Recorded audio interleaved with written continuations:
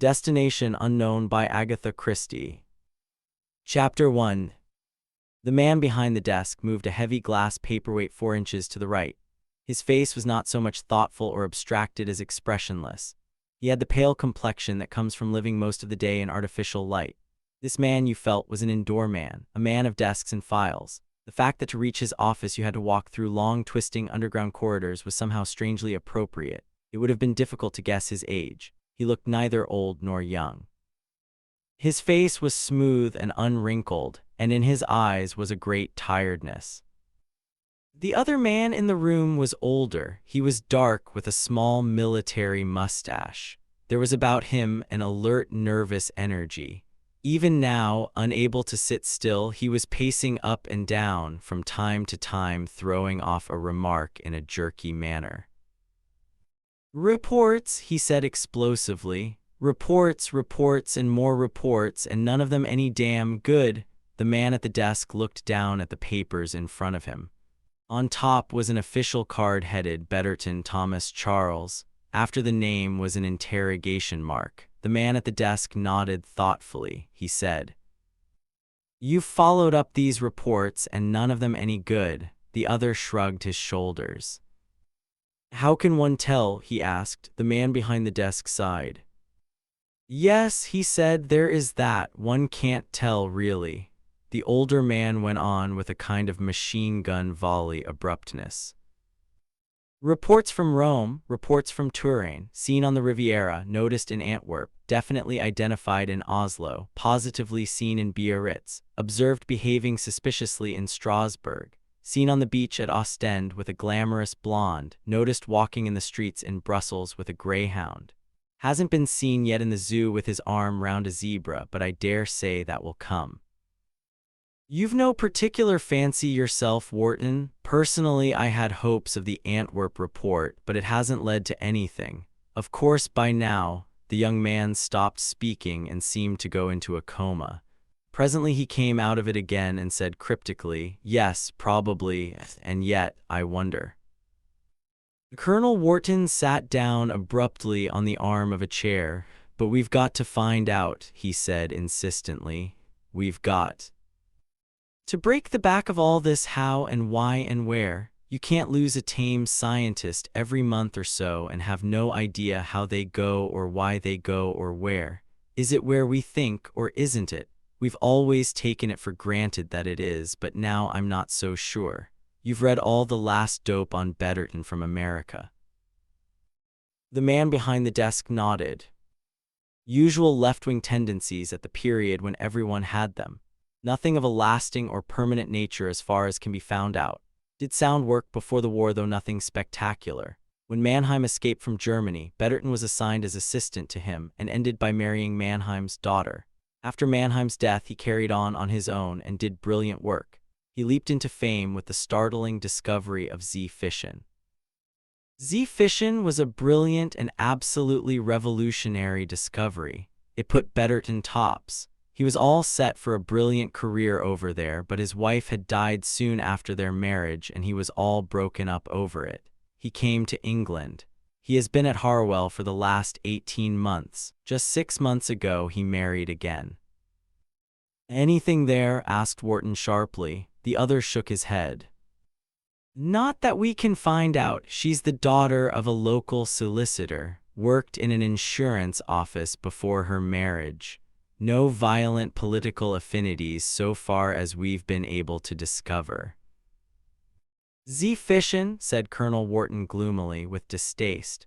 "What they mean by all these terms beats me. I'm old-fashioned. I never really even visualized a molecule, but here they are nowadays splitting up the universe. Atom bombs, nuclear fission, Z-fission, and all the rest of it. And Betterton was one of the splitters-in-chief. What do they say of him at Harwell?"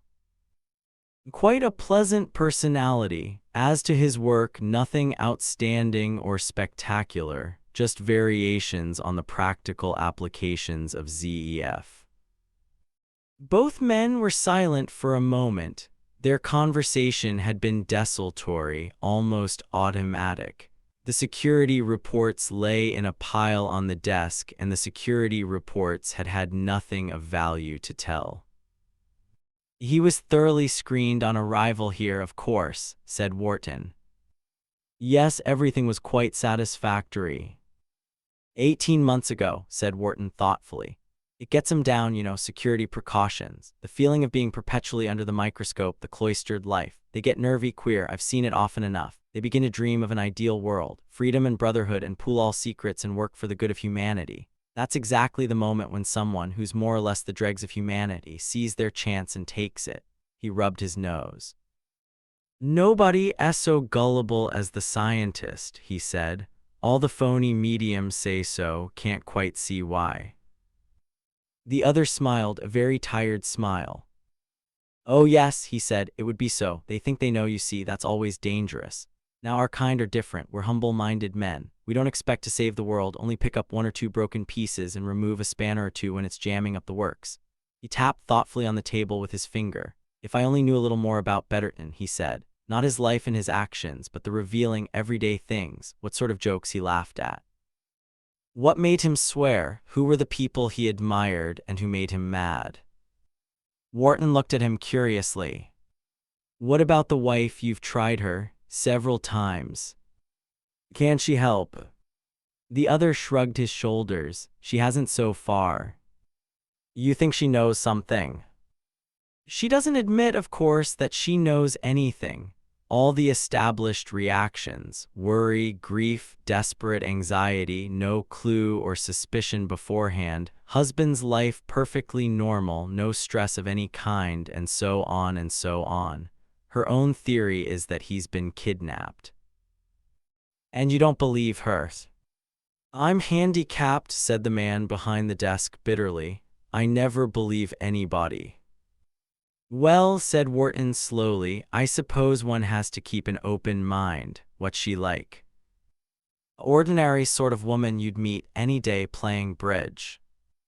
Wharton nodded comprehendingly. That makes it more difficult, he said.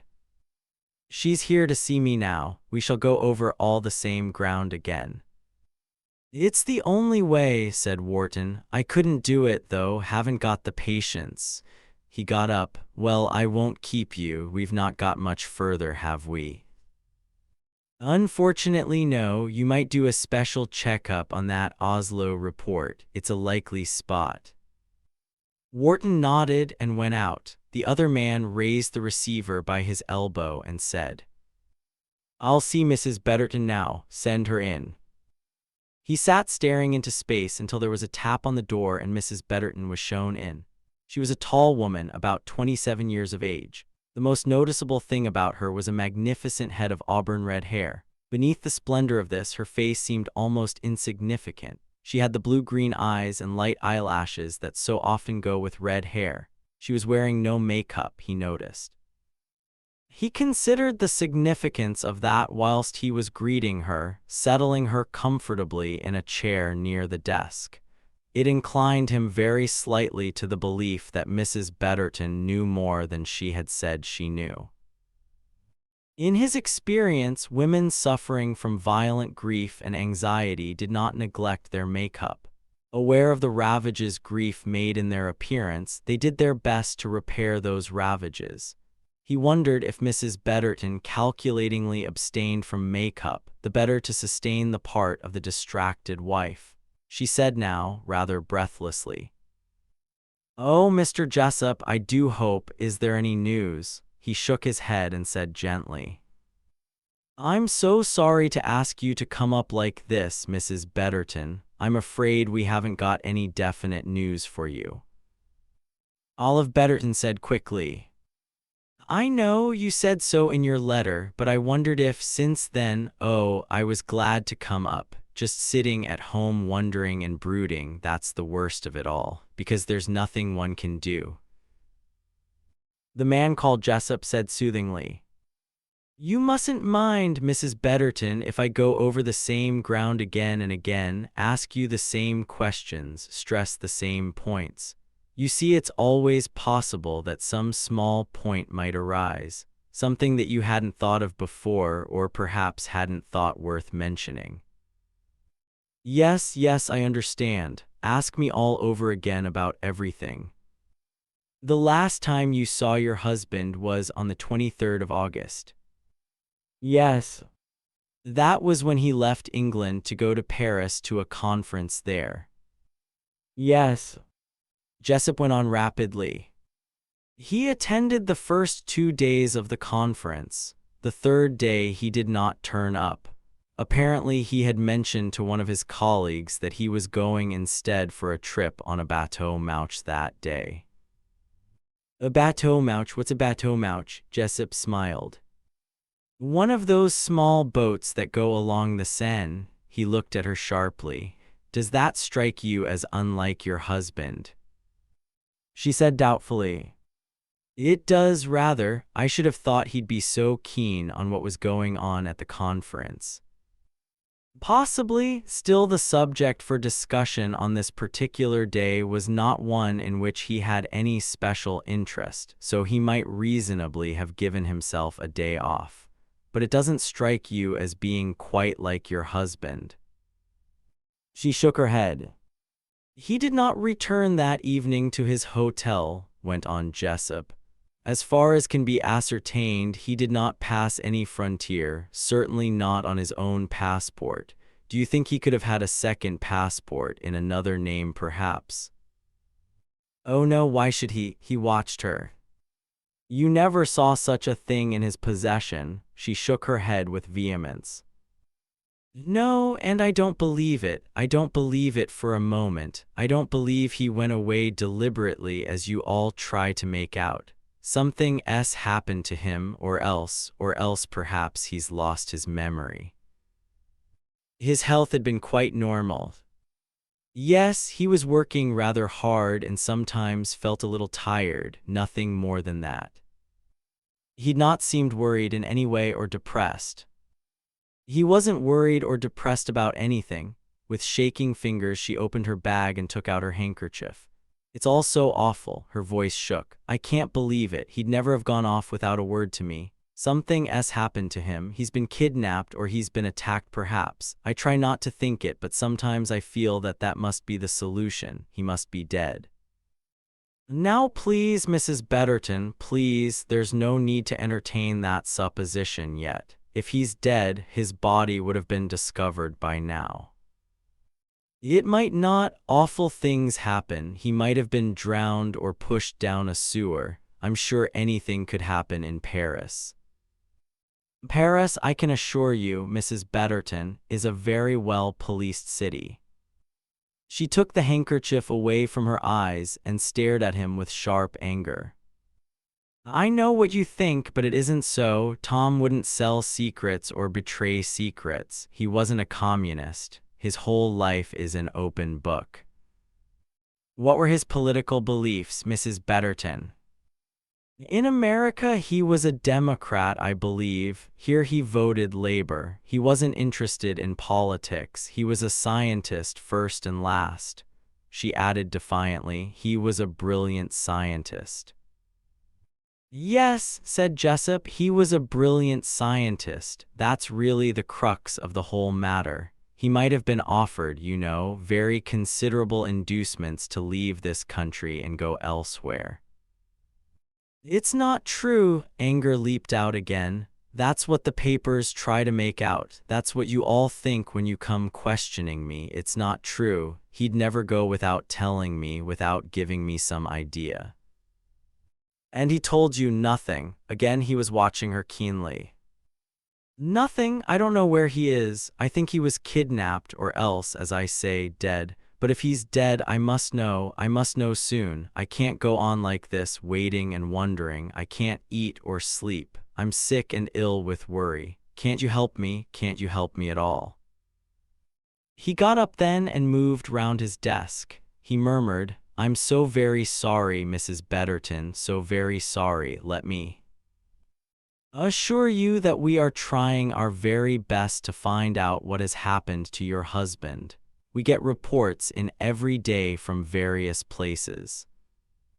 Reports from where? She asked sharply. What do they say? He shook his head. They all have to be followed up, sifted and tested. But as a rule, I am afraid they're vague in the extreme. I must know, she murmured brokenly again. I can't go on like this. Do you care for your husband very much, Mrs. Betterton? Of course I care for him. Why, we've only been married 6 months. Only 6 months. Yes, I know, there was, forgive me for asking, no quarrel of any kind between you. Oh no. No trouble over any other woman. Of course not, I've told you, we were only married last April. Please believe that I'm not suggesting such a thing is likely, but one has to take every possibility into account that might allow for his going off in this way. You say he had not been upset lately, or worried, not on edge, not nervy in any way. No, no, no. People do get nervy, you know, Mrs. Betterton, in such a job as your husband had, living under exacting security conditions. In fact, he smiled, it's almost normal to be nervy. She did not smile back. He was just as usual, she said stolidly. Happy about his work, did he discuss it at all with you? No, it was all so technical. You don't think he had any qualms over its destructive possibilities, shall I say? Scientists do feel that sometimes. He never said anything of the kind. You see, Mrs. Betterton, he leaned forward over the desk, dropping some of his impassiveness. What I am trying to do is to get a picture of your husband, the sort of man he was, and somehow you're not helping me. But what more can I say or do? I've answered all your questions. Yes, you've answered my questions, mostly in the negative. I want something positive, something constructive. Do you see what I mean? You can look for a man so much better when you know what kind of a man he is. She reflected for a moment. I see, at least I suppose I see. Well, Tom was cheerful and good-tempered, and clever, of course. Jessup smiled. That's a list of qualities. Let's try and get more personal. Did he read much? Yes, a fair amount. What sort of books? Oh, biographies, book society recommendations, crime stories if he was tired. Rather a conventional reader, in fact, no special preferences. Did he play cards or chess? He played bridge. We used to play with Dr. Evans and his wife once or twice a week. Did your husband have many friends? Oh yes, he was a good mixer. I didn't mean just that. I mean, was he a man who cared very much for his friends? He played golf with 1 or 2 of our neighbors. No special friends or cronies of his own. No, you see, he'd been in the USA for so long, and he was born in Canada. He didn't know many people over here. Jessup consulted a scrap of paper at his elbow. 3 people visited him recently from the States, I understand. I have their names here. As far as we can discover, these 3 were the only people with whom he recently made contact from outside, so to speak. That's why we've given them special attention. Now first, Walter Griffiths. He came to see you at Harwell. Yes, he was over in England on a visit, and he came to look up Tom. And your husband's reactions? Tom was surprised to see him, but very pleased. They'd known each other quite well in the States. What did this Griffith seem like to you? Just describe him in your own way. But surely you know all about him. Yes, we know all about him, but I want to hear what you thought of him. She reflected for a moment. Well, he was solemn and rather long-winded, very polite to me, and seemed very fond of Tom and anxious to tell him about things that had happened after Tom had come to England. All local gossip, I suppose. It wasn't very interesting to me because I didn't know any of the people. Anyway, I was getting dinner ready while they were reminiscing. No question of politics came up. You're trying to hint that he was a communist. Olive Betterton's face flushed. I'm sure he was nothing of the sort. He had some government job in the district attorney's office, I think. And anyway, when Tom said something laughingly about witch hunts in America, he said solemnly that we didn't understand over here. They were necessary, so that shows he wasn't a communist. Please, please, Mrs. Betterton, now don't get upset. Tom wasn't a communist. I keep telling you so and you don't believe me. Yes, I do, but the point is bound to come up. Now for the second contact from abroad, Dr. Mark Lucas. You ran across him in London in the Dorset. Yes, we'd gone up to a show and we were having supper at the Dorset afterwards. Suddenly this man, Luke or Lucas, came along and greeted Tom. He was a research chemist of some kind, and the last time he had seen Tom was in the States. He was a German refugee who'd taken American nationality. But surely I know that. Yes, I do, Mrs. Betterton. Was your husband surprised to see him? Yes, very surprised. Pleased. Yes, I think so. But you're not sure, he pressed her. Well, he was a man Tom didn't much care about, or so he told me afterwards, that's all. It was just a casual meeting. There was no arrangement made to meet at some future date. No, it was just a casual encounter.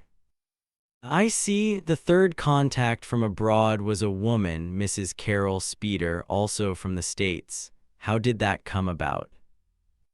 She was something to do with UNO, I believe. She'd known Tom in America, and she rang him up from London to say she was over here and asked if we could come up and lunch one day. And did you? No. You didn't, but your husband did. What? She stared. He didn't tell you? No. Olive Betterton looked bewildered and uneasy. The man questioning her felt a little sorry for her, but he did not relent. For the first time, he thought he might be getting somewhere. I don't understand it, she said uncertainly. It seems very odd he shouldn't have said anything about it to me. They lunched together at the Dorset where Mrs. Speeder was staying on Wednesday, August 12th. August 12th, yes. Yes, he did go to London about then. He never said anything. She broke off again and then shot out a question. What is she like? He answered quickly and reassuringly. Not at all a glamorous type, Mrs. Betterton. A competent young career woman of 30-odd, not particularly good-looking. There's absolutely no suggestion of her ever having been on intimate terms with your husband. That is just why it's odd that he didn't tell you about the meeting. Yes, I see that. Now think carefully, Mrs. Betterton. Did you notice any change in your husband about that time? About the middle of August, shall we say? That would be about a week before the conference. No, I noticed nothing. There was nothing to notice. Jessup sighed. The instrument on his desk buzzed discreetly. He picked up the receiver. Yes, he said. The voice at the other end said, There's a man who's asking to see someone in authority about the Betterton case, sir. What's his name? The voice at the other end coughed discreetly. Well, I'm not exactly sure how you pronounce it, Mr. Jessup. Perhaps I'd better spell it. Right, go ahead. He jotted down on his blotter the letters as they came over the wire. Polish, he said interrogatively at the end. He didn't say, sir. He speaks English quite well, but with a bit of an accent. Ask him to wait. Very good, sir. Jessup replaced the telephone. Then he looked across at Olive Betterton. She sat there quite quietly with a disarming, hopeless placidity. He tore off the leaf on his desk pad with the name he had just written on it and shoved it across to her. Know anybody of that name? He asked. Her eyes widened as she looked at it. For a moment he thought she looked frightened. Yes, she said. Yes, I do. He wrote to me. When? Yesterday. He's a cousin of Tom's first wife. He's just arrived in this country. He was very concerned about Tom's disappearance. He wrote to ask if I had had any news and to give me his most profound sympathy. You'd never heard of him before that? She shook her head. Ever hear your husband speak of him? No. So really he mightn't be your husband's cousin at all? Well, no, I suppose not. I never thought of that. She looked startled, but Tom's first wife was a foreigner. She was Professor Mannheim's daughter. This man seemed to know all about her and Tom in his letter. It was very correct and formal and foreign, you know. It seemed quite genuine. And anyway, what would be the point if he weren't genuine, I mean? Ah, that's what one always asks oneself. Jessup smiled faintly. We do it so much here that we begin to see the smallest thing quite out of proportion. Yes, I should think you might. She shivered suddenly. It's like this room of yours in the middle of a labyrinth of corridors, just like a dream when you think you will never get out. Yes, I can see it might have a claustrophobic effect, said Jessup pleasantly. Olive Betterton put a hand up and pushed back her hair from her forehead. I can't stand it much longer, you know, she said. Just sitting and waiting. I want to get away somewhere for a change, abroad for choice. Somewhere where reporters won't ring me up all the time and people won't stare at me. I'm always meeting friends and they keep asking me if I have had any news. She paused, then went on. I think I'm going to break down. I've tried to be brave, but it's too much for me. My doctor agrees. He says I ought to go right away somewhere for 3 or 4 weeks. He wrote me a letter. I'll show you. She fumbled in her bag, took out an envelope, and pushed it across the desk to Jessup. You'll see what he says. Jessup took the letter out of the envelope and read it. Yes, he said. Yes, I see. He put the letter back in the envelope. So it would be all right for me to go. Her eyes watched him nervously. But of course, Mrs. Betterton, he replied. He raised surprised eyebrows. Why not? I thought you might object. Object? Why? It's entirely your own business. You'll arrange it so that I can get in touch with you while you're away in case any news should come through. Oh, of course. Where were you thinking of going? Somewhere where there is sun and not too many English people, Spain or Morocco. Very nice, do you a lot of good, I'm sure. Oh, thank you very much. She rose, excited, elated, her nervousness still apparent. Jessup rose, shook hands with her, pressed the buzzer for a messenger to see her out. He went back to his chair and sat down. For a few moments his face remained as expressionless as before, then very slowly he smiled. He lifted the phone. I'll see Major Glitter now, he said. Chapter 2. Major Glitter. Jessup hesitated a little over the name. It is difficult, yes. The visitor spoke with humorous appreciation. Your compatriots, they have called me Glider in the war, and now in the States I shall change my name to Glynn, which is more convenient for all. You come from the States now? Yes, I arrived a week ago. You are excuse me, Mr. Jessup. I'm Jessup. The other looked at him with interest. So, he said, I have heard of you. Indeed, from whom? The other smiled. Perhaps we go too fast. Before you permit that I should ask you some questions, I present you first this letter from the U.S. Embassy. He passed it with a bow. Jessup took it, read the few lines of polite introduction, put it down. He looked appraisingly at his visitor, a tall man carrying himself rather stiffly, aged 30 or thereabouts. The fair hair was close-cropped in the continental fashion. The stranger's speech was slow and careful, with a very definite foreign intonation, though grammatically correct. He was, Jessup noticed, not at all nervous or unsure of himself. That in itself was unusual. Most of the people who came into this office were nervous or excited or apprehensive. Sometimes they were shifty, sometimes violent. This was a man who had complete command of himself, a man with a poker face who knew what he was doing and why, and who would not be easily tricked or betrayed into saying more than he meant to say. Jessup said pleasantly. "And what can we do for you?" "I came to ask if you had any further news of Thomas Betterton, who disappeared recently in what seems a somewhat sensational manner. One cannot, I know, believe exactly what one reads in the press, so I ask where I can go for reliable information. They tell me you." "I'm sorry, we've no definite information about Betterton. I thought perhaps he might have been sent abroad on some mission." He paused and added rather quaintly, "You know, hush hush." "My dear sir," Jessup looked pained, "Betterton was a scientist, not a diplomat or a secret agent."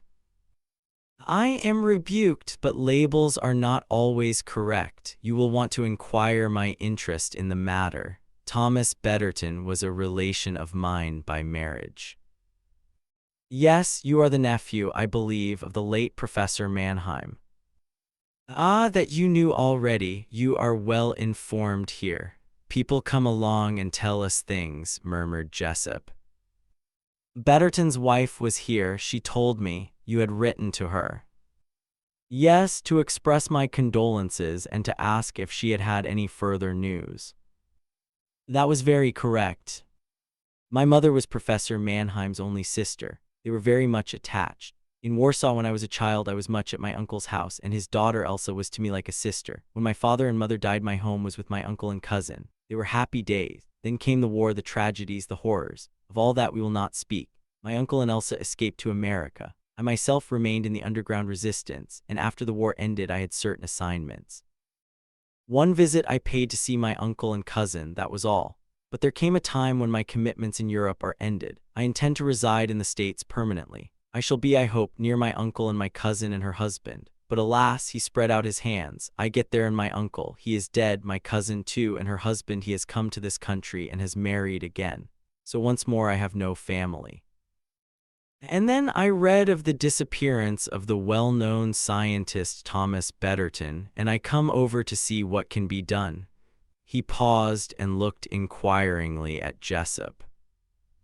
Jessup looked expressionlessly back at him. "Why did he disappear, Mr. Jessup?" "That," said Jessup, "is just what we'd like to know. Perhaps you do know." Jessup appreciated with some interest how easily their roles might become reversed. In this room, he was accustomed to ask questions of people. This stranger was now the inquisitor.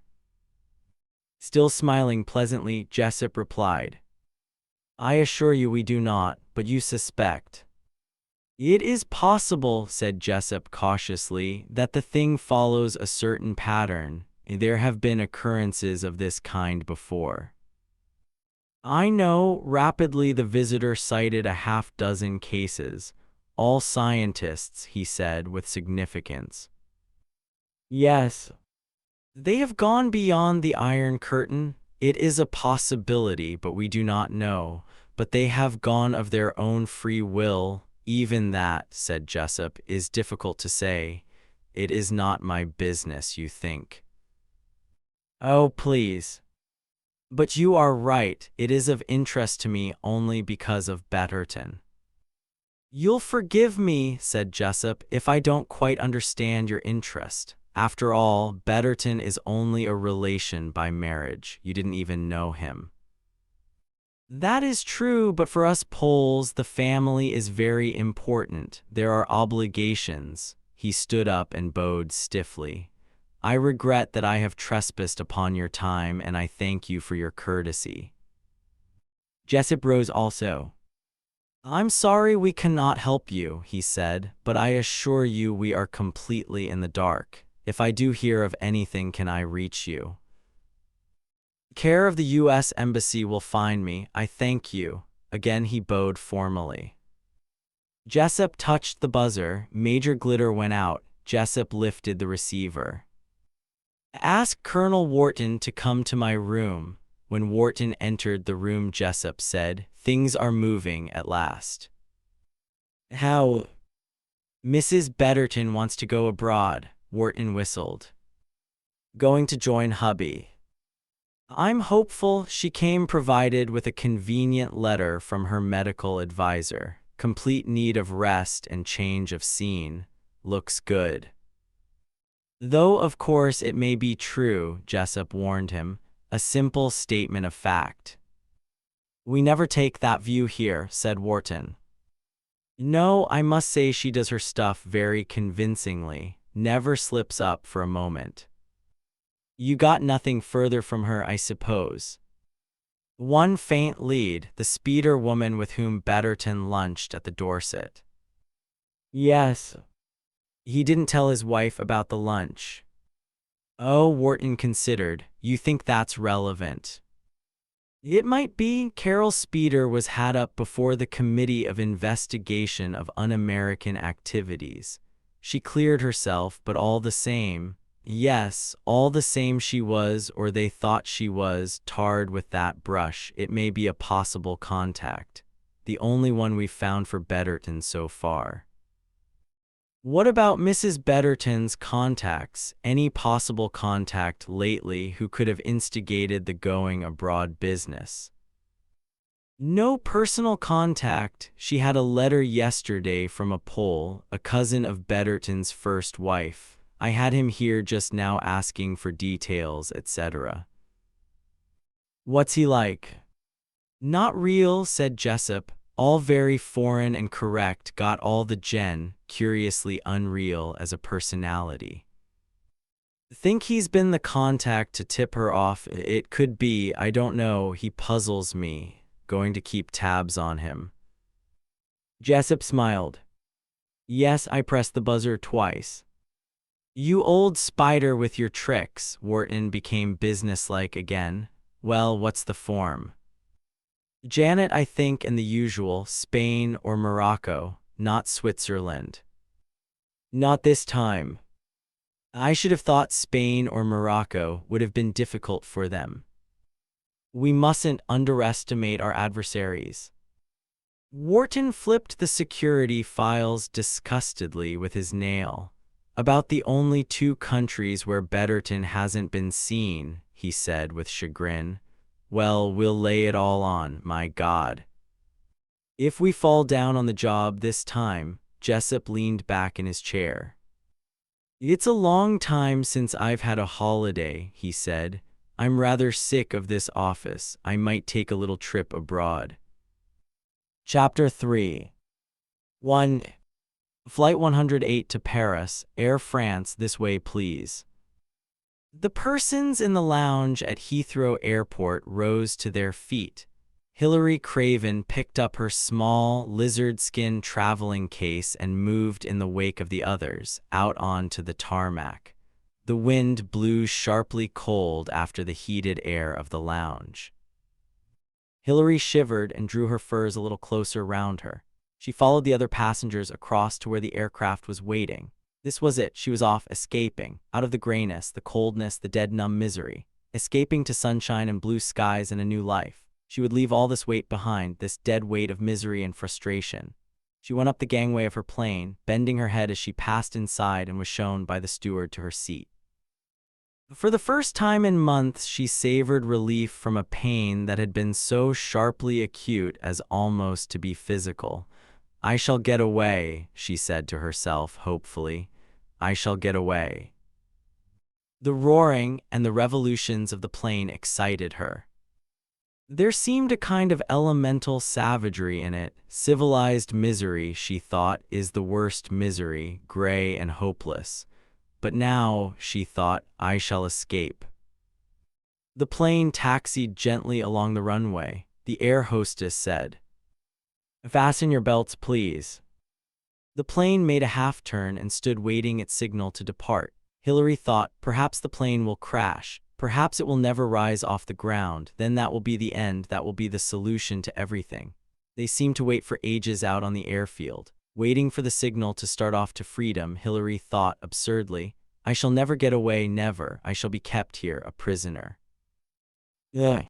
Oh, at last. A final roar of engines, then the plane started forward. Quicker, racing along. Hilary thought, it won't rise, it can't. This is the end. Ah, they were above the ground now, it seemed. Not so much that the plane rose as that the earth was falling away, dropping down, thrusting its problems and its disappointments and its frustrations beneath the soaring creature rising up so proudly into the clouds. Up they went, circling round, the aerodrome looking like a ridiculous child's toy beneath. Funny little roads, strange little railways with toy trains on them. A ridiculous childish world where people loved and hated and broke their hearts. None of it mattered because they were all so ridiculous and so prettily small and unimportant. Now there were clouds below them, a dense grayish-white mass. They must be over the channel now. Hilary leaned back, closing her eyes. Escape, escape. She had left England, left Nigel, left the sad little mound that was Brenda's grave, all left behind. She opened her eyes, closed them again with a long sigh. She slept. 2. When Hilary awoke, the plane was coming down. Paris, thought Hilary as she sat up in her seat and reached for her handbag. But it was not Paris. The air hostess came down the car saying, with that nursery governess brightness that some travelers found so annoying, "We are landing you at Beauvais as the fog is very thick in Paris." The suggestion in her manner was, "Won't that be nice, children?" Hilary peered down through the small space of window at her side. She could see little. Beauvais also appeared to be wreathed in fog. The plane was circling round slowly. It was some time before it finally made its landing. Then the passengers were marshaled through cold, damp mist into a rough wooden building with a few chairs and a long wooden counter. Depression settled down on Hilary, but she tried to fight it off. A man near her murmured, "An old war aerodrome, no heating or comforts here. Still, fortunately, being the French, they'll serve us out some drinks." True enough, almost immediately a man came along with some keys, and presently passengers were being served with various forms of alcoholic refreshments to boost their morale. It helped to buoy the passengers up for the long and irritating wait. Some hours passed before anything happened. Other planes appeared out of the fog and landed, also diverted from Paris. Soon the small room was crowded with cold, irritable people grumbling about the delay. To Hilary, it all had an unreal quality. It was as though she was still in a dream, mercifully protected from contact with reality. This was only a delay, only a matter of waiting. She was still on her journey of escape. She was still getting away from it all, still going towards that spot where her life would start again. Her mood held. Held through the long, fatiguing delay, held through the moments of chaos when it was announced, long after dark, that buses had come to convey the travelers to Paris. There was then a wild confusion of coming and going, passengers, officials, porters all carrying baggage, hurrying and colliding in the darkness. In the end, Hilary found herself, her feet and legs icy cold, in a bus slowly rumbling its way through the fog towards Paris.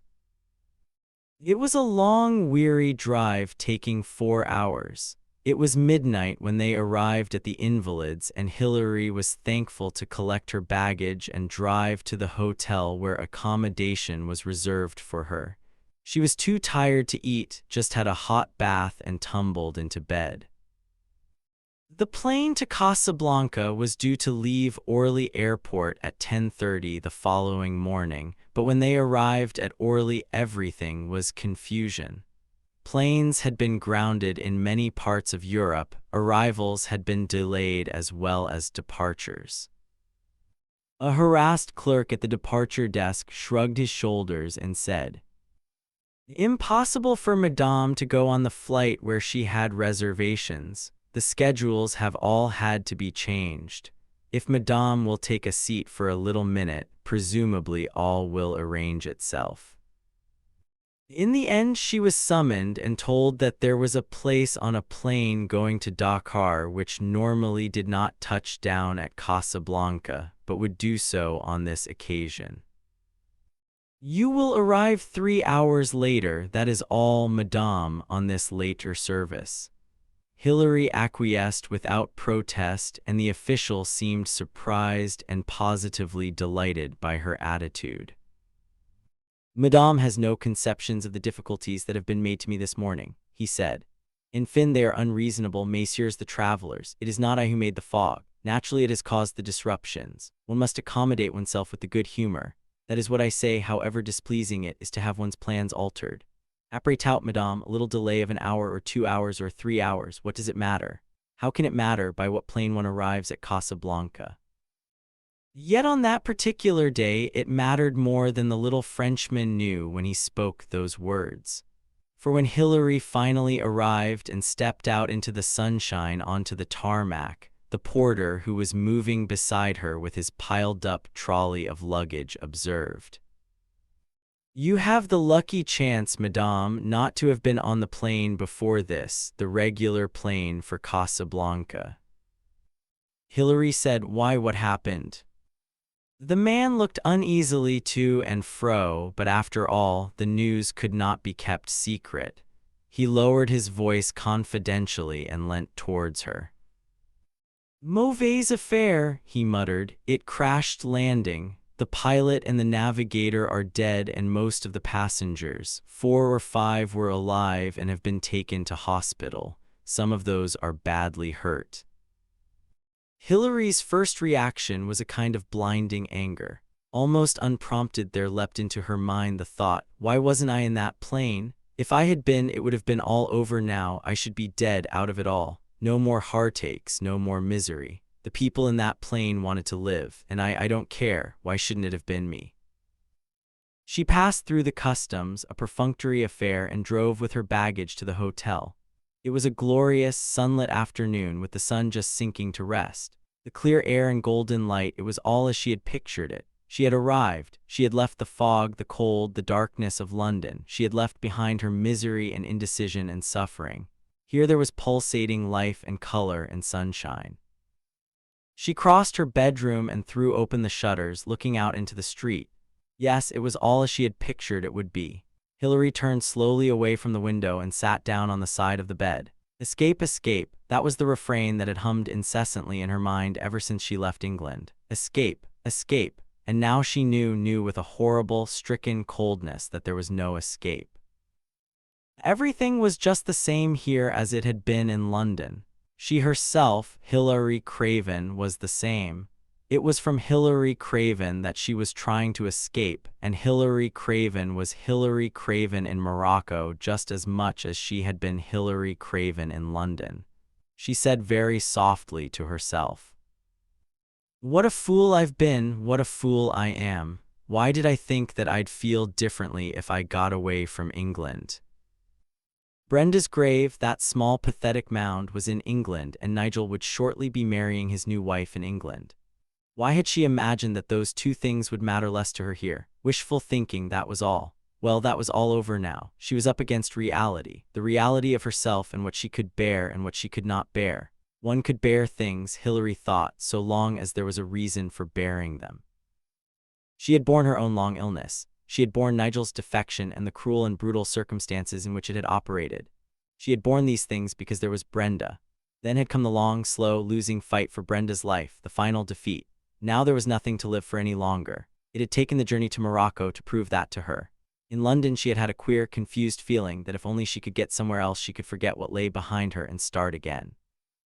And so she had booked her journey to this place which had no associations with the past, a place quite new to her which had the qualities she loved so much: sunlight, pure air, and the strangeness of new people and things. Here she had thought things will be different, but they were not different, they were the same. The facts were quite simple and inescapable. She, Hilary Craven, had no longer any wish to go on living. It was as simple as that. If the fog had not intervened, if she had traveled on the plane on which her reservations had been made, then her problem might have been solved by now. She might be lying in some French official mortuary, a body broken and battered with her spirit at peace, freed from suffering. Well, the same end could be achieved, but she would have to take a little trouble. It would have been so easy if she had had sleeping stuff with her. She remembered how she had asked Dr. Gray and the rather queer look on his face as he had answered. Better not, much better to learn to sleep naturally. May be hard at first, but it will come. A queer look on his face. Had he known then or suspected that it would come to this? Oh, well, it should not be difficult. She rose to her feet with decision. She would go out now to a chemist's shop. 3. Hillary had always imagined that drugs were easy to buy in foreign cities. Rather to her surprise, she found that this was not so. The chemist she went to first supplied her with only 2 doses. For more than that amount, he said, a doctor's prescription would be advisable. She thanked him smilingly and nonchalantly and went rather quickly out of the shop, colliding as she did so with a tall, rather solemn-faced young man who apologized in English. She heard him asking for toothpaste as she left the shop. Somehow that amused her. Toothpaste. It seemed so ridiculous, so normal, so everyday. Then a sharp pang pierced her, for the toothpaste he had asked for was the brand that Nigel had always preferred. She crossed the street and went into a shop opposite. She had been to 4 chemists' shops by the time she returned to the hotel. It had amused her a little that in the 3rd shop the owlish young man had again appeared, once more asking obstinately for his particular brand of toothpaste, which evidently was not one commonly stocked by French chemists in Casablanca. Hillary felt almost light-hearted as she changed her frock and made up her face before going down for dinner. She purposely went down as late as possible since she was anxious not to encounter any of her fellow travelers or the personnel of the aeroplane.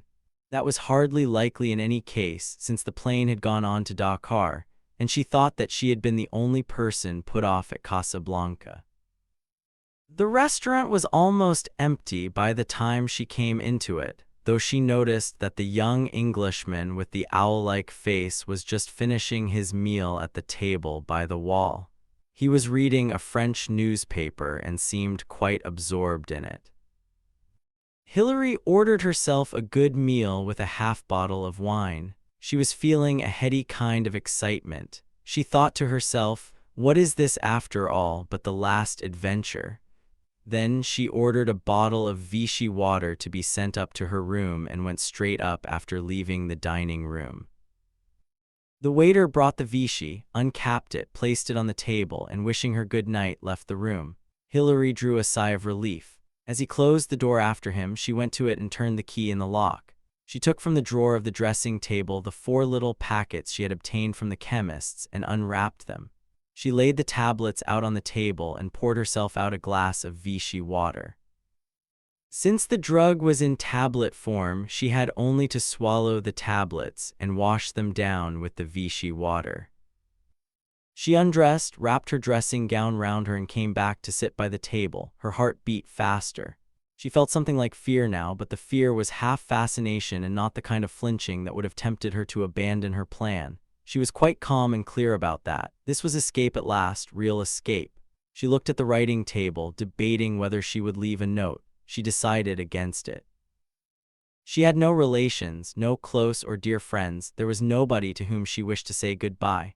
As for Nigel, she had no wish to burden him with useless remorse, even if a note from her would have achieved that object. Nigel would read presumably in the paper that a Mrs. Hillary Craven had died of an overdose of sleeping tablets in Casablanca. It would probably be quite a small paragraph. He would accept it at its face value. Poor old Hillary, he would say, bad luck, and it might be that, secretly, he would be rather relieved, because she guessed that she was, slightly, on Nigel's conscience, and he was a man who wished to feel comfortable with himself. Already Nigel seemed very far away and curiously unimportant. There was nothing more to be done. She would swallow the pills and lie down on her bed and sleep. From that sleep she would not wake. She had not, or thought she had not, any religious feeling. Brenda's death had shut down on all that, so there was nothing more to consider. She was once again a traveler as she had been at Heathrow Airport, a traveler waiting to depart for an unknown destination, unencumbered by baggage, unaffected by farewells. For the first time in her life she was free, entirely free to act as she wished to act. Already the past was cut away from her. The long, aching misery that had dragged her down in her waking hours was gone. Yes, light, free, unencumbered, ready to start on her journey. She stretched out her hand towards the first tablet. As she did so, there came a soft, discreet tap on the door. Hillary frowned. She sat there, her hand arrested in midair. Who was it? A chambermaid? No, the bed had already been turned down. Somebody, perhaps, about papers or passport. She shrugged her shoulders. She would not answer the door. Why should she bother? Presently, whoever it was would go away and come back at some further opportunity. The knock came again, a little louder this time, but Hillary did not move. There could be no real urgency, and whoever it was would soon go away. Her eyes were on the door, and suddenly they widened with astonishment. The key was slowly turning backwards round the lock. It jerked forward and fell on the floor with a metallic clang. Then the handle turned, the door opened, and a man came in. She recognized him as the solemn, owlish young man who had been buying toothpaste. Hillary stared at him. She was too startled for the moment to say or do anything. The young man turned round, shut the door, picked the key up from the floor, put it into the lock, and turned it. Then he came across towards her and sat down in a chair the other side of the table. He said, and it seemed to her a most incongruous remark, "My name's Jessup." The color rose sharply in Hillary's face. She leaned forward. She said with cold anger, "What do you think you're doing here, may I ask?" He looked at her solemnly and blinked. "Funny," he said. "I came to ask you that." He gave a quick sideways nod towards the preparations on the table. Hillary said sharply, "I don't know what you mean." "Oh yes, you do." Hillary paused, struggling for words. There were so many things she wanted to say, to express indignation, to order him out of the room, but strangely enough, it was curiosity that won the day. The question rose to her lips so naturally that she was almost unaware of asking it. "That key," she said, "it turned of itself in the lock." "Oh, that?" The young man gave a sudden boyish grin that transformed his face. He put his hand into his pocket and, taking out a metal instrument, he handed it to her to examine. "There you are," he said. "Very handy little tool. Insert it into the lock the other side. It grips the key and turns it." He took it back from her and put it in his pocket. "Burglars use them," he said. "So you're a burglar?"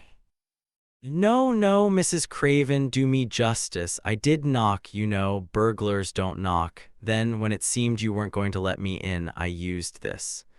"But why?" Again her visitor's eyes strayed to the preparations on the table. "I shouldn't do it if I were you," he said. "It isn't a bit what you think, you know. You think you just go to sleep and you don't wake up. But it's not quite like that. All sorts of unpleasant effects, convulsions sometimes, gangrene of the skin. If you're resistant to the drug, it takes a long time to work, and someone gets to you in time, and then all sorts of unpleasant things happen. Stomach pump, castor oil, hot coffee, slapping and pushing. All very undignified, I assure you."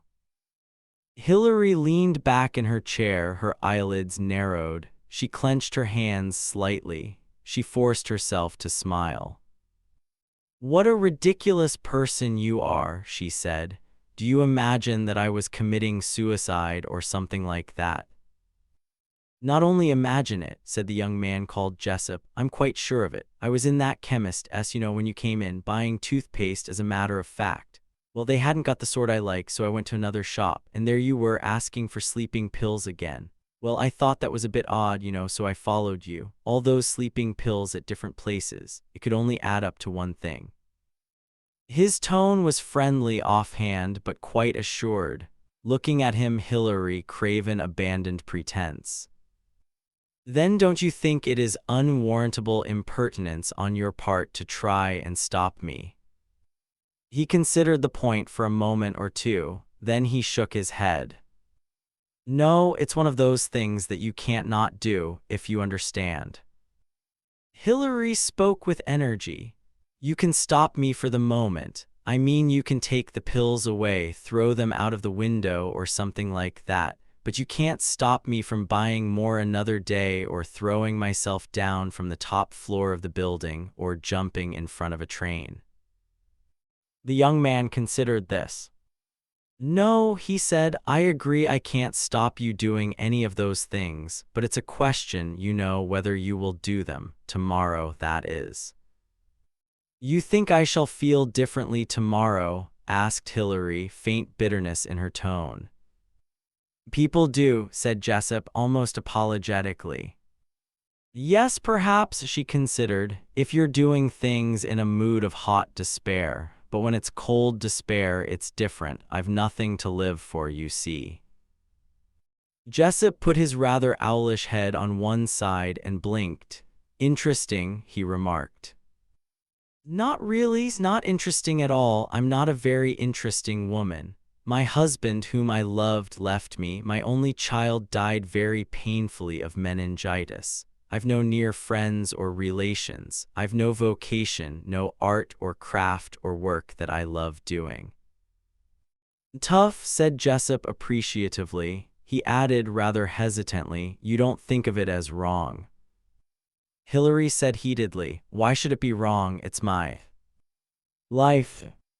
Oh, yes, yes, Jessup repeated hastily. I'm not taking a high moral line myself, but there are people, you know, who think it's wrong. Hilary said, I'm not one of them. Mr. Jessup said rather inadequately. Quite. He sat there looking at her, blinking his eyes thoughtfully. Hilary said, So perhaps now, Mr. Jessup, said the young man. So perhaps now, Mr. Jessup, you will leave me alone. But Jessup shook his head. Not just yet, he said. I wanted to know, you see, just what was behind it all. I've got it clear now, have I? You're not interested in life, you don't want to live any longer, you more or less welcome the idea of death. Yes.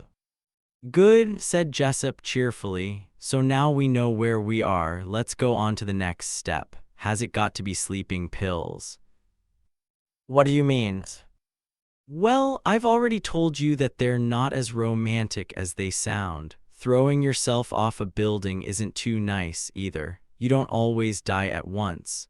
And the same applies to falling under a train. What I'm getting at is that there are other ways.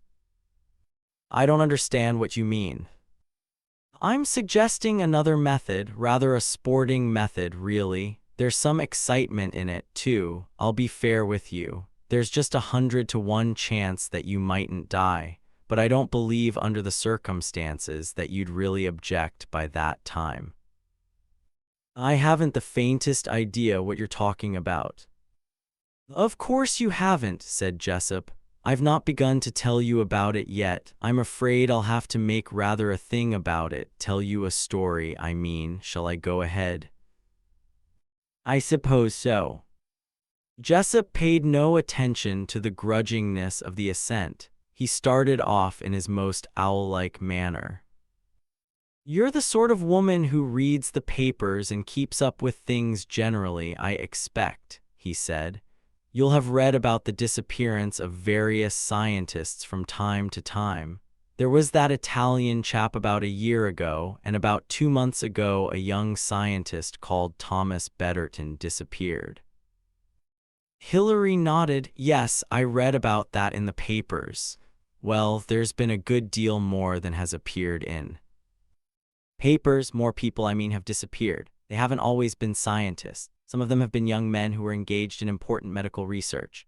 Some of them have been research chemists. Some of them have been physicists. There was one barrister. Oh, quite a lot here and there and everywhere. Well, ours is a so-called free country. You can leave it if you like, but in these peculiar circumstances, we've got to know why these people left it and where they went. And also important, how they went.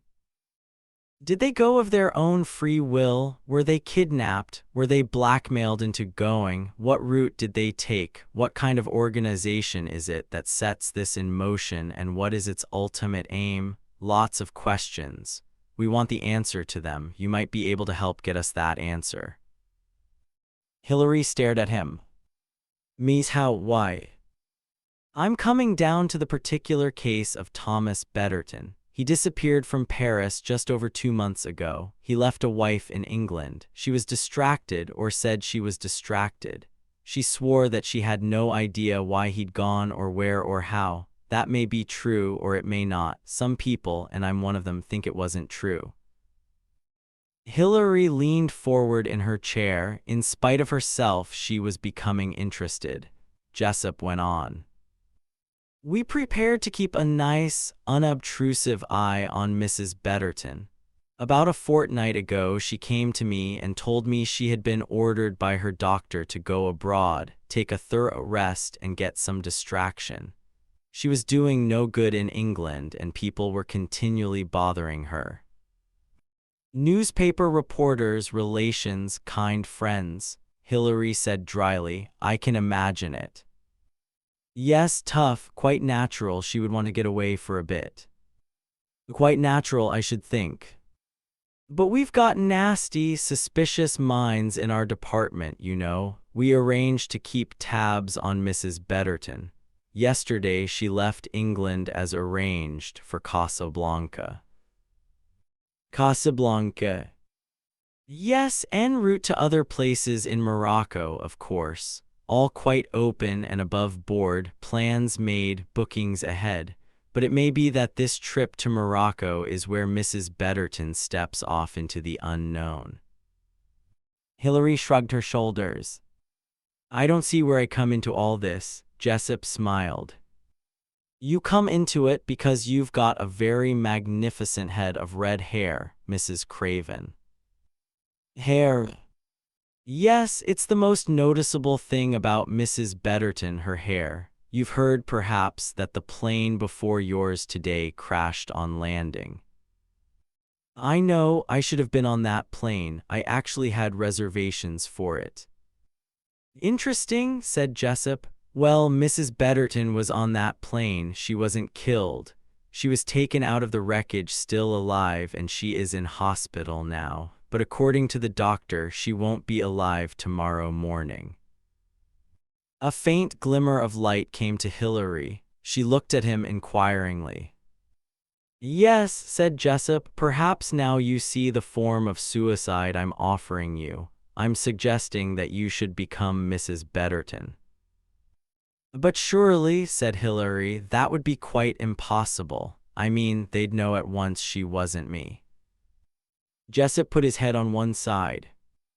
That, of course, depends entirely on who you mean by they. It's a very vague term. Who is or are they? Is there such a thing? Are there such persons as they? We don't know, but I can tell you this. If the most popular explanation of they is accepted, then these people work in very close, self-contained cells.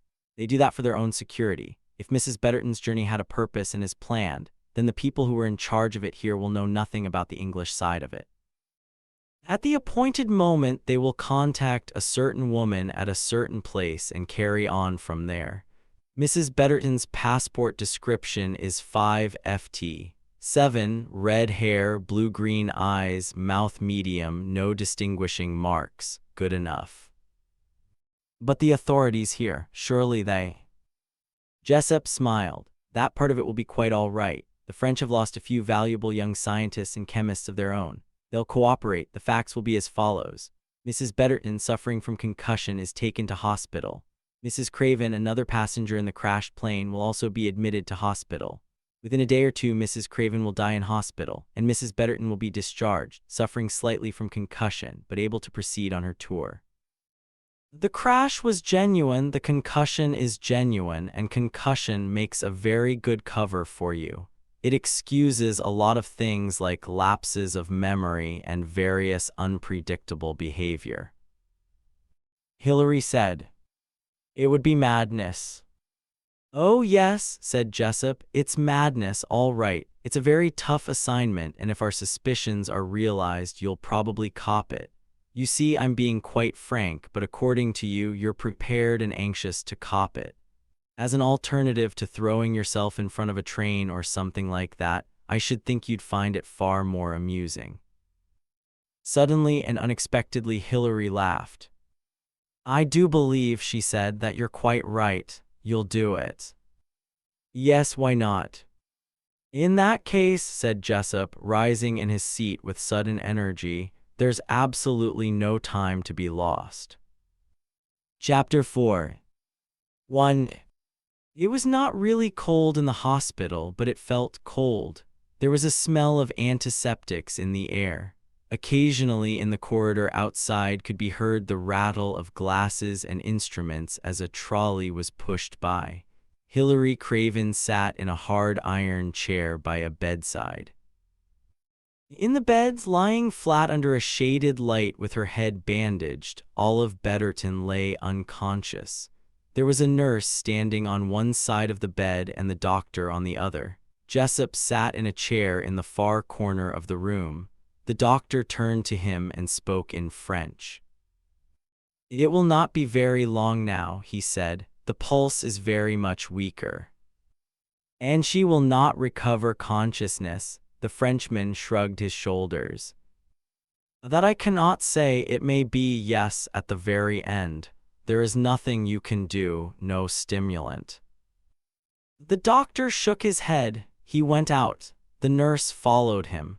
She was replaced by a nun who moved to the head of the bed and stood there, her fingers fingering her rosary. Hilary looked at Jessup and in obedience to a glance from him came to join him. "You heard what the doctor said?" he asked in a low voice. "Yes, what is it you want to say to her?" "If she regains consciousness, I want any information you can possibly get, any password, any sign, any message, anything. Do you understand? She is more likely to speak to you than to me." Hilary said with sudden emotion, "You want me to betray someone who is dying?" Jessup put his head on one side in the bird-like manner which he sometimes adopted. "So it seems like that to you, does it?" he said, considering. "Yes, it does." He looked at her thoughtfully.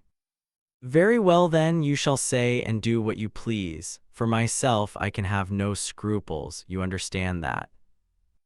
Of course, it's your duty. You'll do whatever questioning you please, but don't ask me to do it. You're a free agent. There is one question we shall have to decide. Are we to tell her that she is dying?" "I don't know. I shall have to think it out." She nodded and went back to her place by the bed.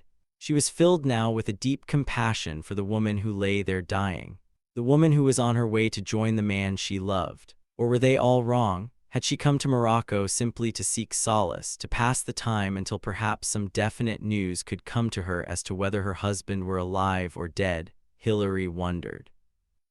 The time went on. It was nearly 2 hours later when the click of the nun's beads stopped. She spoke in a soft, impersonal voice. "There is a change," she said. "I think, madame, it is the end that comes. I will fetch the doctor." She left the room. Jessup moved to the opposite side of the bed, standing back against the wall so that he was out of the woman's range of vision. The eyelids flickered and opened. Pale, incurious blue-green eyes looked into Hilary's. They closed, then opened again. A faint air of perplexity seemed to come into them.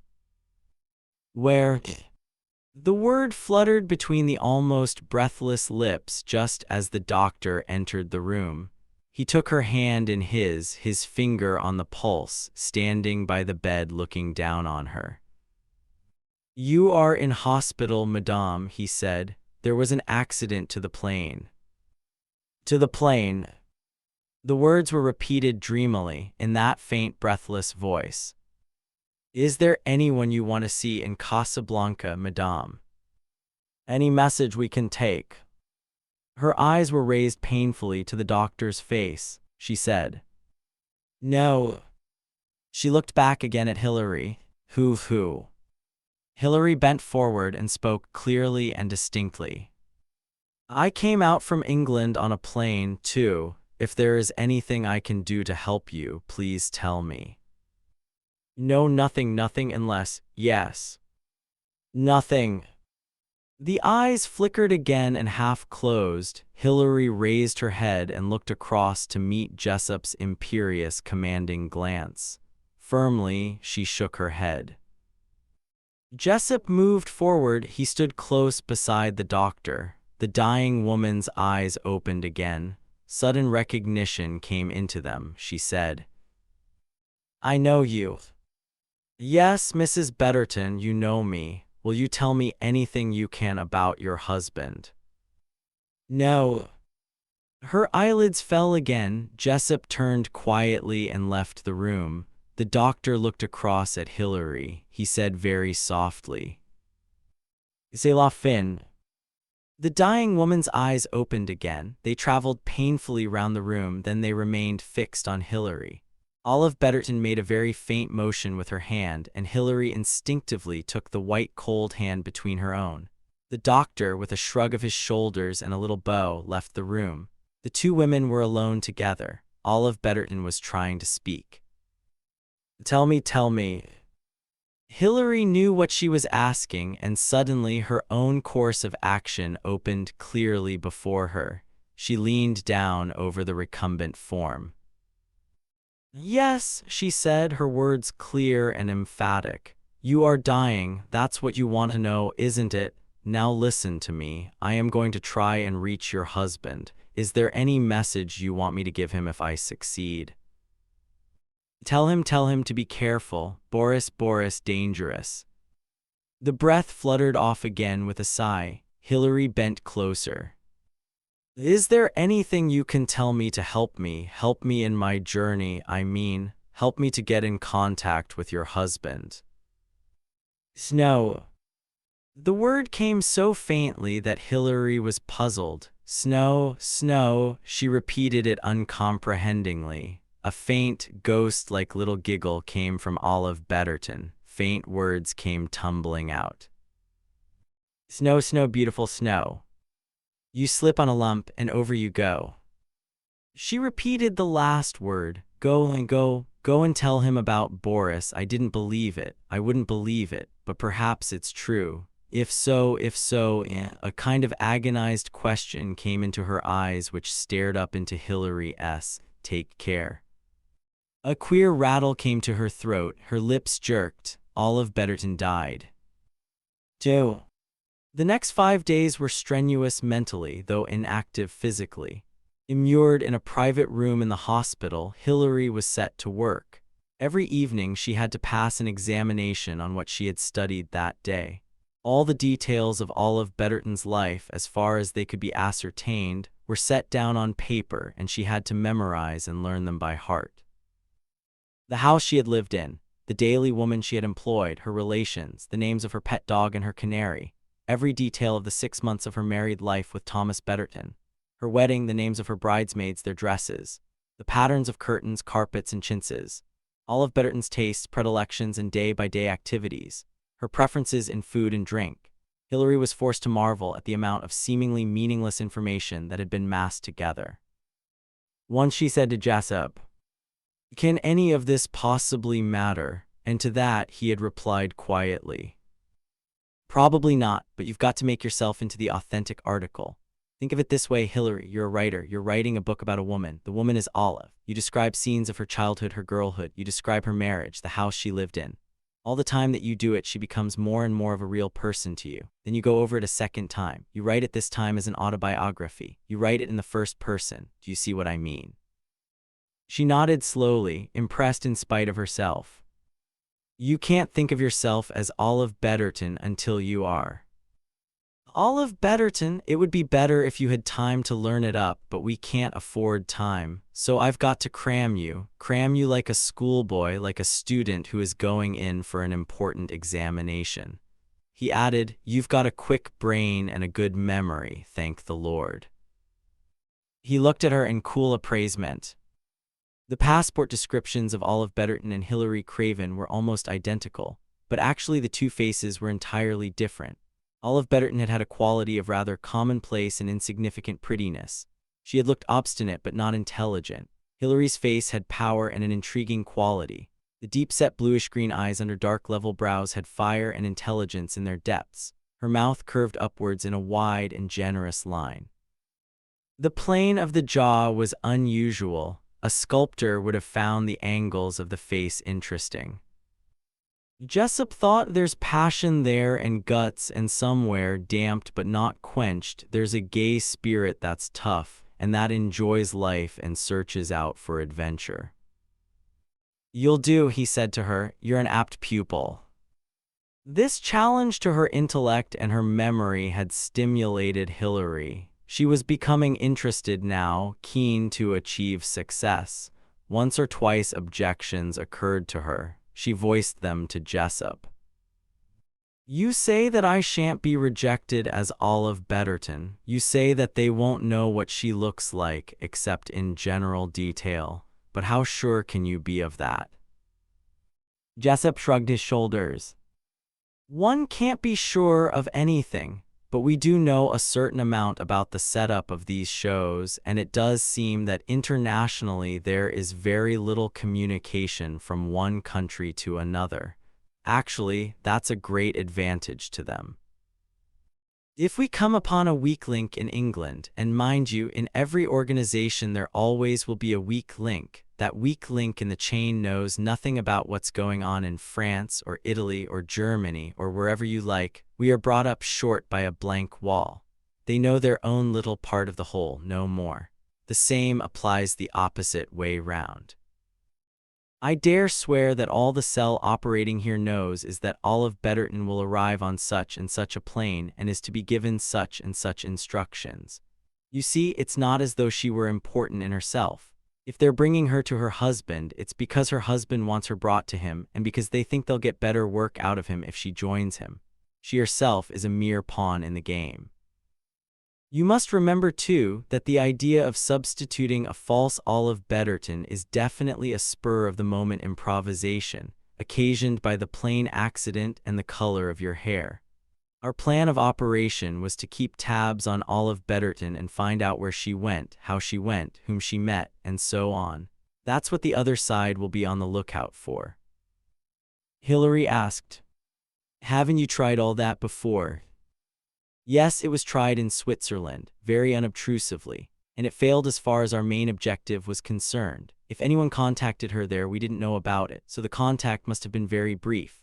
Naturally, they'll expect that someone will be keeping tabs on Olive Betterton. They'll be prepared for that. It's up to us to do our job more thoroughly than last time. We've got to try and be rather more cunning than our adversaries.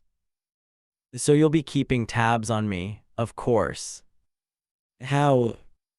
He shook his head. I shan't tell you that, much better for you not to know. What you don't know you can't give away. Do you think I would give it away?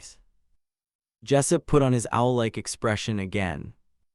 I don't know how good an actress you are, how good a liar. It's not easy, you know. It's not a question of saying anything indiscreet. It can be anything, a sudden intake of the breath, the momentary pause in some action, lighting a cigarette, for instance. Recognition of a name or a friend. You could cover it up quickly, but just a flash might be enough. I see, it means being on your guard for every single split second. Exactly. In the meantime, on with the lessons, quite like going back to school, isn't it? You're pretty well word perfect on Olive Betterton now. Let's go on to the other. Codes, responses, various properties. The lesson went on, the questioning, the repetition, the endeavor to confuse her, to trip her up, then hypothetical schemes and her own reactions to them. In the end, Jessup nodded his head and declared himself satisfied. You'll do, he said. He patted her on the shoulder in an avuncular manner. You're an apt pupil, and remember this, however much you may feel at times that you're all alone in this, you're probably not. I say probably, I won't put it higher than that. These are clever devils.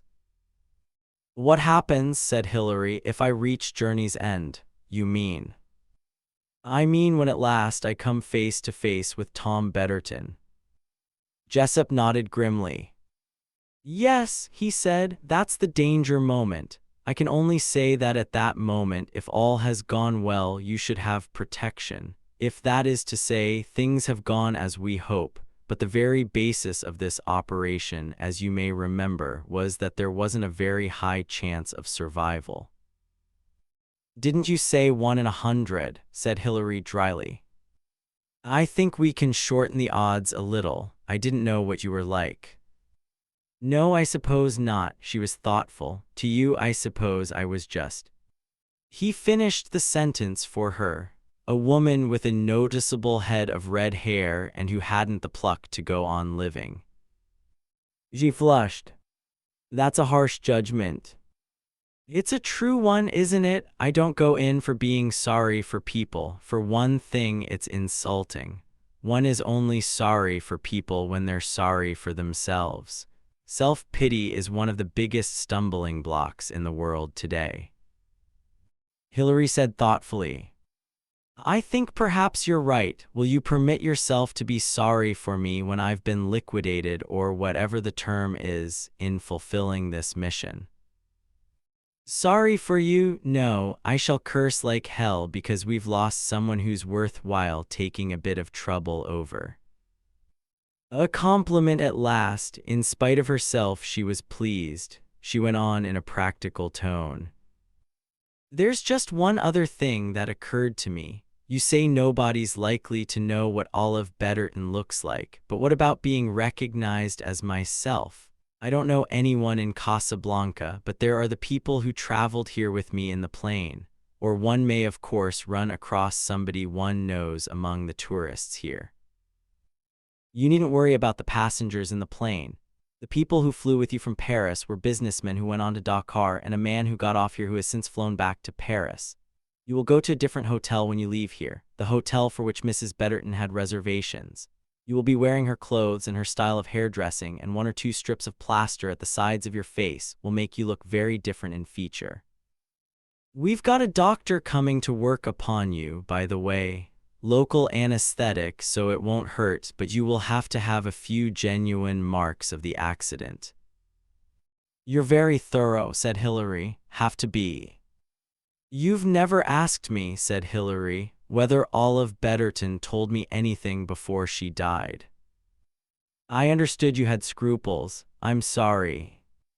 Not at all. I respect you for them. I'd like to indulge in them myself, but they're not in the schedule. She did say something that perhaps I ought to tell you. She said tell him Betterton, that is, tell him to be careful. Boris dangerous. Boris, Jessup repeated the name with interest. Ah, our correct foreign Major Boris Glitter. You know him. Who is he? A Pole. He came to see me in London. He's supposed to be a cousin by marriage of Tom Betterton. Supposed. Let us say more correctly that if he is who he says he is a cousin of the late Mrs. Betterton, but we've only his word for it. She was frightened, said Hillary, frowning. Can you describe him? I'd like to be able to recognize him. Yes, it might be as well. 6 feet, weight roughly 160 pounds. Fair, rather wooden poker face, light eyes, foreign stilted manner, English very correct, but a pronounced accent, stiff military bearing. He added, I had him tailed when he left my office. Nothing doing. He went straight to the U.S. Embassy. Quite correctly, he'd brought me an introductory letter from there. The usual kind they send out when they want to be polite but non-committal. I presume he left the embassy either in somebody's car or by the back entrance disguised as a footman or something. Anyway, he evaded us. Yes, I should say that Olive Betterton was perhaps right when she said that Boris Glitter was dangerous. Chapter 5. 1. In the small formal salon of the Hotel St. Louis, 3 ladies were sitting, each engaged in her particular occupation. Mrs. Calvin Baker, short, plump, with well-blued hair, was writing letters with the same driving energy she applied to all forms of activity. No one could have mistaken Mrs. Calvin Baker for anything but a traveling American, comfortably off, with an inexhaustible thirst for precise information on every subject under the sun. In an uncomfortable Empire-type chair, Miss Hetherington, who again could not have been mistaken for anything but traveling English, was knitting one of those melancholy, shapeless-looking garments that English ladies of middle age always seem to be knitting. Miss Hetherington was tall and thin, with a scraggy neck, badly arranged hair, and a general expression of moral disappointment in the universe. Mademoiselle Jean Maricotte was sitting gracefully in an upright chair looking out of the window and yawning. Mademoiselle Maricotte was a brunette dyed blonde, with a plain but excitingly made-up face. She was wearing chic clothes and had no interest whatsoever in the other occupants of the room, whom she dismissed contemptuously in her mind as being exactly what they were. She was contemplating an important change in her sex life, and had no interest to spare for these animals of tourists. Miss Hetherington and Mrs. Calvin Baker, having both spent a couple of nights under the roof of the St. Louis, had become acquainted. Mrs. Calvin Baker, with American friendliness, talked to everybody. Miss Hetherington, though just as eager for companionship, talked only to English and Americans of what she considered a certain social standing. The French she had no truck with unless guaranteed of respectable family life, as evidenced by little ones who shared the parental table in the dining room. A Frenchman looking like a prosperous businessman glanced into the salon, was intimidated by its air of female solidarity, and went out again with a look of lingering regret at Mademoiselle Jean Maricot. Miss Hetherington began to count stitches sotto voce. 28, 29 now, what can I have? Oh, I see. A tall woman with red hair looked into the room and hesitated a moment before going on down the passage towards the dining room. Mrs. Calvin Baker and Miss Hetherington were immediately alert. Mrs. Baker slewed herself round from the writing table and spoke in a thrilled whisper. "Did you happen to notice that woman with red hair who looked in, Miss Hetherington? They say she's the only survivor of that terrible plane crash last week." "I saw her arrive this afternoon," said Miss Hetherington, dropping another stitch in her excitement, "in an ambulance. Straight from the hospital, so the manager said. I wonder now if it was wise to leave hospital so soon. She's had concussion, I believe.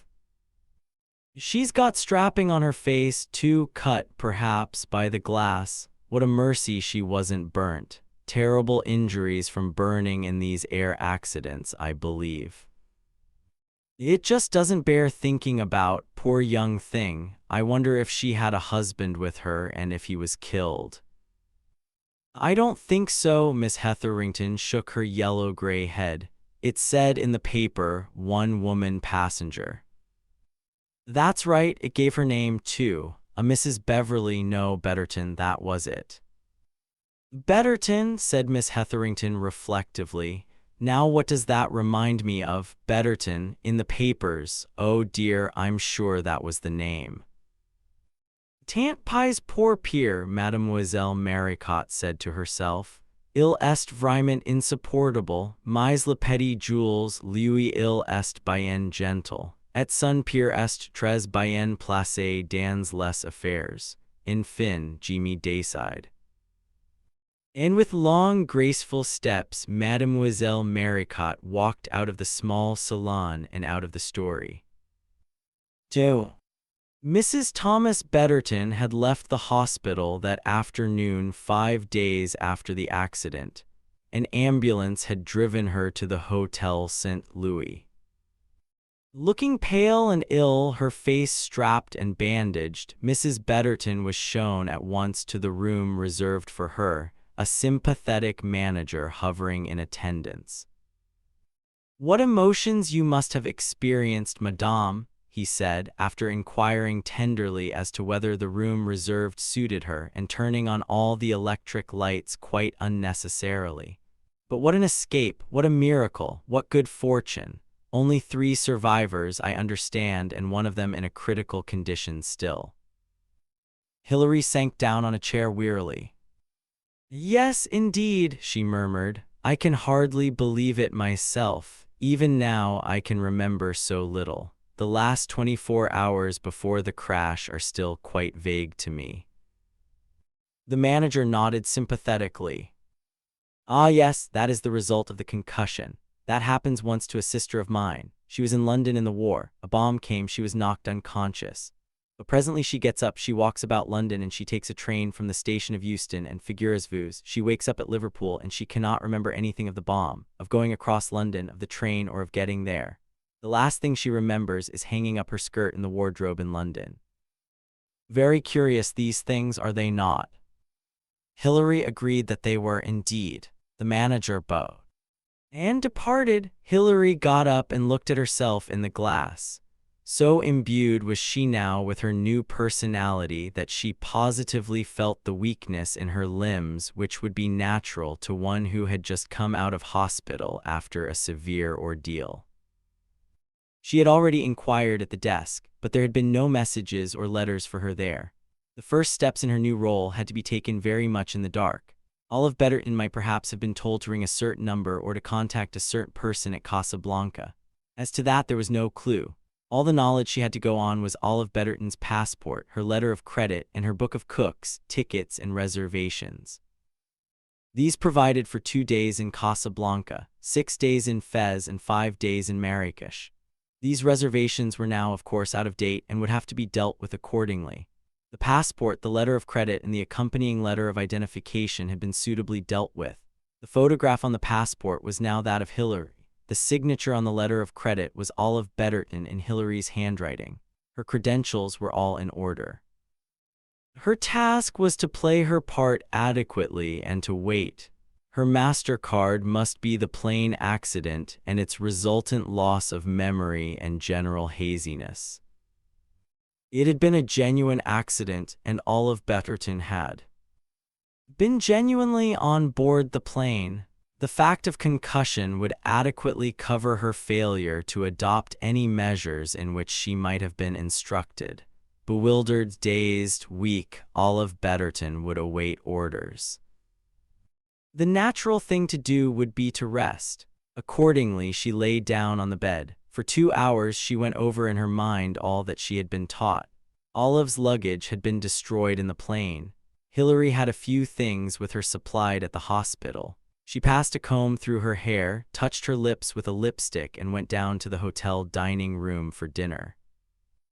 She was looked at, she noticed, with a certain amount of interest. There were several tables occupied by businessmen, and these hardly vouchsafed a glance at her. But at other tables, clearly occupied by tourists, she was conscious of a murmur and a whisper going on. "That woman over there, the one with the red hair, she's a survivor of the plane crash, my dear. Yes, came from hospital in an ambulance. I saw her arrive. She looks terribly ill still. I wonder if they ought to have let her out so soon. What a frightful experience. What a merciful escape." After dinner, Hilary sat for a short while in the small, formal salon. She wondered if anyone would approach her in any way. There were 1 or 2 other women scattered about the room, and presently a small, plump, middle-aged woman with well-blued white hair moved to a chair near hers. She opened proceedings in a brisk, pleasant American voice. "I do hope you'll excuse me, but I just felt I had to say a word. It's you, isn't it, who had the wonderful escape from that air crash the other day?" Hilary put down the magazine she was reading. "Yes," she said. "My, isn't that terrible, the crash I mean. Only 3 survivors, they say, is that right?" "Only 2, said Hilary. "1 of the 3 died in hospital." "My, you don't say now, if you don't mind my asking, Mrs. Betterton." "Well, if you don't mind my asking, just where were you sitting in that plane? Were you up at the front or near the tail?" Hilary knew the answer to that one and gave it promptly. "Near the tail. They always say, don't they, that's the safest place. I just insist on always having a place near the rear doors. Did you hear that, Miss Hetherington?" She turned her head to include another middle-aged lady. This one was uncompromisingly British, with a long, sad, horse-like face. "It's just as I was saying the other day. Whenever you go into an aeroplane, don't you let those air hostesses take you right up to the front." "I suppose someone has to sit at the front," said Hilary. "Well, it won't be me," said her new American friend. Promptly, "My name's Baker, by the way, Mrs. Calvin Baker." Hilary acknowledged the introduction, and Mrs. Baker plunged on, monopolizing the conversation easily. "I've just come here from Mogador, and Miss Hetherington has come from Tangier. We became acquainted here. Are you going to visit Marrakesh, Mrs. Betterton?" "I'd arranged to do so," said Hilary. "Of course, this accident has thrown out all my time schedule." "Why, naturally I can see that, but you really mustn't miss Marrakesh, wouldn't you say so, Miss Hetherington?" Marrakesh is terribly expensive, said Miss Hetherington. This miserable travel allowance makes everything so difficult. There's a wonderful hotel, the Mamounia, continued Mrs. Baker. Wickedly expensive, said Miss Hetherington. Out of the question for me. Of course, it's different for you, Mrs. Baker. Dollars, I means, but someone gave me the name of a small hotel there, really very nice and clean, and the food, they say, is not at all bad. Where else do you plan to go, Mrs. Betterton? Asked Mrs. Calvin Baker. I would like to see Fez, said Hilary cautiously. I shall have to get fresh reservations, of course. Oh yes, you certainly oughtn't to miss Fez or Rabat. You've been there. Not yet. I'm planning to go there shortly, and so is Miss Hetherington. I believe the old city is quite unspoilt, said Miss Hetherington. The conversation continued in desultory fashion for some time further. Then Hilary pleaded fatigue from her first time out of hospital and went up to her bedroom. The evening so far had been quite indecisive. The two women who had talked to her had been such well-known traveling types that she could hardly believe that they were other than they seemed. Tomorrow, she decided, if she had received no word or communication of any kind, she would go to Cook's and raise the question of fresh reservations at Fez and Marrakesh. There were no letters, messages, or telephone calls the following morning, and about 11 o'clock she made her way to the travel agency. There was somewhat of a queue, but when she at last reached the counter and began talking to the clerk, an interruption occurred.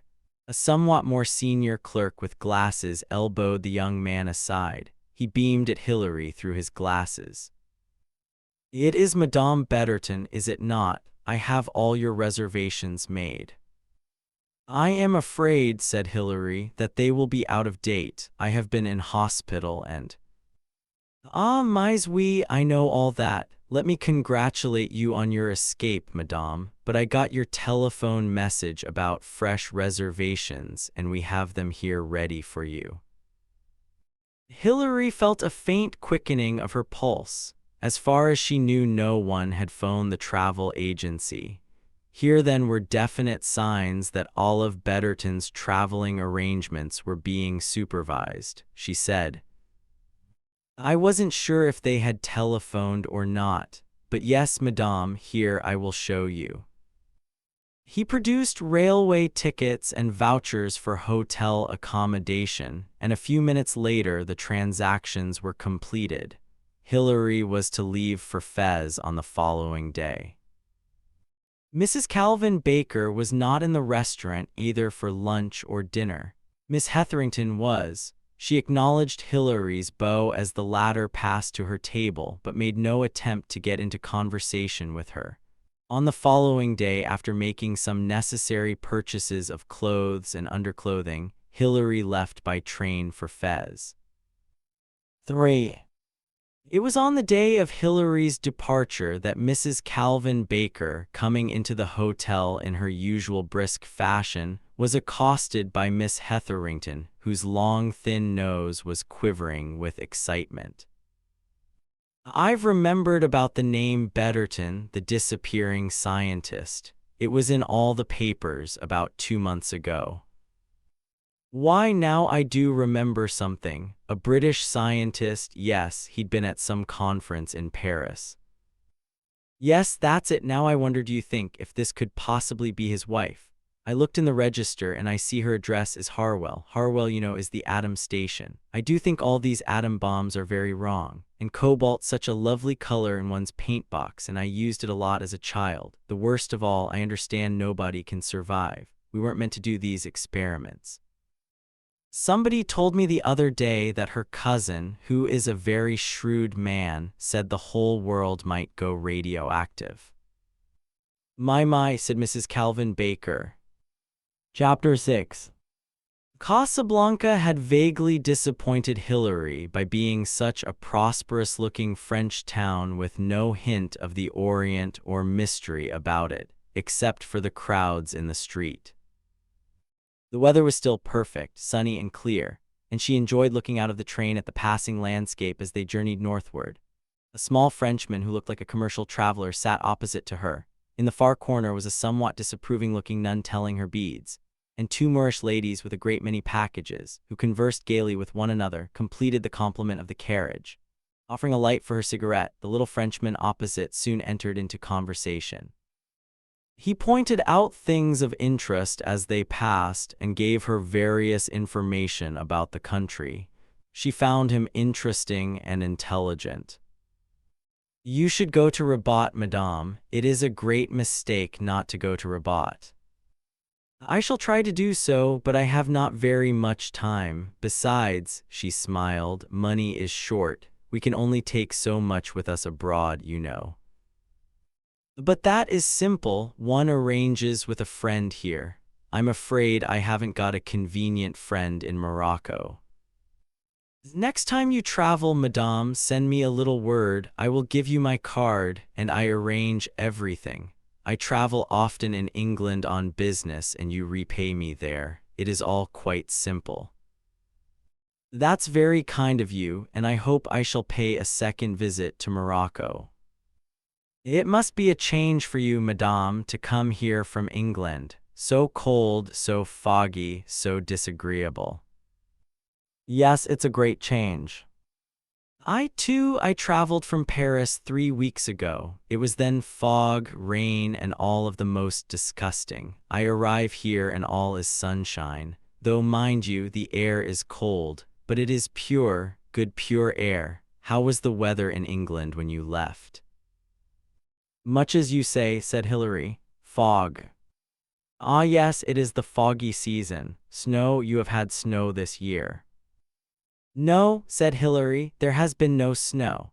She wondered to herself amusedly if this much-traveled little Frenchman was following what he considered to be the correct trend of English conversation, dealing principally with the weather. She asked him a question or two about the political situation in Morocco and in Algiers, and he responded willingly, showing himself to be well informed. Glancing across at the far corner, Hilary observed the nun's eyes fixed disapprovingly on her. The Moroccan ladies got out and other travelers got in. It was evening when they arrived at Fez.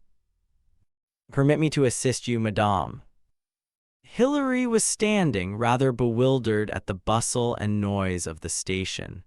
Arab porters were seizing her luggage from her hands, shouting, yelling, calling, recommending different hotels. She turned gratefully to her new French acquaintance. "You are going to the Palais Jamai, NSC Pass, madame." "Yes." "That is right. It is 8 kilometers from here, you understand." 8 kilometers, Hilary was dismayed. "It's not in the town, then." "It is by the old town," the Frenchman explained. I stay here at the hotel in the commercial new city, but for the holiday, the rest, the enjoyment, naturally you go to the Palais Jamai. It was a former residence, you understand, of the Moroccan nobility. It has beautiful gardens, and you go straight from it into the old city of Fez, which is untouched. It does not seem as though the hotel had sent to meet this train. If you permit, I will arrange for a taxi for you." "You're very kind, but—" The Frenchman spoke in rapid Arabic to the porters, and shortly afterwards Hilary took her place in a taxi. Her baggage was pushed in, and the Frenchman told her exactly what to give the rapacious porters.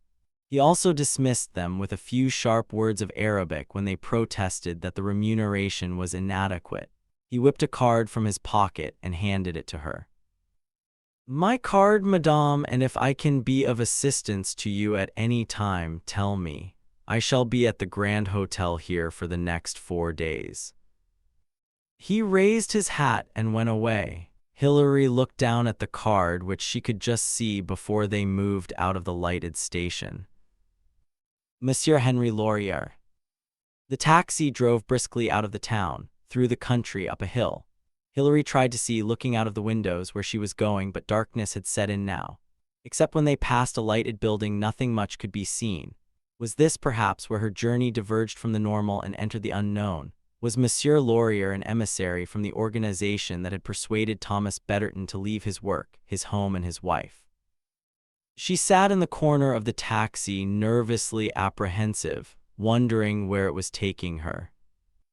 It took her, however, in the most exemplary manner to the Palais Jamai. She dismounted there, passed through an arched gateway, and found herself, with a thrill of pleasure, in an oriental interior.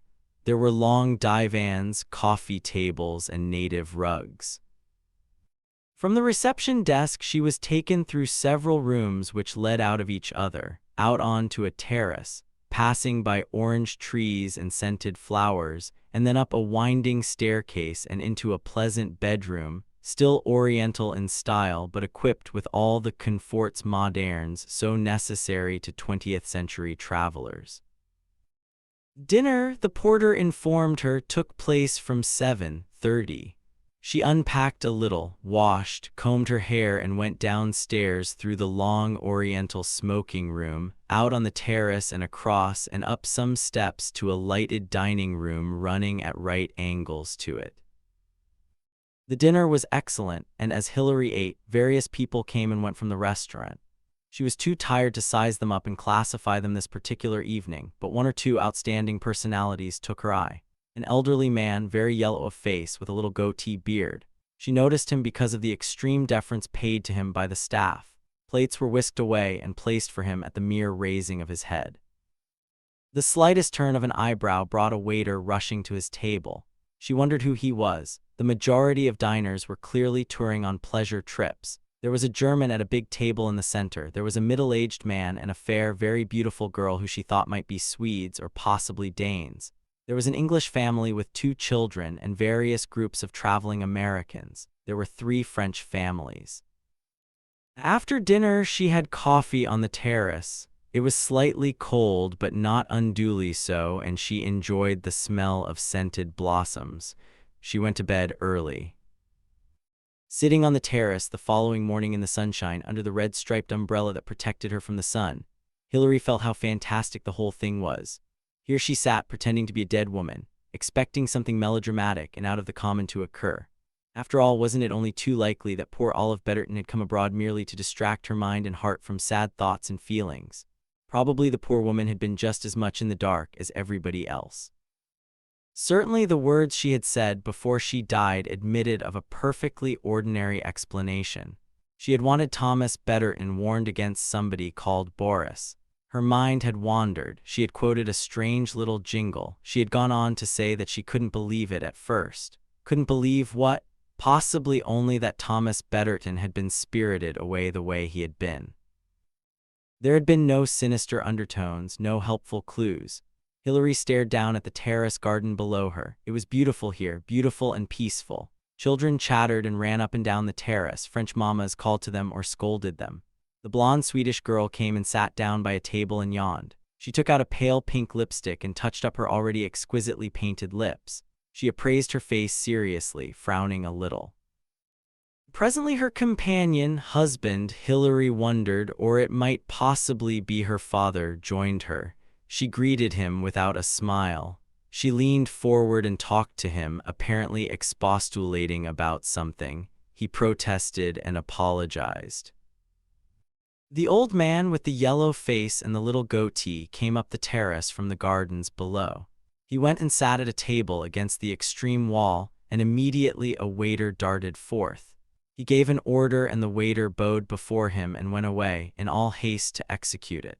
The fair girl caught her companion excitedly by the arm and looked towards the elderly man. Hilary ordered a martini, and when it came, she asked the waiter in a low voice, "Who is the old man there against the wall?" "Ah," the waiter leaned forward dramatically, "that is Monsieur Aristides. He is enormously, but yes, enormously rich." He sighed in ecstasy at the contemplation of so much wealth, and Hilary looked over at the shriveled-up, bent figure at the far table.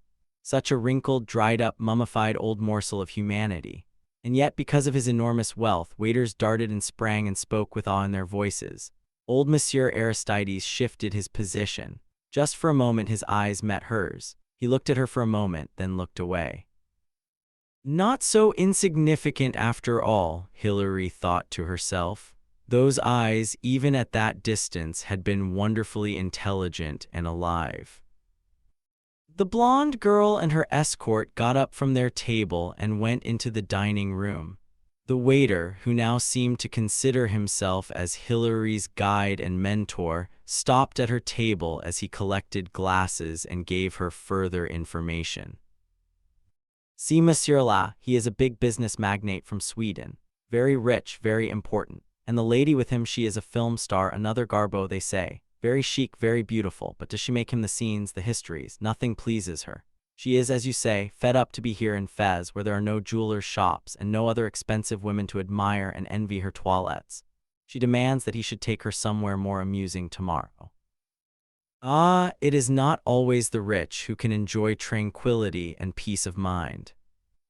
Having uttered this last in a somewhat sententious fashion, he saw a beckoning forefinger and sprang across the terrace as though galvanized. "Monsieur." Most people had gone in to lunch, but Hilary had had breakfast late and was in no hurry for her midday meal. She ordered herself another drink. A good-looking young Frenchman came out of the bar and across the terrace, cast a swift, discreet glance at Hilary which, thinly disguised, meant, "Is there anything doing here, I wonder?" and then went down the steps to the terrace below. As he did so, he half sang, half hummed a snatch of French opera. "La langue des lauriers roses, rarement de douces choses." The words formed a little pattern on Hilary's brain. La langue des lauriers roses. Laurier, Laurier. That was the name of the Frenchman in the train. Was there a connection here, or was it coincidence? She opened her bag and hunted in it for the card he had given her. Henry Laurier, 3 Rue des Croissants, Casablanca. She turned the card over, and there seemed to be faint pencil marks on the back of it. It was as though something had been written on it and then rubbed out. She tried to decipher what the marks were. "Où sont," the message began, then something which she could not decipher, and finally she made out the words Danton. For a moment she had thought that it might be a message, but now she shook her head and put the card back in her bag. It must have been some quotation that he had once written on it and then rubbed out. A shadow fell on her and she looked up, startled. Mr. Aristides was standing there between her and the sun. His eyes were not on her. He was looking across over the gardens below towards the silhouette of hills in the distance. She heard him sigh, and then he turned abruptly towards the dining room, and as he did so the sleeve of his coat caught the glass on her table and sent it flying to the terrace, where it broke. He wheeled round quickly and politely. "Ah, mille pardons, madame." Hilary assured him smilingly in French that it did not matter in the least. With the swift flick of a finger he summoned a waiter. The waiter, as usual, came running. The old man ordered a replacement of Madame's drink, and then, once more apologizing, he made his way into the restaurant. The young Frenchman, still humming, came up the steps again. He lingered noticeably as he passed Hilary, but as she gave no sign, he went on into lunch with a slight philosophically shrug of the shoulders. A French family passed across the terrace, the parents calling to their young. "Mais vins donc bobo, qu'est-ce que tu fais? Des perchettes, les tables chérie on va déjeuner." They passed up the steps and into the restaurant, a happy, contented little nucleus of family life. Hilary felt suddenly alone and frightened. The waiter brought her drink. She asked him if Mr. Aristides was all alone here. "Oh, madame, naturally anyone so rich as Monsieur Aristides would never travel alone. He has here his valet and 2 secretaries and a chauffeur." The waiter was quite shocked at the idea of Mr. Aristides traveling unaccompanied. Hilary noted, however, when she at last went into the dining room, that the old man sat at a table by himself as he had done on the previous evening. At a table nearby sat 2 young men whom she thought were probably the secretaries, since she noticed that one or the other of them was always on the alert, and looked constantly towards the table where Mr. Aristides, shriveled and monkey-like, ate his lunch, and did not seem to notice their existence. Evidently to Mr. Aristides, secretaries were not human. The afternoon passed in a vague, dream-like manner. Hilary strolled through the gardens, descending from terrace to terrace. The peace and beauty seemed quite astounding. There was the splash of water, the gleam of the golden oranges, and innumerable scents and fragrances. It was the oriental atmosphere of seclusion about it that Hilary found so satisfying. As a garden enclosed is my sister, my spouse. And this was what a garden was meant to be, a place shut away from the world, full of green and gold. If I could stay here, thought Hilary, if I could stay here always. It was not the actual garden of the Palais Jamai that was in her thoughts, it was the state of mind it typified. When she no longer looked for peace, she had found it. And peace of mind had come to her at a moment when she was committed to adventure and danger. But perhaps there was no danger and no adventure. Perhaps she could stay here a while and nothing would happen. And then what? A little cold breeze sprang up and Hilary gave a quick shiver. You strayed into the garden of peaceful living, but in the end you would be betrayed from within. The turmoil of the world, the harshness of living, the regrets and despairs, all these she carried within her. It was late afternoon and the sun had lost its power. Hilary went up the various terraces and into the hotel. In the gloom of the Oriental lounge, something voluble and cheerful resolved itself. As Hilary's eyes got attuned to the dimness, into Mrs. Calvin Baker, her hair newly blued and her appearance immaculate as ever. "I've just got here by air," she explained. "I simply can't stand these trains, the time they take, and the people in them as often as not quite unsanitary. They've no idea at all of hygiene in these countries.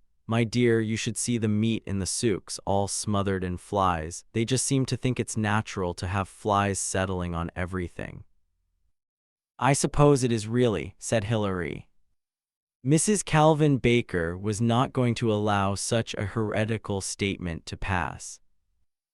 "I'm a great believer in the clean food movement. At home, everything perishable is wrapped in cellophane, but even in London your bread and cakes just stand about unwrapped. Now tell me, have you been getting around? You've been doing the old city today, I expect." "I'm afraid I haven't done anything," said Hilary, smiling.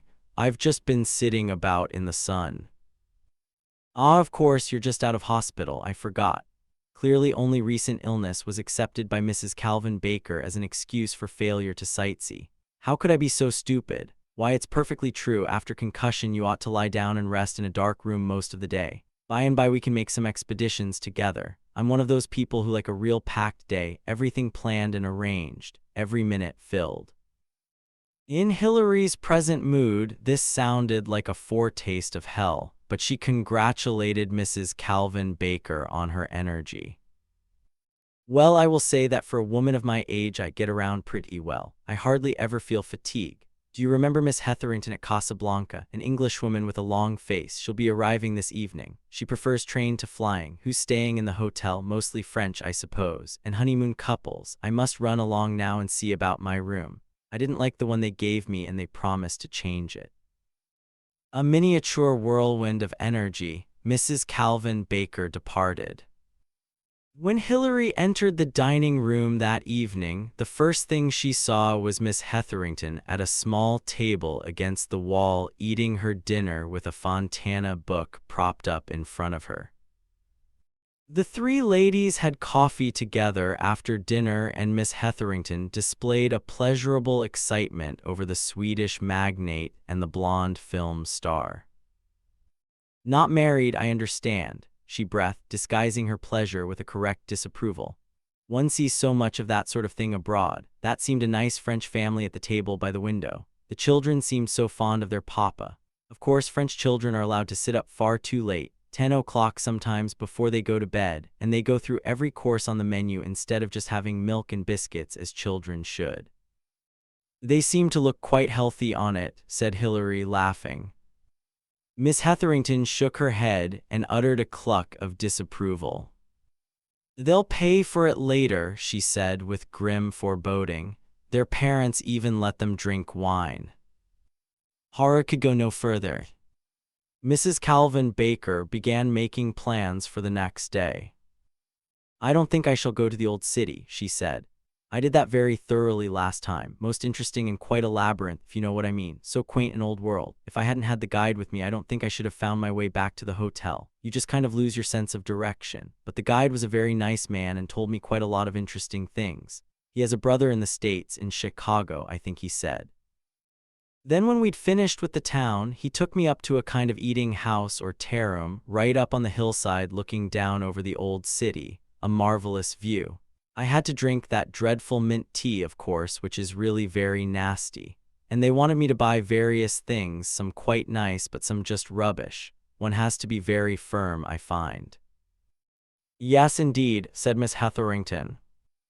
She added rather wistfully, "and of course, one can't really spare the money for souvenirs. These money restrictions are so worrying." Chapter 7. 1. Hilary hoped to avoid having to see the old city of Fez in the depressing company of Miss Hetherington. Fortunately, the latter was invited by Mrs. Baker to come with her on an expedition by car. Since Mrs. Baker made it clear that she was going to pay for the car, Miss Hetherington, whose traveling allowance was dwindling in an alarming manner, accepted with avidity. Hilary, after inquiry at the desk, was supplied with a guide and set forth to see the city of Fez. They started from the terrace, going down through the succession of terraced gardens until they reached an enormous door in the wall at the bottom. The guide produced a key of mammoth proportions, unlocked the door which swung slowly open, and motioned Hilary to pass through. It was like stepping into another world. All about her were the walls of old Fez. Narrow winding streets, high walls, and occasionally, through a doorway, a glimpse of an interior or a courtyard. And moving all around her were laden donkeys, men with their burdens, boys, women veiled and unveiled, the whole busy, secret life of this Moorish city. Wandering through the narrow streets, she forgot everything else, her mission, the past tragedy of her life, even herself. She was all eyes and ears, living and walking in a dream world. The only annoyance was the guide, who talked unceasingly and urged her into various establishments into which she had no particular wish to go. "You look, lady, this man have very nice things, very cheap, really old, really Moorish. He have gowns and silks. You like very nice beads." The eternal commerce of East selling to West went on, but it hardly disturbed the charm for Hilary. She soon lost all sense of place or direction. Here within this walled city, she had little idea of whether she was walking north or south, or whether she were retracing her steps over the same streets through which she had already passed. She was quite exhausted when the guide made his final suggestion, which was evidently part of the routine. "I take you very nice house now, very superior. Friends of mine, you have mint tea there, and they show you plenty lovely things." Hilary recognized the well-known gambit which Mrs. Calvin Baker had described. However, she was willing to see, or be taken to see, anything that was suggested. Tomorrow, she promised herself, she would come into the old city alone and wander around without a guide chattering by her elbow. So she allowed herself to be guided through a gateway and up a winding path, climbing up more or less outside the city walls. They arrived at last at a garden surrounding an attractive house built in native style. Here, in a big room with a fine view out over the city, she was urged to sit down at a small coffee table. In due course, glasses of mint tea were brought.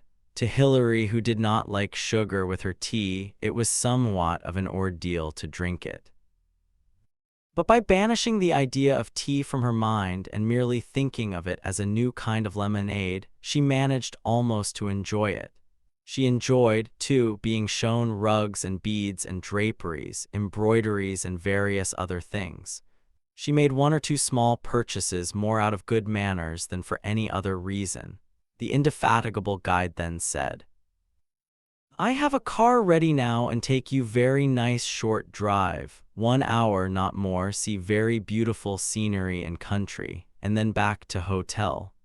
He added, assuming a suitable discreet expression, "This girl here, she take you first to very nice ladies' toilet." The girl who had served the tea was standing by them smiling, and said at once in careful English, Yes, yes, madame, you come with me. We have very fine toilet, oh very fine, just like the Ritz Hotel. Same as in New York or Chicago, you see. Smiling a little, Hillary followed the girl. The toilet hardly rose to the heights claimed for it, but it did at least have running water. There was a wash basin and a small cracked mirror which had such distorting proportions that Hillary almost shrank back in alarm at the sight of her own face. When she had washed and dried her hands, which she did on her own handkerchief, not much caring for the appearance of the towel, she turned to leave. In some way, however, the door of the toilet appeared to have stuck. She turned and rattled the handle unavailingly. It would not move. Hillary wondered whether it had been bolted or locked from the outside. She grew angry. What was the idea of shutting her in there? Then she noticed that there was another door in a corner of the room. Going to it, she turned the handle. This time the door opened easily enough. She passed through. She found herself in a small eastern-looking room with light that came only from slits high in the wall. Sitting there on a low divan, smoking, was the little Frenchman she had met in the train, M. Henry Laurier. "Do."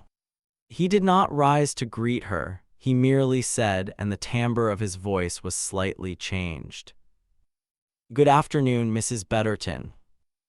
For a moment Hillary stood motionless. Astonishment held her in its grip. So this was it. She pulled herself together. "This is what you've been expecting. Act as you think she would act." She came forward and said eagerly, "You have news for me. You can help me." He nodded, then said reproachfully, "I found you, madame, somewhat obtuse upon the train. Perhaps you are too well accustomed to talk of the weather." "The weather?" She stared at him, bewildered. What had he said about weather on the train? Cold, fog, snow. Snow, that was what Olive Betterton had whispered as she lay dying, and she had quoted a silly little jingle. What was it? "Snow, snow, beautiful snow, you slip on a lump and over you go." Hillary repeated it falteringly now. "Exactly. Why did you not respond with that immediately as ordered?" "You don't understand. I have been ill. I was in a plane crash and afterwards in hospital with concussion. It's affected my memory in all sorts of ways. Everything long ago is clear enough, but there are terrible blanks, great gaps." She let her hands rise to her head. She found it easy enough to go on with a real tremor in her voice. "You can't understand how frightening that is. I keep feeling that I've forgotten important things, really important things. The more I try to get them back, the less they will come." "Yes," said Laurier, "the aeroplane crash was unfortunate." He spoke in a cold, businesslike way. "It is going to be a question of whether you have the necessary stamina and courage to continue your journey." "Of course I'm going to continue my journey," cried Hillary. "My husband," her voice broke. He smiled, but not a very pleasant smile, faintly cat-like. "Your husband," he said, "is, I understand, awaiting you." With eagerness, Hillary's voice broke. "You have no idea," she said, "no idea what it's been like these months since he went away. Do you think the British authorities came to a definite conclusion as to what you did or did not know?" Hillary stretched out her hands with a wide gesture. "How do I know? How can I tell?" They seemed satisfied. "All the same," he stopped.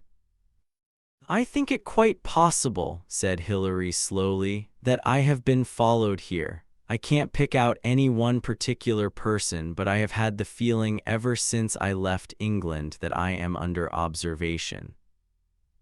"Naturally," said Laurier coldly. "We expected no less. I thought I ought to warn you." "My dear Mrs. Betterton, we are not children. We understand what we are doing." "I'm sorry," said Hillary humbly. "I'm afraid I'm very ignorant." "It does not matter if you are ignorant so long as you are obedient." "I shall be obedient," said Hillary in a low voice. "You were closely watched in England, I have no doubt, ever since the day of your husband's departure. Nevertheless, the message came to you, did it not?" "Yes," said Hillary. Now, said Laurier in a businesslike manner, I will give you your instructions, madame. Please do. From here you will proceed to Marrakesh the day after tomorrow. That is as you planned and in accordance with your reservations. Yes. The day after you arrive there you will receive a telegram from England. What it will say I do not know, but it will be sufficient for you to make plans immediately to return to England. I am to return to England. Please listen, I have not finished. You will book a seat on a plane leaving Casablanca the following day. Supposing I cannot get reservations, supposing the seats are all booked. They will not be all booked, everything is arranged for. Now you understand your instructions. I understand. Then please return to where your guide is waiting. You have been long enough in this lady's toilet. By the way, you have become friendly with an American woman and an Englishwoman who are now staying at the Palais Jamai. Yes, has that been a mistake? It has been difficult to avoid. Not at all, it suits our plans admirably. If you can persuade one or other of them to accompany you to Marrakesh, so much the better. Goodbye, madame. Au revoir, monsieur. It is unlikely, Monsieur Laurier told her with a complete lack of interest, that I shall meet you again. Hilary retraced her steps to the ladies' toilet. This time she found the other door unfastened. A few minutes later, she had rejoined the guide in the tearoom. I got very nice car waiting, said the guide. I take you now for very pleasant, instructive drive. The expedition proceeded according to plan. 3. So you're leaving for Marrakesh tomorrow, said Miss Hetherington. You haven't made a very long stay in Fez, have you? Wouldn't it have been much easier to go to Marrakesh first and then to Fez, returning to Casablanca afterwards? I suppose it would really, said Hilary, but reservations are rather difficult to obtain. It's pretty crowded here. Not with English people, said Miss Hetherington rather disconsolately. It really seems dreadful nowadays the way one meets hardly any of one's fellow countrymen. She looked round her disparagingly and said, It's the French. Hilary smiled faintly. The fact that Morocco was a French colonial possession did not seem to count much with Miss Hetherington. Hotels anywhere abroad she regarded as the prerogative of the English traveling public. The French and the Germans and the Armenians and the Greeks, said Mrs. Calvin Baker with a little cackle of laughter. That scruffy little old man is a Greek, I believe. I was told he was, said Hilary. Seems a person of importance, said Mrs. Baker. You just notice how the waiters fly about for him.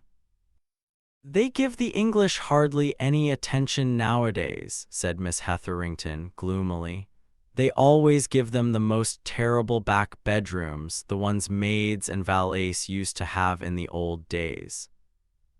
Well, I can't say I've found any fault with the accommodation I've had since I came to Morocco, said Mrs. Calvin Baker. I've managed to get a most comfortable room and bath every time. You're an American, said Miss Hetherington sharply and with some venom in her voice. She clicked her knitting needles furiously. I wish I could persuade you two to come to Marrakesh with me, said Hilary. It's been so pleasant meeting you and talking to you here. Really, it's very lonely traveling all by oneself. I've been to Marrakesh, said Miss Hetherington in a shocked voice. Mrs. Calvin Baker, however, appeared to be somewhat sold on the idea. Well, it certainly is an idea, she said. It's over a month since I was in Marrakesh. I'd be quite happy to go there again for a spell, and I could show you round, too, Mrs. Betterton, and prevent you being imposed upon. It's not until you've been to a place and looked right round it that you learn the strings. I wonder now. I'll go right to the office and see what I can fix up. Miss Hetherington said acidly when she had departed. That's exactly like these American women, rushing from place to place, never settling down anywhere. Egypt one day, Palestine the next. Sometimes I really don't think they know what country they're in.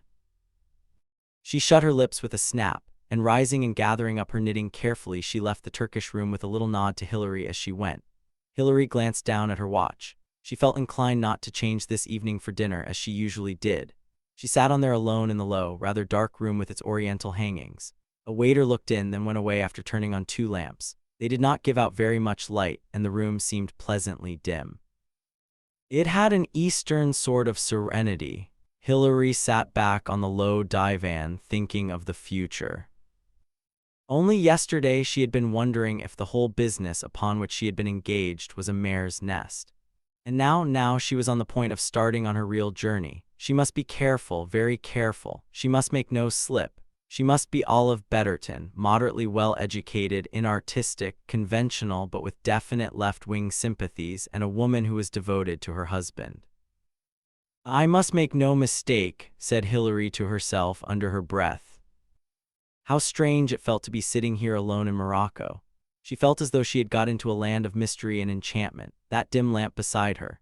If she were to take the carved brass between her hands and rub, would a djinn of the lamp appear? As the thought came to her, she started. Materializing quite suddenly from beyond the lamp, she saw the small wrinkled face and pointed beard of Mr. Aristides.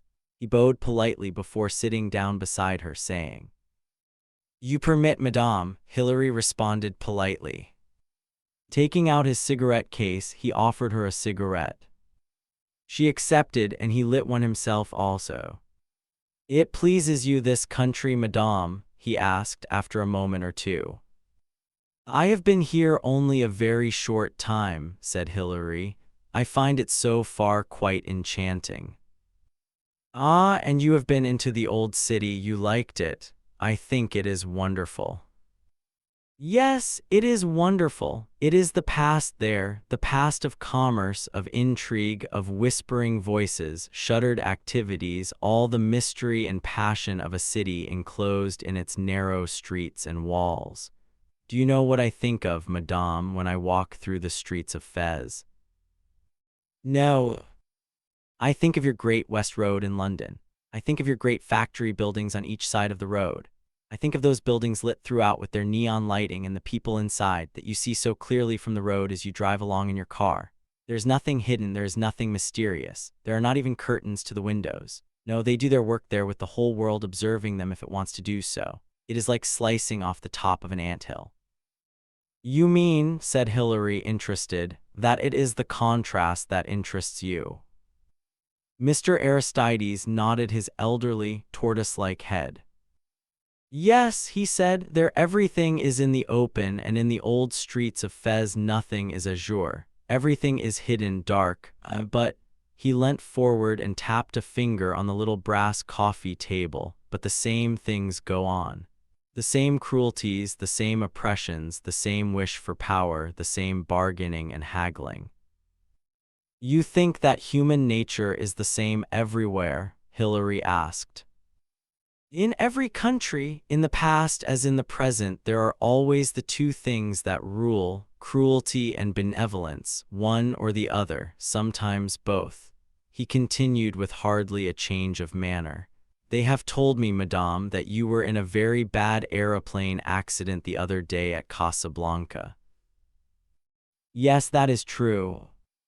"I envy you," Mr. Aristides said unexpectedly. Hilary looked at him in an astonished manner. Again he waggled his head in vehement assertion. "Yes," he added, "you are to be envied. You have had an experience. I should like the experience of having come so near to death, to have that yet survive. Do you not feel yourself different since then, madame?" "In a rather unfortunate way," said Hilary. "I had concussion, and that gives me very bad headaches, and it also affects my memory." "Those are mere inconveniences," said Mr. Aristides with a wave of the hand, "but it is an adventure of the spirit you have passed through, is it not?" "It is true," said Hilary slowly, "that I have passed through an adventure of the spirit." She was thinking of a bottle of Vichy water and a little heap of sleeping pills. "I have never had that experience," said Mr. Aristides in his dissatisfied voice. "So many other things, but not that." He rose, bowed, said "Mes homages, madame," and left her. Chapter 8. How alike, Hilary thought to herself, all airports were. They had a strange anonymity about them. They were all at some distance from the town or city they served, and in consequence you had a queer, stateless feeling of existing nowhere.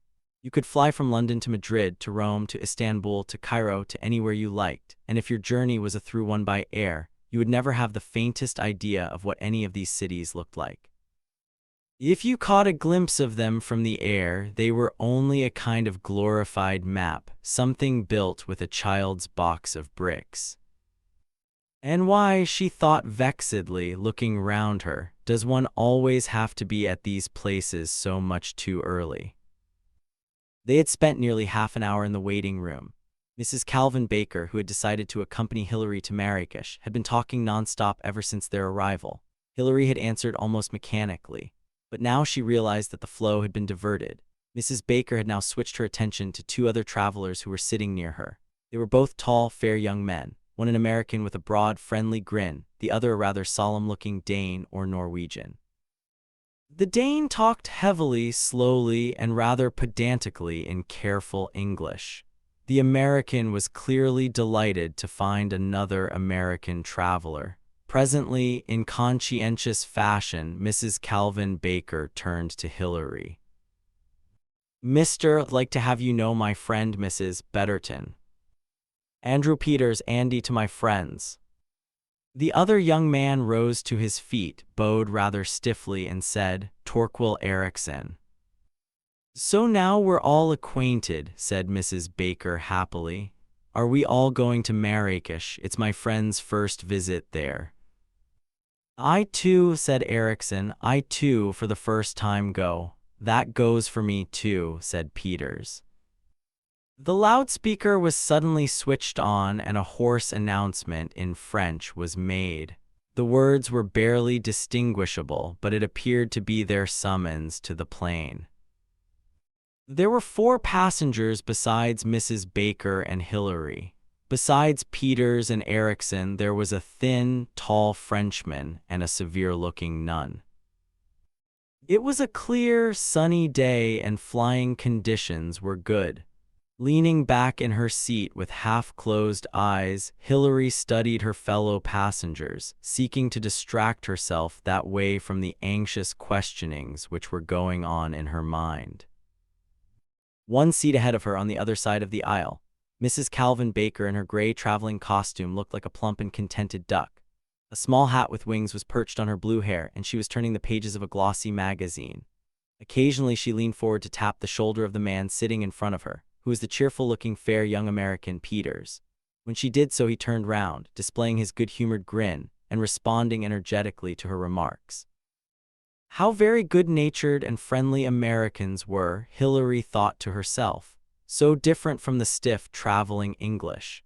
She could not imagine Miss Hetherington, for instance, falling into easy conversation with a young man even of her own nation on a plane, and she doubted if the latter would have responded as good-naturedly as this young American was doing. Across the aisle from her was the Norwegian Erickson. As she caught his eye, he made her a stiff little bow and, leaning across, offered her his magazine, which he was just closing. She thanked him and took it. In the seat behind him was the thin, dark Frenchman. His legs were stretched out and he seemed to be asleep. Hilary turned her head over her shoulder. The severe-faced nun was sitting behind her, and the nun's eyes, impersonal, incurious, met Hilary's with no expression in them. She sat immovable, her hands clasped.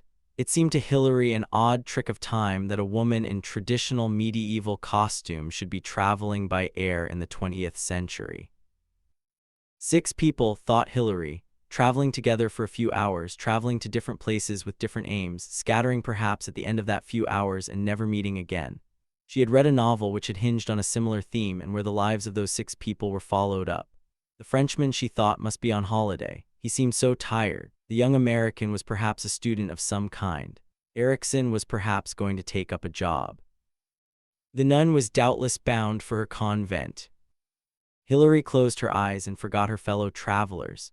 She puzzled, as she had done all last night, over the instructions that had been given her. She was to return to England. It seemed crazy, or could it be that in some way she had been found wanting, was not trusted, had failed to supply certain words or credentials that the real Olive would have supplied? She sighed and moved restlessly. Well, she thought, I can do no more than I am doing. If I've failed, I've failed. At any rate, I've done my best. Then another thought struck her. Henry Laurier had accepted it as natural and inevitable that a close watch was being kept upon her in Morocco. Was this a means of disarming suspicion? With the abrupt return of Mrs. Betterton to England, it would surely be assumed that she had not come to Morocco in order to disappear like her husband. Suspicion would relax. She would be regarded as a bona fide traveler. She would leave for England, going by Air France via Paris, and perhaps in Paris. Yes, of course, in Paris. In Paris, where Tom Betterton had disappeared. How much easier to stage a disappearance there. Perhaps Tom Betterton had never left Paris. Perhaps, tired of profitless speculation, Hilary went to sleep. She woke. Dozed again, occasionally glancing without interest at the magazine she held. Awakening suddenly from a deeper sleep, she noticed that the plane was rapidly losing height and circling round. She glanced at her watch, but it was still some time earlier than the estimated time of arrival. Moreover, looking down through the window, she could not see any signs of an aerodrome beneath. For a moment, a faint qualm of apprehension struck her. The thin, dark Frenchman rose, yawned, stretched his arms, and looked out and said something in French which she did not catch. But Erickson leant across the aisle and said, "We are coming down here, it seems, but why?" Mrs. Calvin Baker, leaning out of her seat, turned her head and nodded brightly as Hilary said, "We seem to be landing."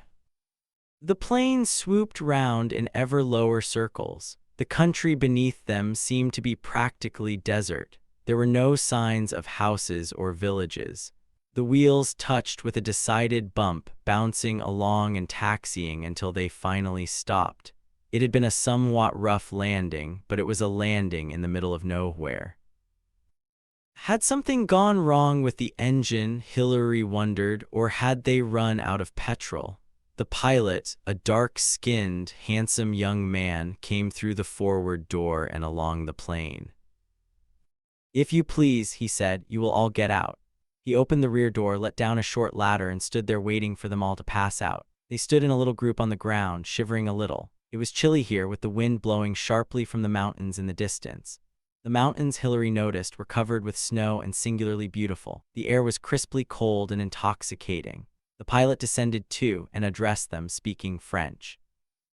"You are all here? Yes. Excuse, please. You will have to wait a little minute, perhaps. Ah, no, I see it is arriving." He pointed to where a small dot on the horizon was gradually growing nearer.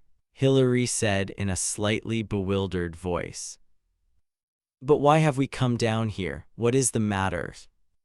"How long shall we have to be here?" the French traveler said. "There is, I understand, a station wagon arriving. We shall go on in that." "Did the engine fail?" asked Hilary. Andy Peters smiled cheerfully.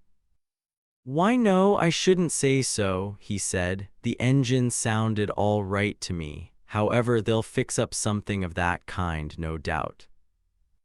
She stared puzzled. Mrs. Calvin Baker murmured, "My, but it's chilly standing about here. That's the worst of this climate. It seems so sunny, but it's cold the moment you get near sunset."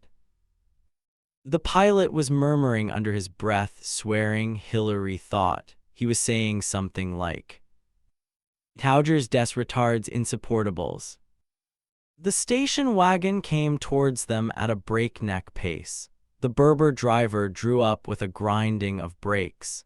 He sprang down and was immediately engaged by the pilot in angry conversation. Rather to Hilary's surprise, Mrs. Baker intervened in the dispute, speaking in French. "Don't waste time," she said peremptorily. "What's the good of arguing? We want to get out of here." The driver shrugged his shoulders and, going to the station wagon, he unhitched the back part of it, which let down. Inside was a large packing case. Together with the pilot and with help from Erickson and Peters, they got it down onto the ground. From the effort it took, it seemed to be heavy. Mrs. Calvin Baker put her hand on Hilary's arm and said, as the man began to raise the lid of the case, "I shouldn't watch, my dear. It's never a pretty sight." She led Hilary a little way away on the other side of the wagon. The Frenchman and Peters came with them. The Frenchman said in his own language, "What is it then, this maneuver there that they do?" Mrs. Baker said. "You are Dr. Barron," the Frenchman bowed. "Pleased to meet you," said Mrs. Baker. She stretched out her hand, rather like a hostess welcoming him to a party. Hilary said in a bewildered tone, "But I don't understand. What is in that case? Why is it better not to look?" Andy Peters looked down on her consideringly. He had a nice face, Hilary thought, something square and dependable about it. He said, "I know what it is. The pilot told me. It's not very pretty perhaps, but I guess it's necessary." He added quietly, "There are bodies in there." "Bodies?" She stared at him. "Oh, they haven't been murdered or anything," he grinned reassuringly. "They were obtained in a perfectly legitimate way for research, medical research, you know." But Hilary still stared. "I don't understand." "Ah, you see, Mrs. Betterton, this is where the journey ends. One journey, that is." "Ends?"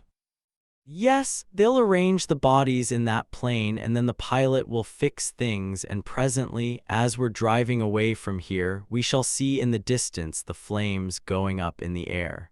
Another plane that has crashed and come down in flames and no survivors." "But why, how fantastic." "But surely," it was Dr. Barron now who spoke to her, "but surely you know where we are going." Mrs. Baker, drawing near, said cheerfully, "Of course she knows, but maybe she didn't expect it quite so soon." Hilary said after a short bewildered pause, "But you mean all of us?" She looked round. "We're fellow travelers," said Peters gently. The young Norwegian, nodding his head, said with an almost fanatical enthusiasm, "Yes, we are all fellow travelers." Chapter 9. 1. The pilot came up to them. "You will start now, please," he said, "as soon as possible. There is much to be done, and we are late on schedule." Hilary recoiled for a moment. She put her hand nervously to her throat. The pearl choker she was wearing broke under the strain of her fingers. She picked up the loose pearls and crammed them into her pocket. They all got into the station wagon. Hilary was on a long bench crowded up with Peters one side of her and Mrs. Baker the other. Turning her head towards the American woman, Hilary said, So you are what you might call the liaison officer, Mrs. Baker." "That hits it off exactly, and though I say it myself, I'm well qualified.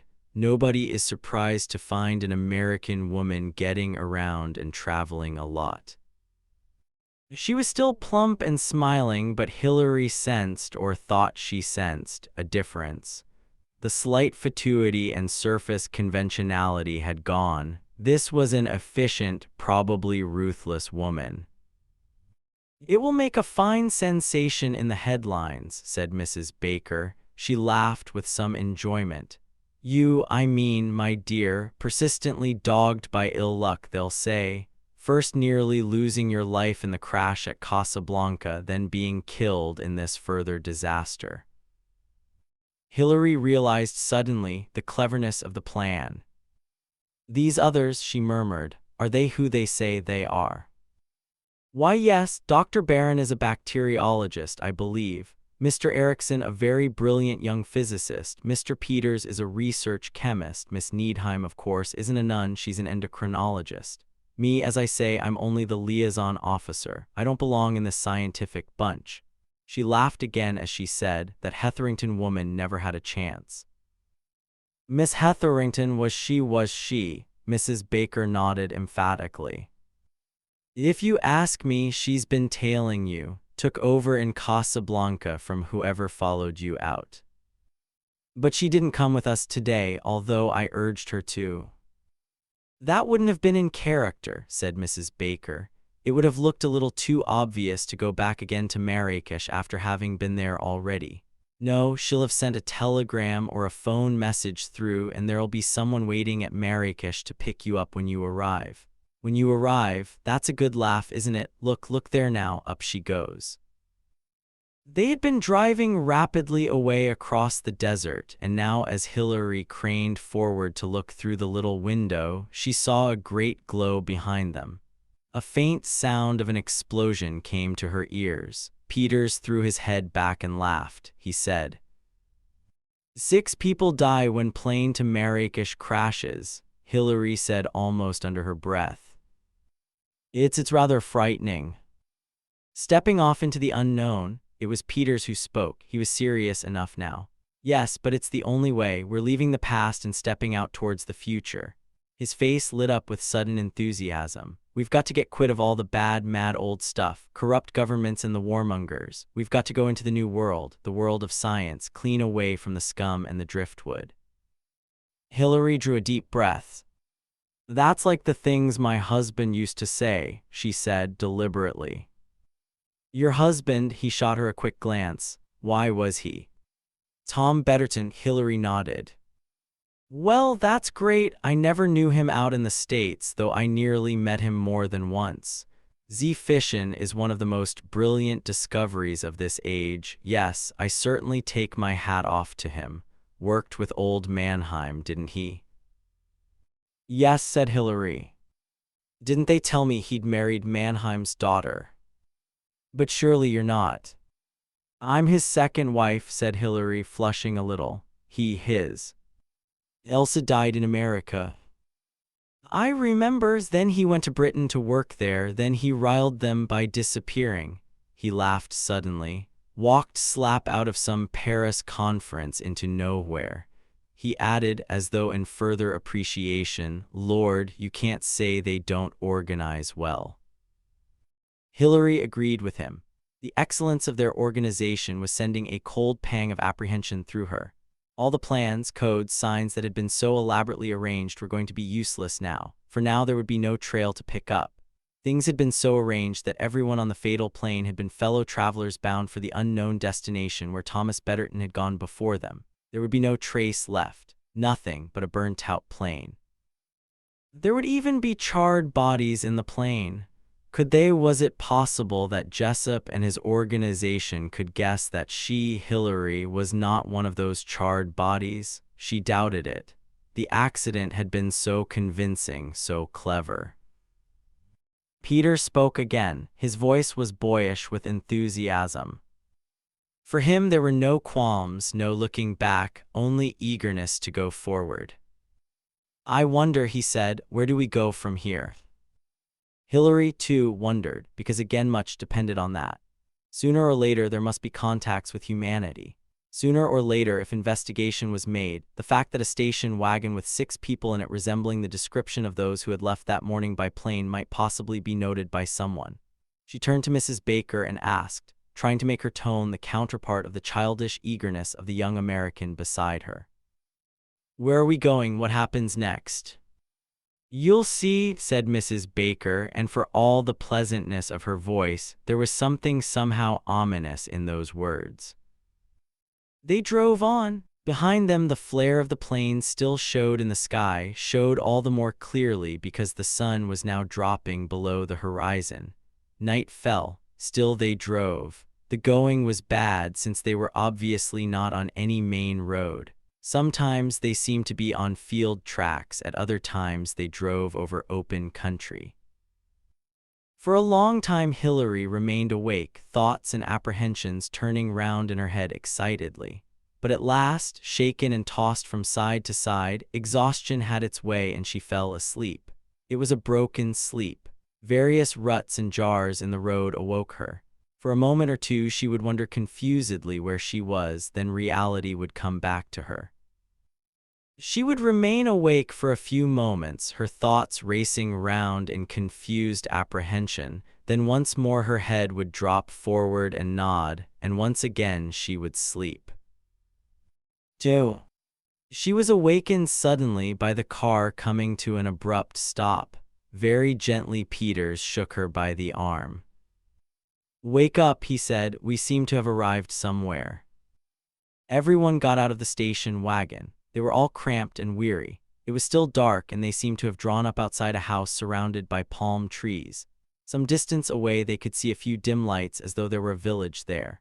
Guided by a lantern they were ushered into the house. It was a native house with a couple of giggling Berber women who stared curiously at Hilary and Mrs. Calvin Baker. They took no interest in the nun. The three women were taken to a small upstairs room. There were 3 mattresses on the floor and some heaps of coverings, but no other furniture. "I'll say I'm stiff," said Mrs. Baker. "Gets you kind of cramped, riding along the way we've been doing." "Discomfort does not matter," said the nun. She spoke with a harsh, guttural assurance. Her English, Hilary found, was good and fluent, though her accent was bad. "You're living up to your part, Miss Needham," said the American woman. "I can just see you in the convent, nailing on the hard stones at 4 in the morning." Miss Needham smiled contemptuously. "Christianity has made fools of women," she said. "Such a worship of weakness, such sniveling humiliation. Pagan women had strength. They rejoiced and conquered, and in order to conquer, no discomfort is unbearable. Nothing is too much to suffer." "Right now," said Mrs. Baker, yawning, "I wish I was in my bed at the Palais Jamai at Fez. What about you, Mrs. Betterton? That shaking hasn't done your concussion any good, I'll bet." "No, it hasn't," Hilary said. "They'll bring us something to eat presently, and then I'll fix you up with some aspirin, and you'd better get to sleep as fast as you can." Steps were heard coming up the stairs outside and giggling female voices. Presently the 2 Berber women came into the room. They carried a tray with a big dish of semolina and meat stew. They put it down on the floor, came back again with a metal basin with water in it and a towel. One of them felt Hilary's coat, passing the stuff between her fingers and speaking to the other woman, who nodded her head in rapid agreement, and did the same to Mrs. Baker. Neither of them paid any attention to the nun. "Shoo," said Mrs. Baker, waving them away. "Shoo, shoo." It was exactly like shooing chickens. The women retreated, still laughing, and left the room. "Silly creatures," said Mrs. Baker. "It's hard to have patience with them. I suppose babies and clothes are their only interest in life." "It is all they are fit for," said Fräulein Needham. "They belong to a slave race. They are useful to serve their betters, but no more." "Aren't you a little harsh?" said Hilary, irritated by the woman's attitude. "I have no patience with sentimentality. There are those that rule the few, and there are the many that serve." "But surely—" Mrs. Baker broke in an authoritative manner. "We've all got our own ideas on these subjects, I guess," she said, "and very interesting they are, but this is hardly the time for them. We'll want to get what rest we can." Mint tea arrived. Hilary swallowed some aspirin willingly enough, since her headache was quite a genuine one. Then the 3 women lay down on the couches and fell asleep. They slept late into the following day. They were not to go on again until the evening, so Mrs. Baker informed them. From the room in which they had slept, there was an outside staircase leading onto a flat roof where they had a certain amount of view over the surrounding country. A little distance away was a village, but here where they were, the house was isolated in a large palm garden. On awakening, Mrs. Baker had indicated 3 heaps of clothing which had been brought and laid down just inside the door. We're going native for the next lap, she explained. We leave our other clothes here. So the smart little American woman's neat suiting and Hillary's tweed coat and skirt and the nun's habit were all laid aside, and 3 native Moroccan women sat on the roof of the house and chatted together. The whole thing had a curiously unreal feeling. Hillary studied Miss Needham more closely now that she had left the anonymity of her nun's habit. She was a younger woman than Hillary had thought her, not more perhaps than 33 or 34. There was a neat spruceness in her appearance. The pale skin, the short stubby fingers, and the cold eyes in which burned from time to time the gleam of the fanatic, repelled rather than attracted. Her speech was brusque and uncompromising. Towards both Mrs. Baker and Hillary, she displayed a certain amount of contempt as towards people unworthy to associate with her. This arrogance Hillary found very irritating. Mrs. Baker, on the other hand, seemed hardly to notice it. In a queer way, Hillary felt far nearer and more in sympathy with the 2 giggling Berber women who brought them food than with her 2 companions of the Western world. The young German woman was obviously indifferent to the impression she created. There was a certain concealed impatience in her manner, and it was obvious that she was longing to get on with her journey and that she had no interest in her 2 companions. Appraising Mrs. Baker's attitude, Hillary found more difficult. At first, Mrs. Baker seemed a natural and normal person after the inhumanity of the German woman specialist. But as the sun sank lower in the sky, she felt almost more intrigued and repelled by Mrs. Baker than by Helga Needham. Mrs. Baker's social manner was almost robot-like in its perfection. All her comments and remarks were natural, normal, everyday currency, but one had a suspicion that the whole thing was like an actor playing a part for perhaps the 700th time. It was an automatic performance, completely divorced from what Mrs. Baker might really have been thinking or feeling. Who was Mrs. Calvin Baker, Hillary wondered. Why had she come to play her part with such machine-like perfection? Was she, too, a fanatic? Had she dreams of a brave new world? Was she in violent revolt against the capitalist system? Had she given up all normal life because of her political beliefs and aspirations? Impossible to tell. They resumed their journey that evening. It was no longer the station wagon. This time it was an open touring car. Everyone was in native dress, the men with white jalabas round them, the women with their faces hidden. Packed tightly in, they started off once more, driving all through the night. "How are you feeling, Mrs. Betterton?" Hillary smiled up at Andy Peters. The sun had just risen and they had stopped for breakfast. Native bread, eggs, and tea made over a primus. "I feel as though I were taking part in a dream," said Hillary. "Yes, it is rather that quality. Where are we?" He shrugged his shoulders. "Who knows? Our Mrs. Calvin Baker, no doubt, but no other. It's a very lonely country." "Yes, practically desert, but then it would have to be, wouldn't it?" "You mean so as to leave no trace?" "Yes, one realizes, doesn't one, that the whole thing must be very carefully thought out. Each stage of our journey is, as it were, quite independent of the other. A plane goes up in flames. An old station wagon drives through the night. If anyone notices it, it has on it a plate stating that it belongs to a certain archaeological expedition that is excavating in these parts. The following day there is a touring car full of Berbers, one of the commonest sights to be seen on the road. For the next stage, he shrugged his shoulders. Who knows? "But where are we going?" Andy Peters shook his head. "No use to ask, we shall find out." The Frenchman, Dr. Barron, had joined them. "Yes," he said, "we shall find out, but how true it is that we cannot but ask. That is our Western blood. We can never say sufficient for the day. It is always tomorrow, tomorrow with us. To leave yesterday behind, to proceed to tomorrow. That is what we demand." "You want to hurry the world on, Doctor, is that it?" asked Peters. "There is so much to achieve," said Dr. Barron. "Life is too short. One must have more time. More time, more time." He flung out his hands in a passionate gesture. Peters turned to Hillary. "What are the 4 freedoms you talk about in your country?" freedom from want, freedom from fear. The Frenchman interrupted. Freedom from fools, he said bitterly. That is what I want. That is what my work needs. Freedom from incessant, pettifogging economics. Freedom from all the nagging restrictions that hamper one's work. You are a bacteriologist, are you not, Dr. Barron?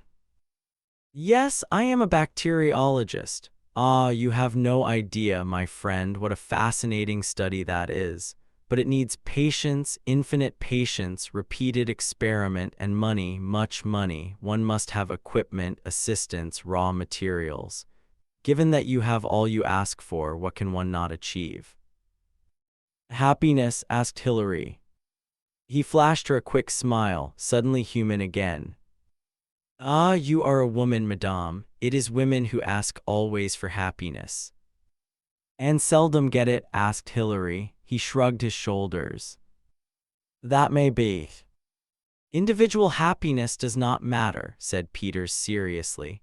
There must be the happiness of all, the brotherhood of the spirit, the workers free and united, owning the means of production, free of the warmongers, of the greedy, insatiable men who keep everything in their own hands. Science is for all and must not be held jealously by one power or the other. So, said Erickson appreciatively, you are right. The scientists must be masters. They must control and rule.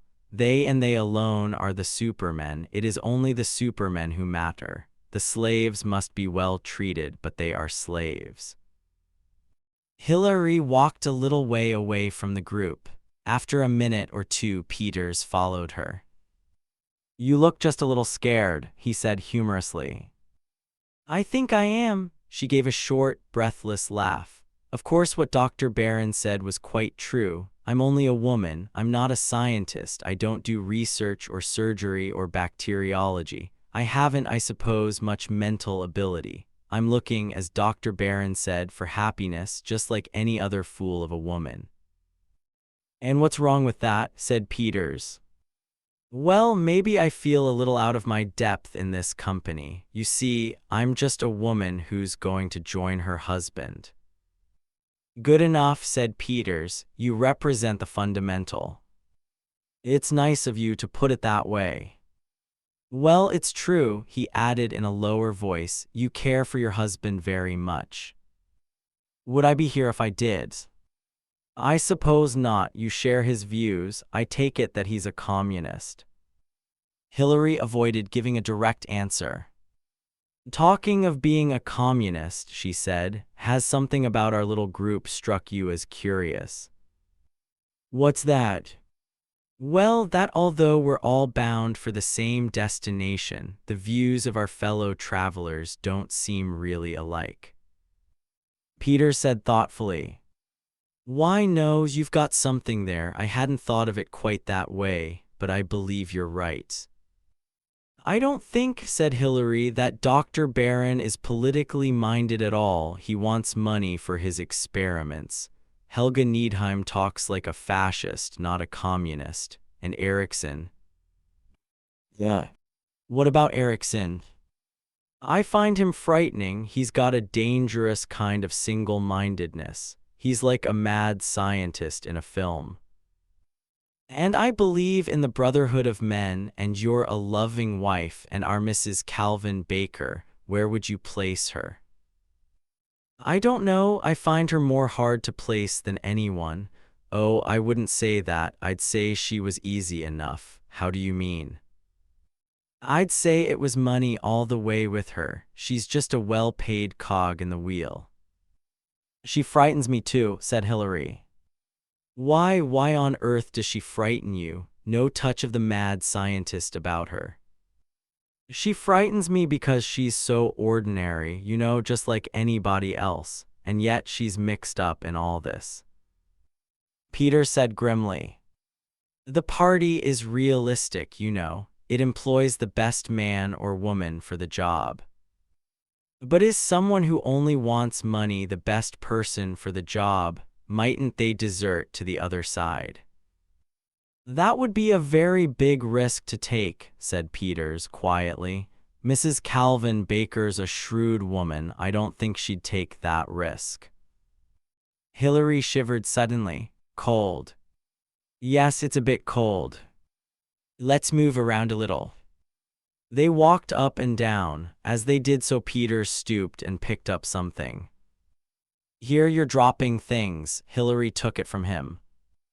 Oh yes, it's a pearl from my choker. I broke it the other day. No, yesterday. What ages ago that seems already. Not real pearls, I hope. Hillary smiled. No, of course not. Costume jewelry. Peters took a cigarette case from his pocket. Costume jewelry, he said. What a term. He offered her a cigarette. It does sound foolish here. She took a cigarette. What an odd cigarette case, how heavy it is. Made of lead, that's why. It's a war souvenir, made out of a bit of a bomb that just failed to blow me up. You were in the war then? I was one of the backroom boys who tickled things to see if they'd go bang. Don't let's talk about wars. Let's concentrate on tomorrow. Where are we going? Asked Hillary. Nobody else told me anything, are we? He stopped her. Speculations, he said, are not encouraged. You go where you're told and do what you're told. With sudden passion, Hillary said, Do you like being dragooned, being ordered about, having no say of your own? I'm prepared to accept it if it's necessary, and it is necessary. We've got to have world peace, world discipline, world order. Is it possible? Can it be got? Anything's better than the muddle we live in. Don't you agree to that? For a moment, carried away by fatigue, by the loneliness of her surroundings and the strange beauty of the early morning light, Hillary nearly burst out into a passionate denial. She wanted to say, Why do you decry the world we live in? There are good people in it. Isn't muddle a better breeding ground for kindliness and individuality than a world order that's imposed, a world order that may be right today and wrong tomorrow? I would rather have a world of kindly, faulty human beings than a world of superior robots who have said goodbye to pity and understanding and sympathy. But she restrained herself in time.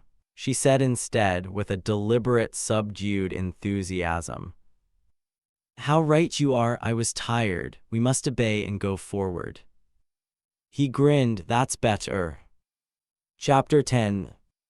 A dream journey. So it seemed, more so every day. It was as though Hillary felt she had been traveling all her life with these 5 strangely assorted companions. They had stepped off from the beaten track into the void. In one sense, this journey of theirs could not be called a flight. They were all, she supposed, free agents, free that is, to go where they chose. As far as she knew, they had committed no crime. They were not wanted by the police. Yet great pains had been taken to hide their tracks. Sometimes she wondered why this was, since they were not fugitives. It was as though they were in process of becoming not themselves but someone else. That indeed was literally true in her case. She who had left England as Hilary Craven had become Olive Betterton, and perhaps her strange feeling of unreality had something to do with that. Every day the glib political slogans seemed to come more easily to her lips. She felt herself becoming earnest and intense, and that again she put down to the influence of her companions. She knew now that she was afraid of them. She had never before spent any time in close intimacy with people of genius.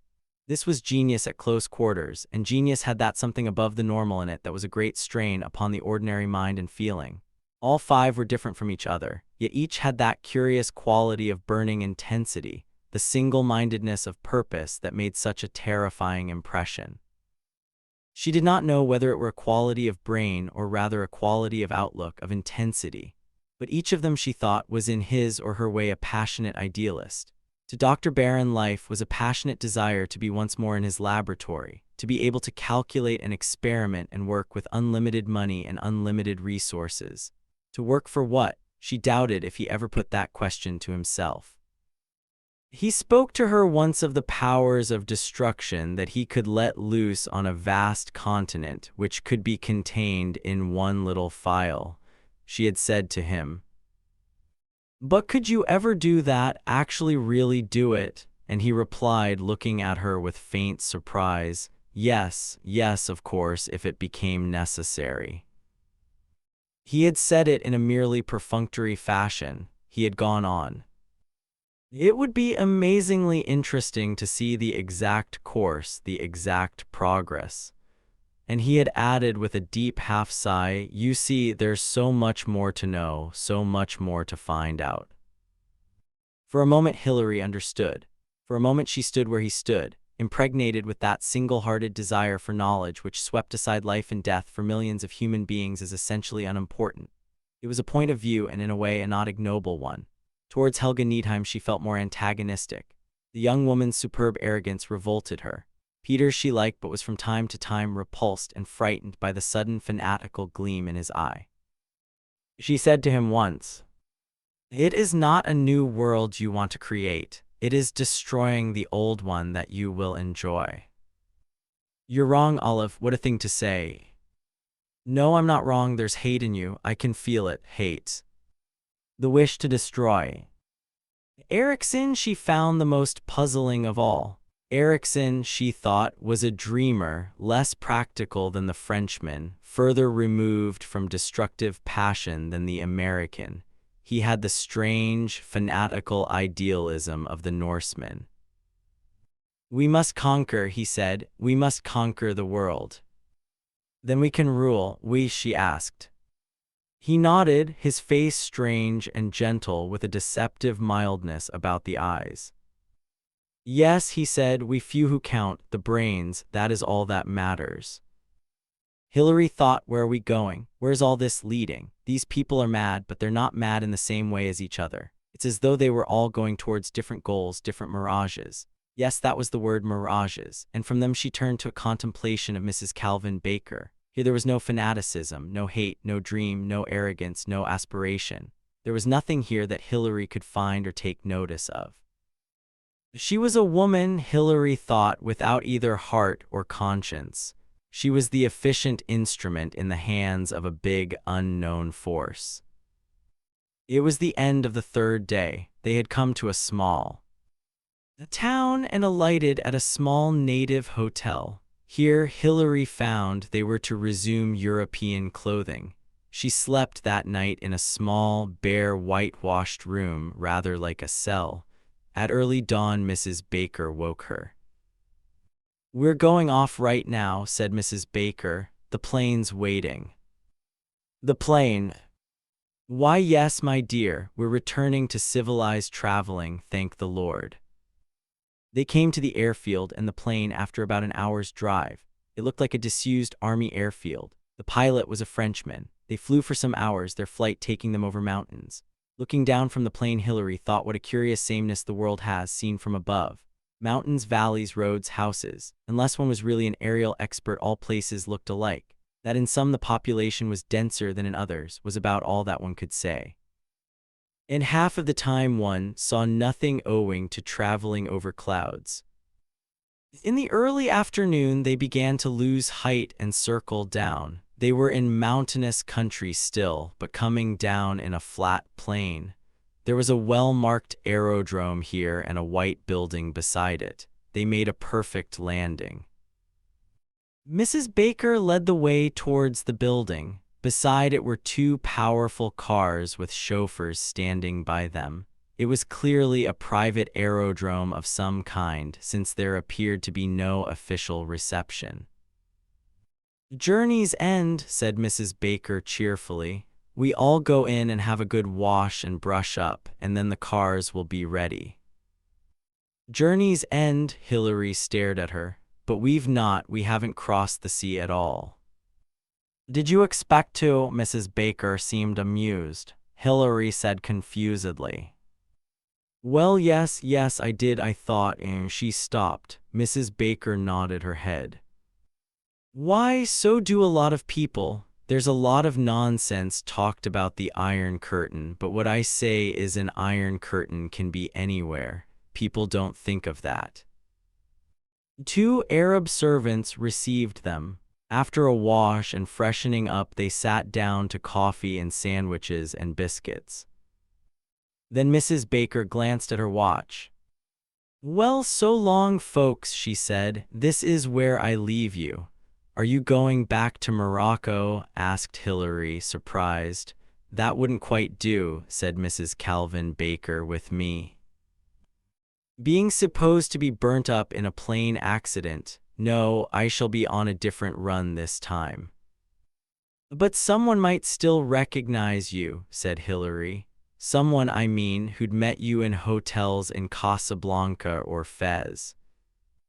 "Ah," said Mrs. Baker, "but they'd be making a mistake. I've got a different passport now, though it's true enough that a sister of mine, a Mrs. Calvin Baker, lost her life that way.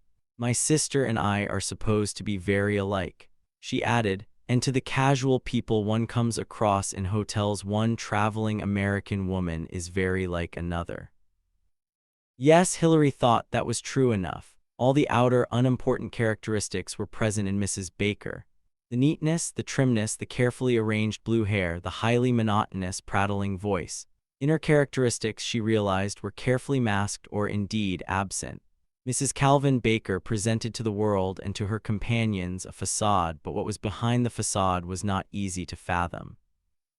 It was as though she had deliberately extinguished those tokens of individuality by which one personality is distinguishable from another.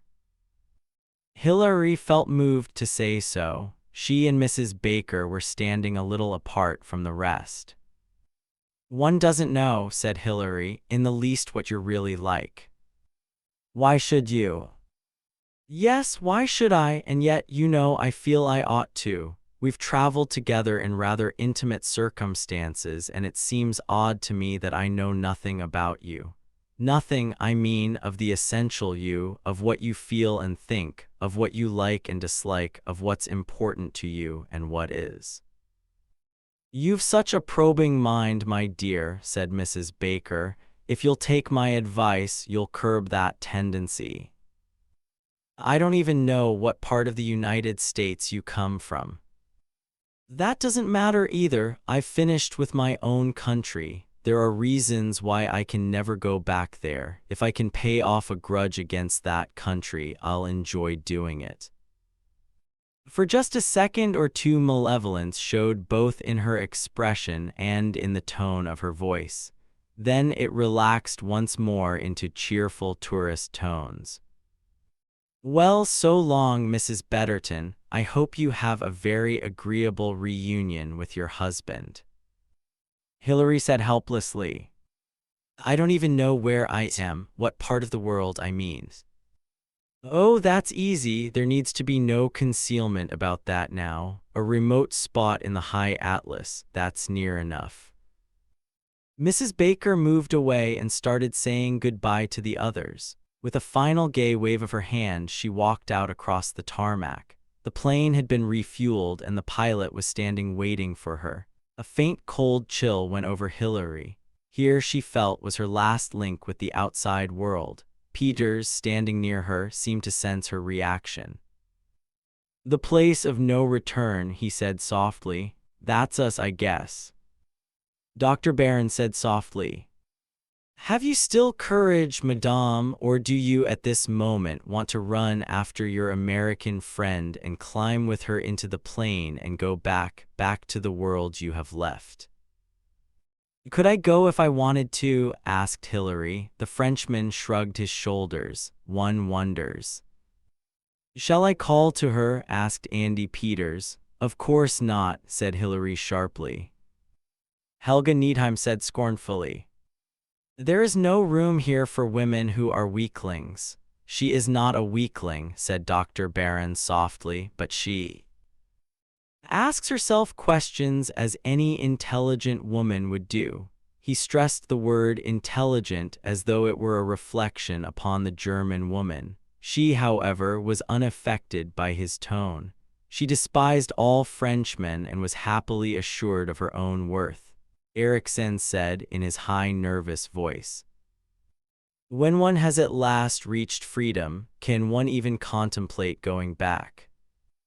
Hilary said, "But if it is not possible to go back or to choose to go back, then it is not freedom." One of the servants came to them and said, "If you please, the cars are ready now to start." They went out through the opposite door of the building. Two Cadillac cars were standing there with uniformed chauffeurs. Hillary indicated a preference for sitting in front with the chauffeur. She explained the swinging motion of a large car occasionally made her feel carsick. This explanation seemed to be accepted easily enough. As they drove along, Hillary made a little desultory conversation from time to time.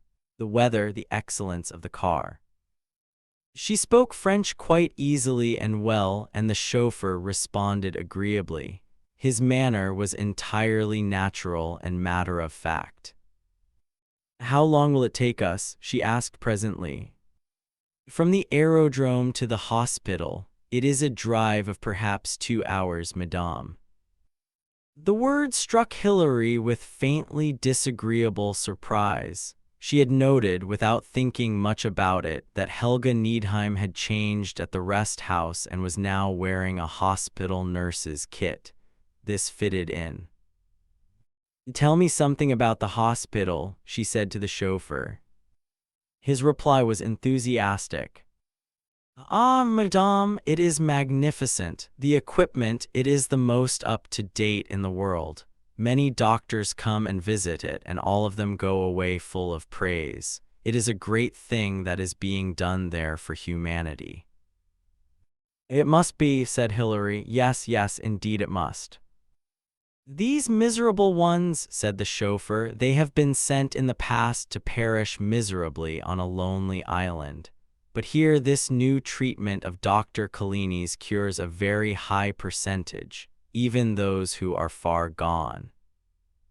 "It seems a lonely place to have a hospital," said Hillary. "Ah, madame, but you would have to be lonely in the circumstances. The authorities would insist upon it, but it is good air here, wonderful air. See, madame, you can see now where we are going," he pointed.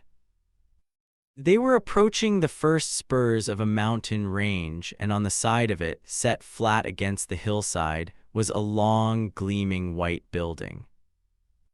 "What an achievement," said the chauffeur, "to raise such a building out here. The money spent must have been fantastic. We owe much, madame, to the rich philanthropists of this world. They are not like governments who do things always in a cheap way. Here money has been spent like water. Our patron, he is one of the richest men in the world, they say. Here truly he has built a magnificent achievement for the relief of human suffering."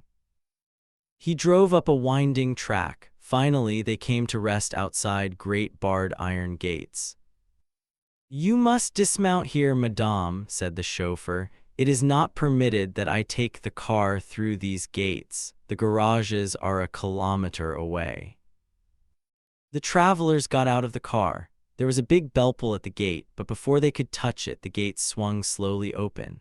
A white-robed figure with a black, smiling face bowed to them and bade them enter. They passed through the gate. At one side, screened by a high fence of wire, there was a big courtyard where men were walking up and down. As these men turned to look at the arrivals, Hillary uttered a gasp of horror. "But they're lepers," she exclaimed. "Lepers!" A shiver of horror shook her entire frame. Chapter 11. The gates of the leper colony closed behind the travelers with a metallic clang. The noise struck on Hillary's startled consciousness with a horrible note of finality. "Abandon hope," it seemed to say, "all ye who enter here." This, she thought, was the end, really the end. Any way of retreat there might have been was now cut off. She was alone now amongst enemies, and in at most a very few minutes she would be confronted with discovery and failure. Subconsciously she supposed she had known that all day, but some undefeatable optimism of the human spirit, some persistence in the belief that that entity oneself could not possibly cease to exist, had been masking that fact from her. She had said to Jessup in Casablanca, "And when I do reach Tom Betterton." And he had said then gravely that that was when the danger would become acute. He had added that he hoped that by then he might be in a position to give her protection, but that hope, Hillary could not but realize, had failed to materialize. If Miss Hetherington had been the agent on whom Jessup was relying. Miss Hetherington had been outmaneuvered and left to confess failure at Marrakesh. But in any case, what could Miss Hetherington have done? The party of travelers had arrived at the place of no return. Hilary had gambled with death and lost, and she knew now that Jessop's diagnosis had been correct. She no longer wanted to die, she wanted to live. The zest of living had come back to her in full strength. She could think of Nigel, of Brenda's grave, with a sad, wondering pity, but no longer with the cold, lifeless despair that had urged her on to seek oblivion in death. She thought, I'm alive again, sane, whole. And now I'm like a rat in a trap, if only there were some way out. It was not that she had given no thought to the problem, she had, but it seemed to her, reluctantly, that once confronted with Betterton, there could be no way out. Betterton would say, but that's not my wife, and that would be that, eyes turning towards her, a realization, a spy in their midst. Because what other solution could there be? Supposing she were to get in first, supposing she were to cry out before Tom Betterton could get in a word, "Who are you? You're not my husband." If she could simulate indignation, shock, horror sufficiently well, might it just credibly raise a doubt whether Betterton was Betterton or some other scientist sent to impersonate him. A spy, in other words, but if they believed that, then it might be rather hard on Betterton. But she thought, her mind turning in tired circles, if Betterton was a traitor, a man willing to sell his country's secrets, could anything be hard on him? How difficult it was, she thought, to make any appraisement of loyalties, or indeed any judgments of people or things. At any rate, it might be worth trying to create a doubt. With a giddy feeling, she returned to her immediate surroundings. Her thoughts had been running underground with the frenzied violence of a rat caught in a trap, but during that time her surface stream of consciousness had been playing its appointed part. The little party from the outside world had been welcomed by a big, handsome man, a linguist, it would seem, since he had said a word or two to each person in his or her own language. Enchanté de faire votre connaissance, mon cher docteur, he was murmuring to Dr. Barron, and then turning to her. Ah, Mrs. Betterton, we're very pleased to welcome you here. A long, confusing journey, I'm afraid. Your husband's very well and naturally awaiting you with impatience.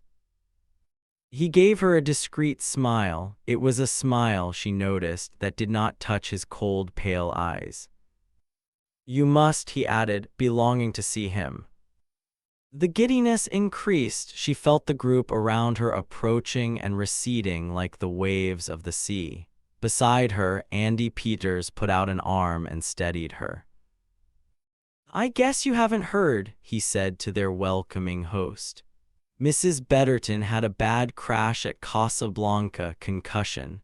This journey's done her no good, nor the excitement of looking forward to meeting her husband. I'd say she ought to lie down right now in a darkened room.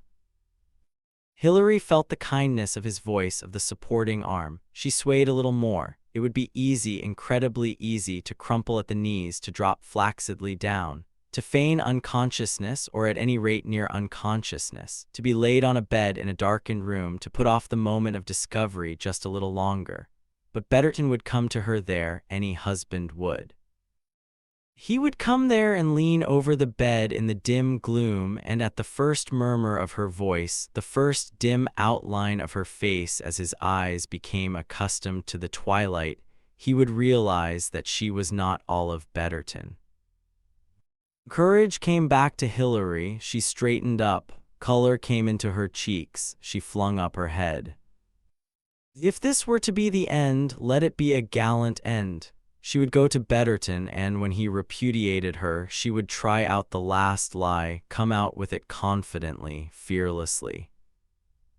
No, of course I'm not your wife. Your wife, I'm terribly sorry. It's awful. She's dead. I was in hospital with her when she died. I promised her I'd get to you somehow and give you her last messages. I wanted to. You see, I'm in sympathy with what you did, with what all of you are doing. I agree with you politically.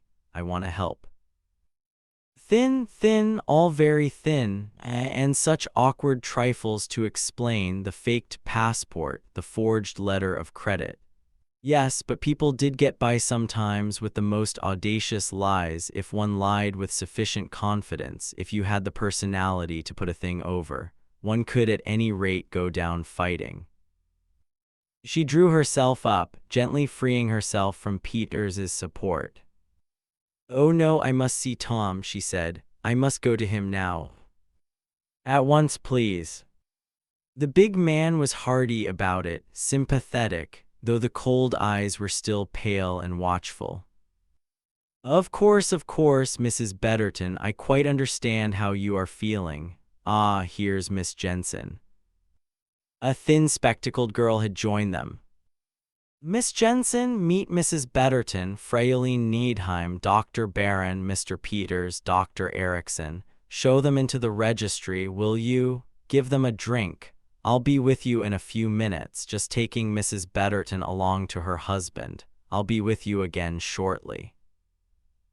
He turned to Hilary again, saying, "Follow me, Mrs. Betterton." He strode forward, she followed. At a bend in the passage, she gave a last look over her shoulder.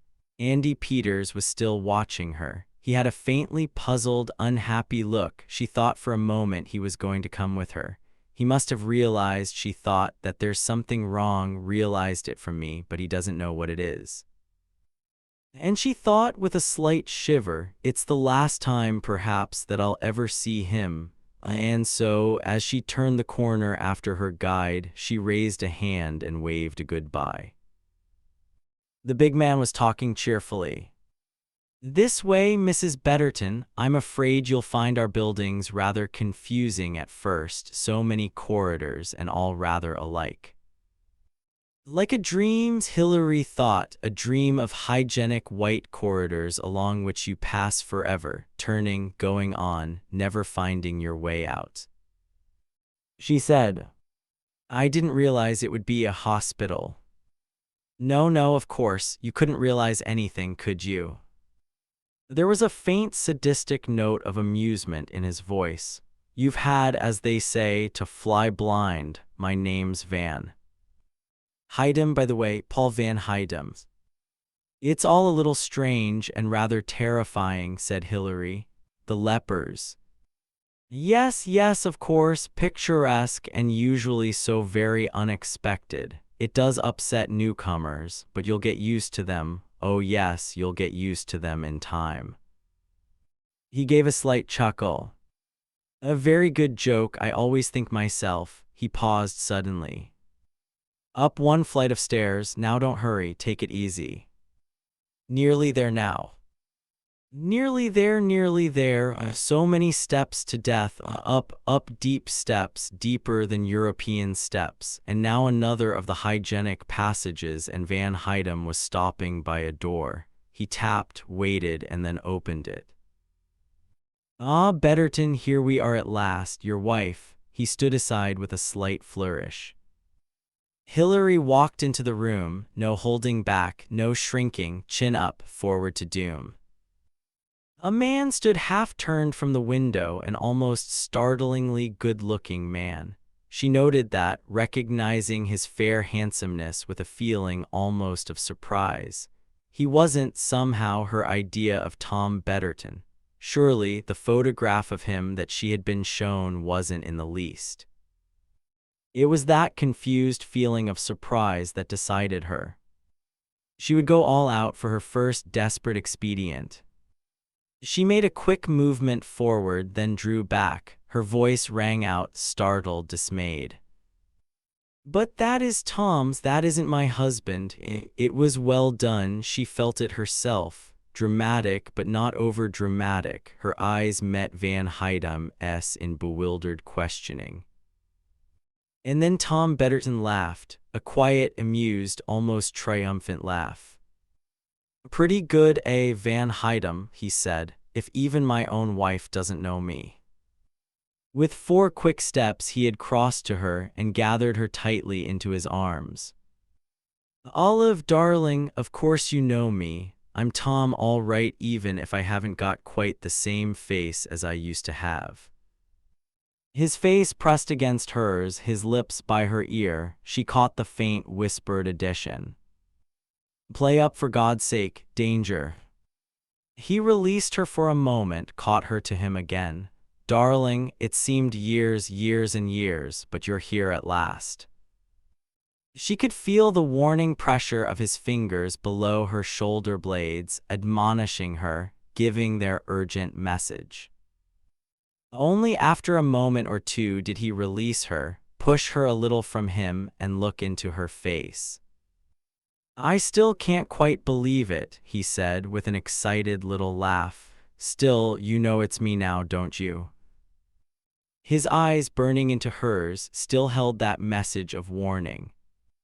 She didn't understand it, couldn't understand it, but it was a miracle from heaven, and she rallied to play her part. "Tom," she said, and there was a catch in her voice that her listening ears approved. "Oh, Tom, but what?" "Plastic surgery Hertz of Vienna is here, and he's a living marvel. Don't say you regret my old crushed nose." He kissed her again, lightly, easily this time, then turned to the watching Van Hydem with a slight, apologetic laugh. "Forgive the transports, Van Hydem," he said. "But naturally, the Dutchman smiled benevolently. "It's been so long," said Hilary, "and she swayed a little. Please, can I sit down?" Hurriedly, Tom Betterton eased her into a chair. "Of course, darling, you're all in that frightful journey, and the plane accident. My God, what an escape." So there was full communication. They knew all about the plane crash. "It's left me terribly woolly-headed," said Hilary with an apologetic little laugh. "I forget things and get muddled up and have awful headaches. And then, finding you looking like a total stranger, I'm a bit of a mess, darling. I hope I won't be a bother to you." "You a bother? Never. You'll just have to take it easy for a bit, that's all. There's all the time in the world here." Van Hydem moved gently towards the door. "I will leave you now," he said. "After a little you will bring your wife to the registry, Betterton. For the moment you will like to be alone." He went out, shutting the door behind him. Immediately, Betterton dropped on his knees by Hilary and buried his face on her shoulder. "Darling, darling," he said. And once again she felt that warning pressure of the fingers. The whisper, so faint as hardly to be heard, was urgent and insistent. "Keep it up, there might be a microphone, one never knows." That was it, of course, one never knew. Fear, uneasiness, uncertainty, danger, always danger. She could feel it in the atmosphere. Tom Betterton sat back on his haunches. "It's so wonderful to see you," he said softly. "And yet, you know, it's like a dream, not quite real. Do you feel like that, too?" "Yes, that's just it, a dream being here with you at last. It doesn't seem real, Tom." She had placed both hands on his shoulders. She was looking at him, a faint smile on her lips. There might be a spy hole as well as a microphone. Coolly and calmly she appraised what she saw. A nervous, good-looking man of 30-odd who was badly frightened, a man nearly at the end of his tether, a man who had, presumably, come here full of high hopes and had been reduced to this. Now that she had surmounted her first hurdle, Hilary felt a curious exhilaration in the playing of her part. She must be Olive Betterton, act as Olive would have acted, feel as Olive would have felt, and life was so unreal that seemed quite natural. Somebody called Hilary Craven had died in an aeroplane accident. From now on, she wouldn't even remember her. Instead, she rallied her memories of the lessons she had studied so assiduously. "It seems such ages since Furbank," she said. "Whiskers, you remember Whiskers? She had kittens just after you went away. There are so many things, silly everyday little things you don't even know about. That's what seems so odd." I know, it's breaking with an old life and beginning a new one. And it's all right here, you're happy. A necessary wifely question that any wife would ask. It's wonderful. Tom Betterton squared his shoulders, threw his head back. Unhappy, frightened eyes looked out of a smiling, confident face. Every facility, no expense spared, perfect conditions to get on with the job, and the organization, it's unbelievable. Oh, I'm sure it is. My journey, did you come the same way? One doesn't talk about that. Oh, I'm not snubbing you, darling, but you see, you've got to learn about everything. But the lepers, is it really a leper colony? Oh yes, perfectly genuine. There's a team of medicos doing very fine work and research on the subject, but it's quite self-contained. It needn't worry you, it's just clever camouflage. I see. Hillary looked round her. Are these our quarters? Yes, sitting room, bathroom there, bedroom beyond. Come, I'll show you. She got up and followed him through a well-appointed bathroom into a good-sized bedroom with twin beds, big built-in cupboards, a dressing table, and a bookshelf near the beds. Hillary looked into the cupboard space with some amusement. I hardly know what I'm going to put in here, she remarked. All I've got is what I can stand up in. Oh, that you can fit yourself out with all you want. There's a fashion model department and all accessories, cosmetics, everything, all first class. The unit is quite self-contained, all you want on the premises. No need to go outside ever again. He said the words lightly, but it seemed to Hillary's sensitive ear that there was despair concealed behind the words. No need to go outside ever again, no chance of ever going outside again. Abandon hope, all ye who enter here. The well-appointed cage, was it for this, she thought, that all these varying personalities had abandoned their countries, their loyalties, their everyday lives? Dr. Barron, Andy Peters, young Erickson with his dreaming face, the overbearing Helga Needheim. Did they know what they were coming to find? Would they be content? Was this what they had wanted? She thought, I'd better not ask too many questions, if someone is listening. Was someone listening? Were they being spied upon? Tom Betterton evidently thought it might be so, but was he right, or was it nerves, hysteria? Tom Betterton, she thought, was very near to a breakdown. Yes, she thought grimly, and so may you be, my girl, in 6 months' time. What did it do to people, she wondered, living like this? Tom Betterton said to her, Would you like to lie down to rest? No, she hesitated. No, I don't think so. Then perhaps you'd better come with me to the registry. What's the registry? Everyone who clocks in goes through the registry. They record everything about you: health, teeth, blood pressure, blood group, psychological reactions, tastes, dislikes, allergies, aptitudes, preferences. It sounds very military, or do I mean medical? Both, said Tom Betterton, both. This organization, it's really formidable. One's always heard so, said Hillary. I mean that everything behind the Iron Curtain is really properly planned. She tried to put a proper enthusiasm into her voice. After all, Olive Betterton had presumably been a sympathizer with the party, although, perhaps by order, she had not been known to be a party member. Betterton said evasively, There's a lot for you to understand. He added quickly, better not try to take in too much at once. He kissed her again, a curious, apparently tender and even passionate kiss that was actually as cold as ice, murmured very low in her ear, Keep it up, and said aloud, And now, come down to the registry. Chapter 12. The registry was presided over by a woman who looked like a strict nursery governess. Her hair was rolled into a rather hideous bun and she wore very efficient-looking pince-nez.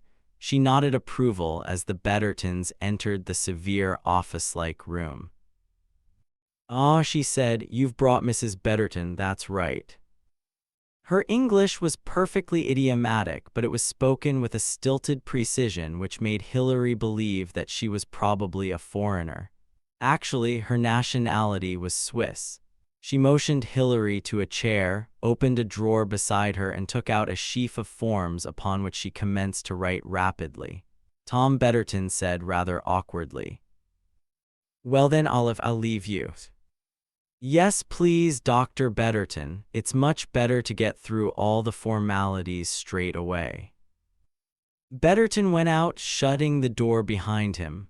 The robot, for as such Hilary thought of her, continued to write. "Now then," she said in a businesslike way. "Full name, please, age, where born, father and mother's names, any serious illnesses, tastes, hobbies, list of any jobs held, degrees at any university, preferences in food and drink." It went on, a seemingly endless catalogue. Hilary responded vaguely, almost mechanically. She was glad now of the careful priming she had received from Jessup. She had mastered it all so well that the responses came automatically without having to pause or think. The robot said finally, as she made the last entry, "Well, that seems to be all for this department. Now we'll hand you over to Dr. Schwartz for medical examination." "Really," said Hilary, "is all this necessary? It seems most absurd." "Oh, we believe in being thorough, Mrs. Betterton. We like to have everything down in the records. You'll like Dr. Schwartz very much. Then from her you go on to Dr. Rubeck." Dr. Schwartz was fair and amiable and female. She gave Hilary a meticulous physical examination and then said, "So that is finished. Now you go to Dr. Rubeck." "Who is Dr. Rubeck?" Hilary asked. "Another doctor. Dr. Rubeck is a psychologist." "I don't want a psychologist. I don't like psychologists." "Now please don't get upset, Mrs. Betterton. You're not going to have treatment of any kind. It's simply a question of an intelligence test and of your type group personality." Dr. Rubeck was a tall, melancholy Swiss of about 40 years of age. He greeted Hilary, glanced at the card that had been passed on to him by Dr. Schwartz, and nodded his head approvingly. "Your health is good, I am glad to see," he said. "You have had an aeroplane crash recently, I understand." "Yes," said Hilary. "I was 4 or 5 days in hospital at Casablanca." 4 or 5 days is not enough," said Dr. Rubeck reprovingly. "You should have been there longer." "I didn't want to be there longer. I wanted to get on with my journey." "That, of course, is understandable, but it is important with concussion that plenty of rest should be had. You may appear quite well and normal after it, but it may have serious effects." "Yes, I see your nerve reflexes are not quite what they should be. Partly the excitement of the journey and partly, no doubt, due to concussion. Do you get headaches?" "Yes, very bad headaches, and I get muddled up every now and then and can't remember things." Hilary felt it well to stress this particular point. Dr. Rubeck nodded soothingly. Yes, yes, yes, but do not trouble yourself, all that will pass. Now we will have a few association tests so as to decide what type of mentality you are." Hilary felt faintly nervous, but all appeared to pass off well. The tests seemed to be of a merely routine nature. Dr. Rubeck made various entries on a long form. "It is a pleasure," he said at last, "to deal with someone, if you will excuse me, madame, and not take amiss what I am going to say, to deal with someone who is not in any way a genius." Hilary laughed. "Oh, I'm certainly not a genius," she said. "Fortunately for you," said Dr. Rubeck, "I can assure you your existence will be far more tranquil." He sighed. Here, as you probably understand, I deal mostly with keen intellects, but with the type of sensitive intellect that is apt to become easily unbalanced and where the emotional stress is strong. The man of science, madame, is not the cool, calm individual he is made out to be in fiction. In fact, said Dr. Rubeck thoughtfully, between a first-class tennis player, an operatic prima donna, and a nuclear physicist, there is really very little difference as far as emotional stability goes. Perhaps you are right, said Hilary, remembering that she was supposed to have lived for some years in close proximity to scientists. Yes, they are rather temperamental sometimes. Dr. Rubeck threw up a pair of expressive hands. You would not believe, he said, the emotions that arise here, the quarrels, the jealousies, the touchiness. We have to take steps to deal with all that. But you, madame, he smiled, you are in a class that is in a small minority here, a fortunate class, if I may so express myself. I don't quite understand you. What kind of a minority? Wives, said Dr. Rubeck. We have not many wives here. Very few are permitted. One finds them, on the whole, refreshingly free from the brainstorms of their husbands and their husbands' colleagues. What do wives do here? Asked Hilary. She added apologetically, you see, it's all so new to me. I don't understand anything yet.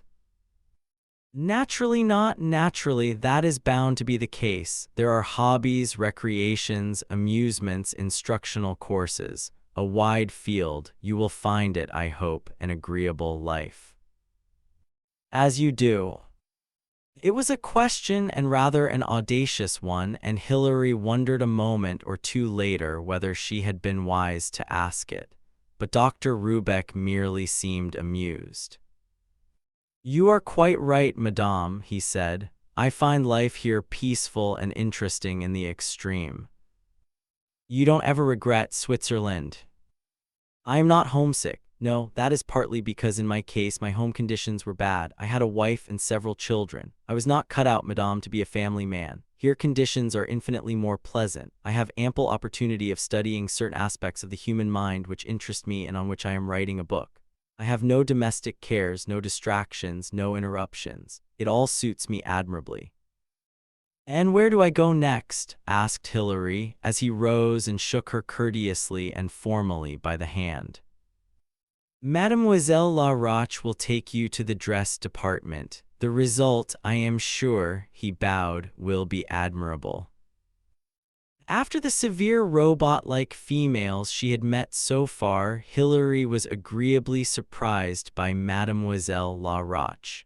Mademoiselle La Roche had been a vendeuse in one of the Paris houses of haute couture, and her manner was thrillingly feminine.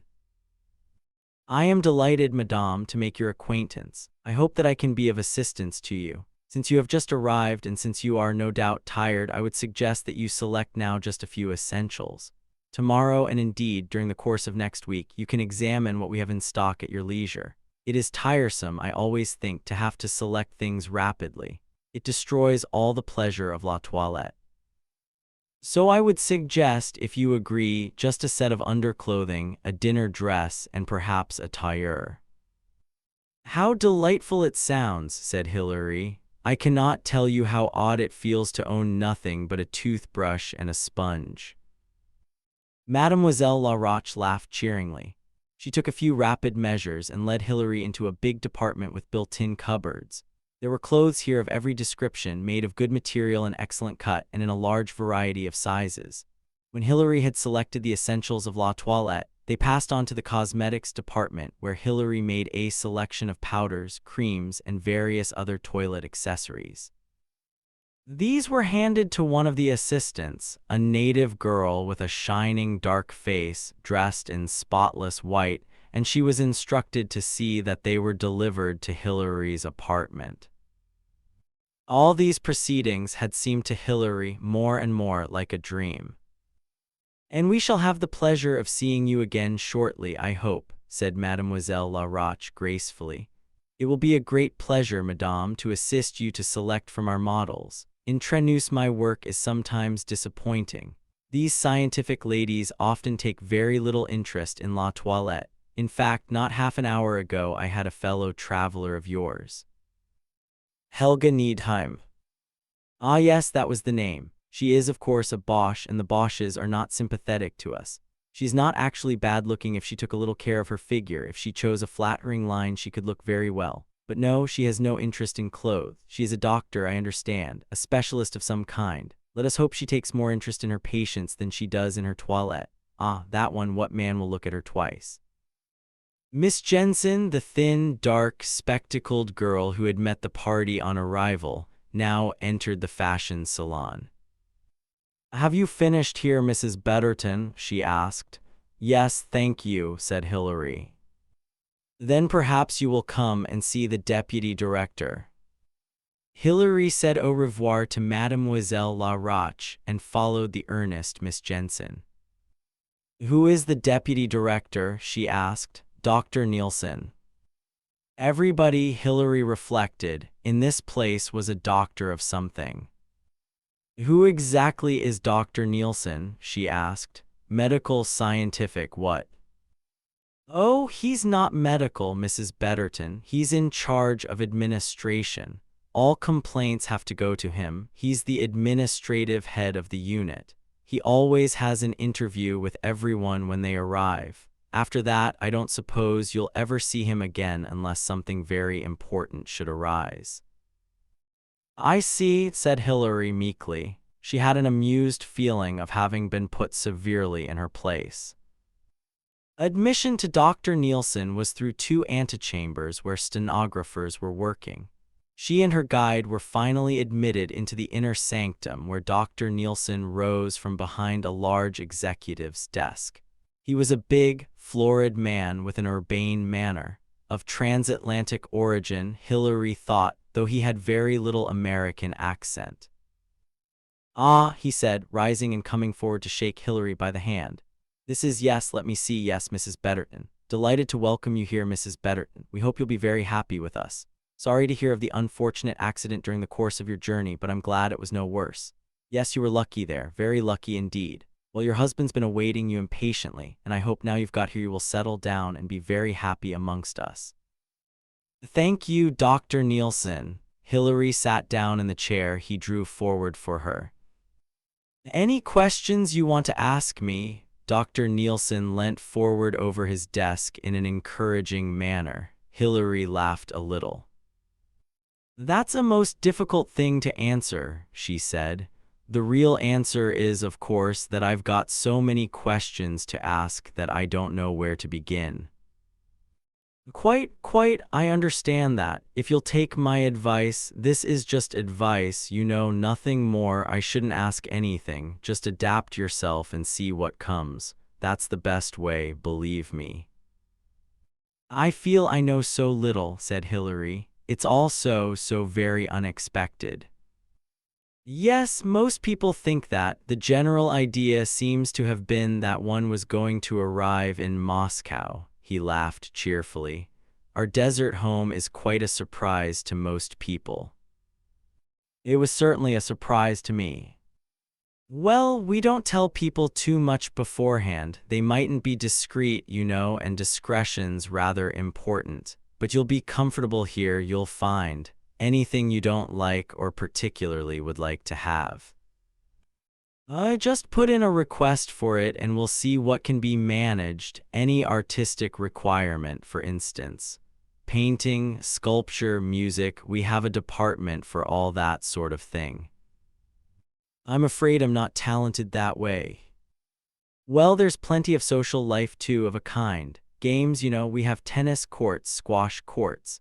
It takes a week or two, we often find, for people to find their feet, especially the wives, if I may say so. Your husband's got his job and he's busy with it, and it takes a little time sometimes for the wives to find, well, other wives who are congenial, all that sort of thing, you understand me." "But does one stay here?" "Stay here? I don't quite understand you, Mrs. Betterton. I mean, does one stay here or go on somewhere else?" Dr. Nielsen became rather vague. "Ah," he said, "that depends on your husband. Ah, yes, that depends very much on him. There are possibilities, various possibilities, but it's better not to go into all that just now. I'd suggest, that you come and see me again perhaps in 3 weeks' time. Tell me how you've settled down, all that kind of thing. Does one go out at all? Go out, Mrs. Betterton? I mean outside the walls, the gates. Very natural question, said Dr. Nielsen. His manner was now rather heavily beneficent. Yes, very natural. Most people ask it when they come here. But the point of our unit is that it's a world in itself. There is nothing, if I may so express myself, to go out to. Outside us there is only desert. Now I'm not blaming you, Mrs. Betterton. Most people feel like that when they first get here. Slight claustrophobia. That's how Dr. Rubeck puts it. But I assure you that it passes off. It's a hangover, if I may so express it, from the world you have left. Have you ever observed an anthill, Mrs. Betterton? An interesting sight, very interesting and very instructive. Hundreds of little black insects hurrying to and fro, so earnest, so eager, so purposeful. And yet the whole thing's such a muddle. That's the bad old world you have left. Here there is leisure, purpose, infinite time. I assure you, he smiled, an earthly paradise. Chapter 13. It's like a school, said Hilary. She was back once more in her own apartment. The clothes and accessories she had chosen were awaiting her in the bedroom. She hung the clothes in the cupboard and arranged the other things to her liking. I know, said Betterton. I felt like that at first. Their conversation was wary and slightly stilted. The shadow of a possible microphone still hung over them. He said in an oblique manner, I think it's all right, I think I was probably imagining things, but all the same. He left it at that, and Hilary realized that what he had left unsaid was, but all the same, we had better be careful. The whole business was, Hilary thought, like some fantastic nightmare. Here she was, sharing a bedroom with a strange man, and yet so strong was the feeling of uncertainty and danger that to neither of them did the intimacy appear embarrassing. It was like, she thought, climbing a Swiss mountain where you share a hut in close proximity with guides and other climbers as a matter of course. After a minute or two, Betterton said, It all takes a bit of getting used to, Let's just be very natural, very ordinary, more or less as if we were at home still. She realized the wisdom of that. The feeling of unreality persisted and would persist, she supposed, some little time. The reasons for Betterton leaving England, his hopes, his disillusionment, could not be touched upon between them at this moment. They were two people playing a part with an undefined menace hanging over them, as it were, she said presently. I was taken through a lot of formalities, medical, psychological, and all that. Yes, that's always done. It's natural, I suppose. Did the same happen to you? More or less. Then I went in to see the deputy director, I think they called him. That's right, he runs this place, very capable and a thoroughly good administrator. But he's not really the head of it all. Oh no, there's the director himself. Does one shall I see the director? Sooner or later, I expect, but he doesn't often appear. He gives us an address from time to time. He's got a wonderfully stimulating personality. There was a faint frown between Betterton's brows, and Hilary thought it wise to abandon the subject. Betterton said, glancing at a watch, Dinner is at 8 to 8:30, that is. We'd better be getting down if you're ready. He spoke exactly as though they were staying in a hotel. Hilary had changed into the dress she had selected, a soft shade of gray-green that made a good background for her red hair. She clasped a necklace of rather attractive costume jewelry round her neck and said she was ready. They went down the stairs and along corridors and finally into a large dining room. Miss Jensen came forward and met them. I have arranged a slightly larger table for you, Tom, she said to Betterton. A couple of your wife's fellow travelers will sit with you, and the Murchisons, of course. They went along to the table indicated. The room contained mostly small tables seating 4, 8, or 10 persons. Andy Peters and Erickson were already sitting at the table and rose as Hillary and Tom approached. Hillary introduced her husband to the two men. They sat down, and presently they were joined by another couple. These Betterton introduced as Dr. and Mrs. Murchison. "Simon and I work in the same lab," he said in an explanatory fashion. Simon Murchison was a thin, anemic-looking young man of about 26. His wife was dark and stocky. She spoke with a strong foreign accent and was, Hillary gathered, an Italian. Her Christian name was Bianca. She greeted Hillary politely, but or so it seemed to Hillary, with a certain reserve. "Tomorrow," she said, "I will show you around the place." "You are not a scientist, no?" "I'm afraid," said Hillary, "that I have had no scientific training." She added, "I worked as a secretary before my marriage." "Bianca has had legal training," said her husband.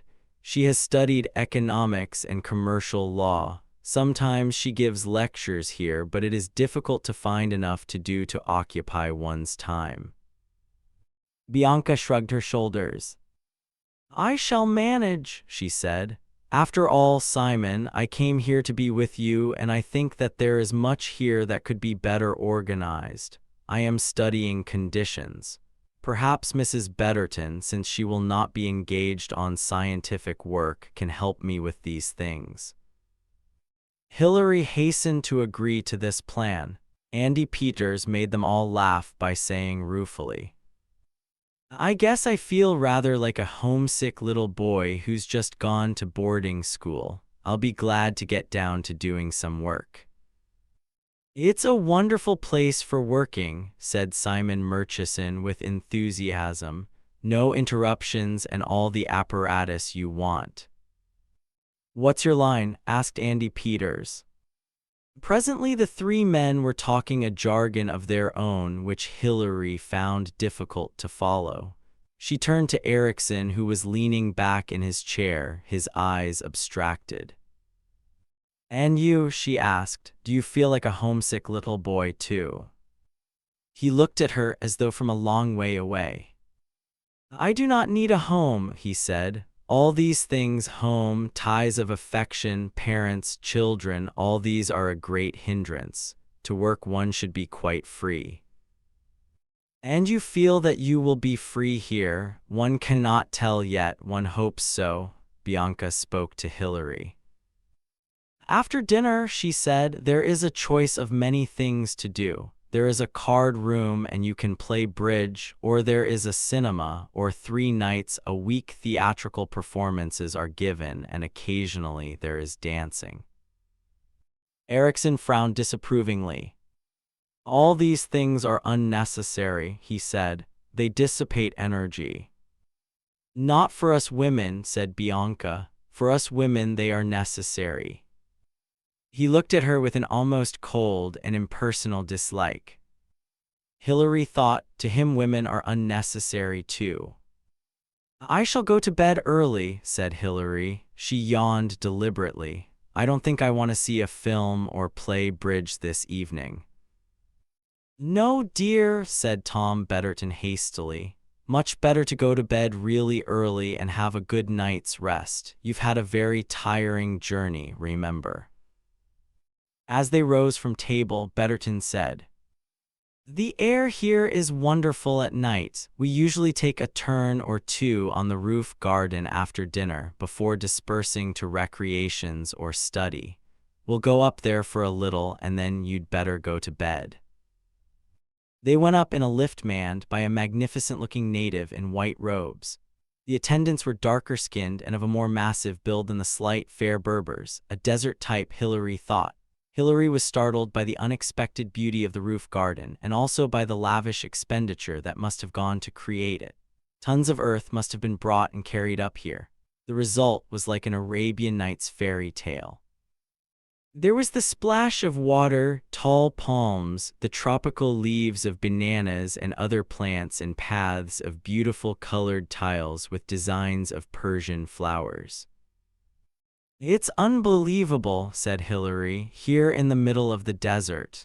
She spoke out what she had felt. It's an Arabian Nights fairy tale. I agree with you, Mrs. Betterton, said Murchison. It looks exactly as though it has come into being by conjuring up a djinn. Ah well, I suppose even in the desert there's nothing you can't do, given water and money, plenty of both of them. Where does the water come from? The spring tapped deep in the mountain. That's the racin' director of the unit. A fair sprinkling of people were on the roof garden, but little by little they dwindled away. The Murchisons excused themselves. They were going to watch some ballet. There were few people left now. Betterton guided Hilary with his hand on her arm to a clear space near the parapet. The stars showed above them and the air was cold now, crisp and exhilarating. They were alone here. Hilary sat down on the low concrete and Betterton stood in front of her. Now then, he said in a low, nervous voice, who the hell are you? She looked up at him for a moment or two without answering. Before she replied to his question, there was something that she herself had to know. Why did you recognize me as your wife? She asked. They looked at each other. Neither of them wished to be the first to answer the other's question. It was a duel of wills between them, but Hilary knew that whatever Tom Betterton had been like when he left England, his will was now inferior to her own. She had arrived here fresh in the self-confidence of organizing her own life. Tom Betterton had been living a planned existence. She was the stronger.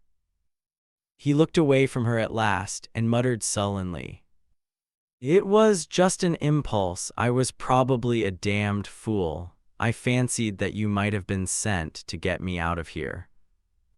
You want to get out of here then? My God, can you ask? How did you get here from Paris? Tom Betterton gave a short, unhappy laugh. I wasn't kidnapped or anything like that, if that's what you mean. I came of my own free will, under my own steam. I came keenly and enthusiastically. You knew that you were coming here. I'd no idea I was coming to Africa, if that's what you mean. I was caught by the usual lure. Peace on earth, free sharing of scientific secrets amongst the scientists of the world, suppression of capitalists and warmongers, all the usual jargon. That fellow Peters who came with you is the same. He's swallowed the same bait. And when you got here, it wasn't like that. Again he gave that short, bitter laugh. You'll see for yourself. Oh, perhaps it is that, more or less, but it's not the way you thought it would be. It's not freedom. He sat down beside her, frowning to himself.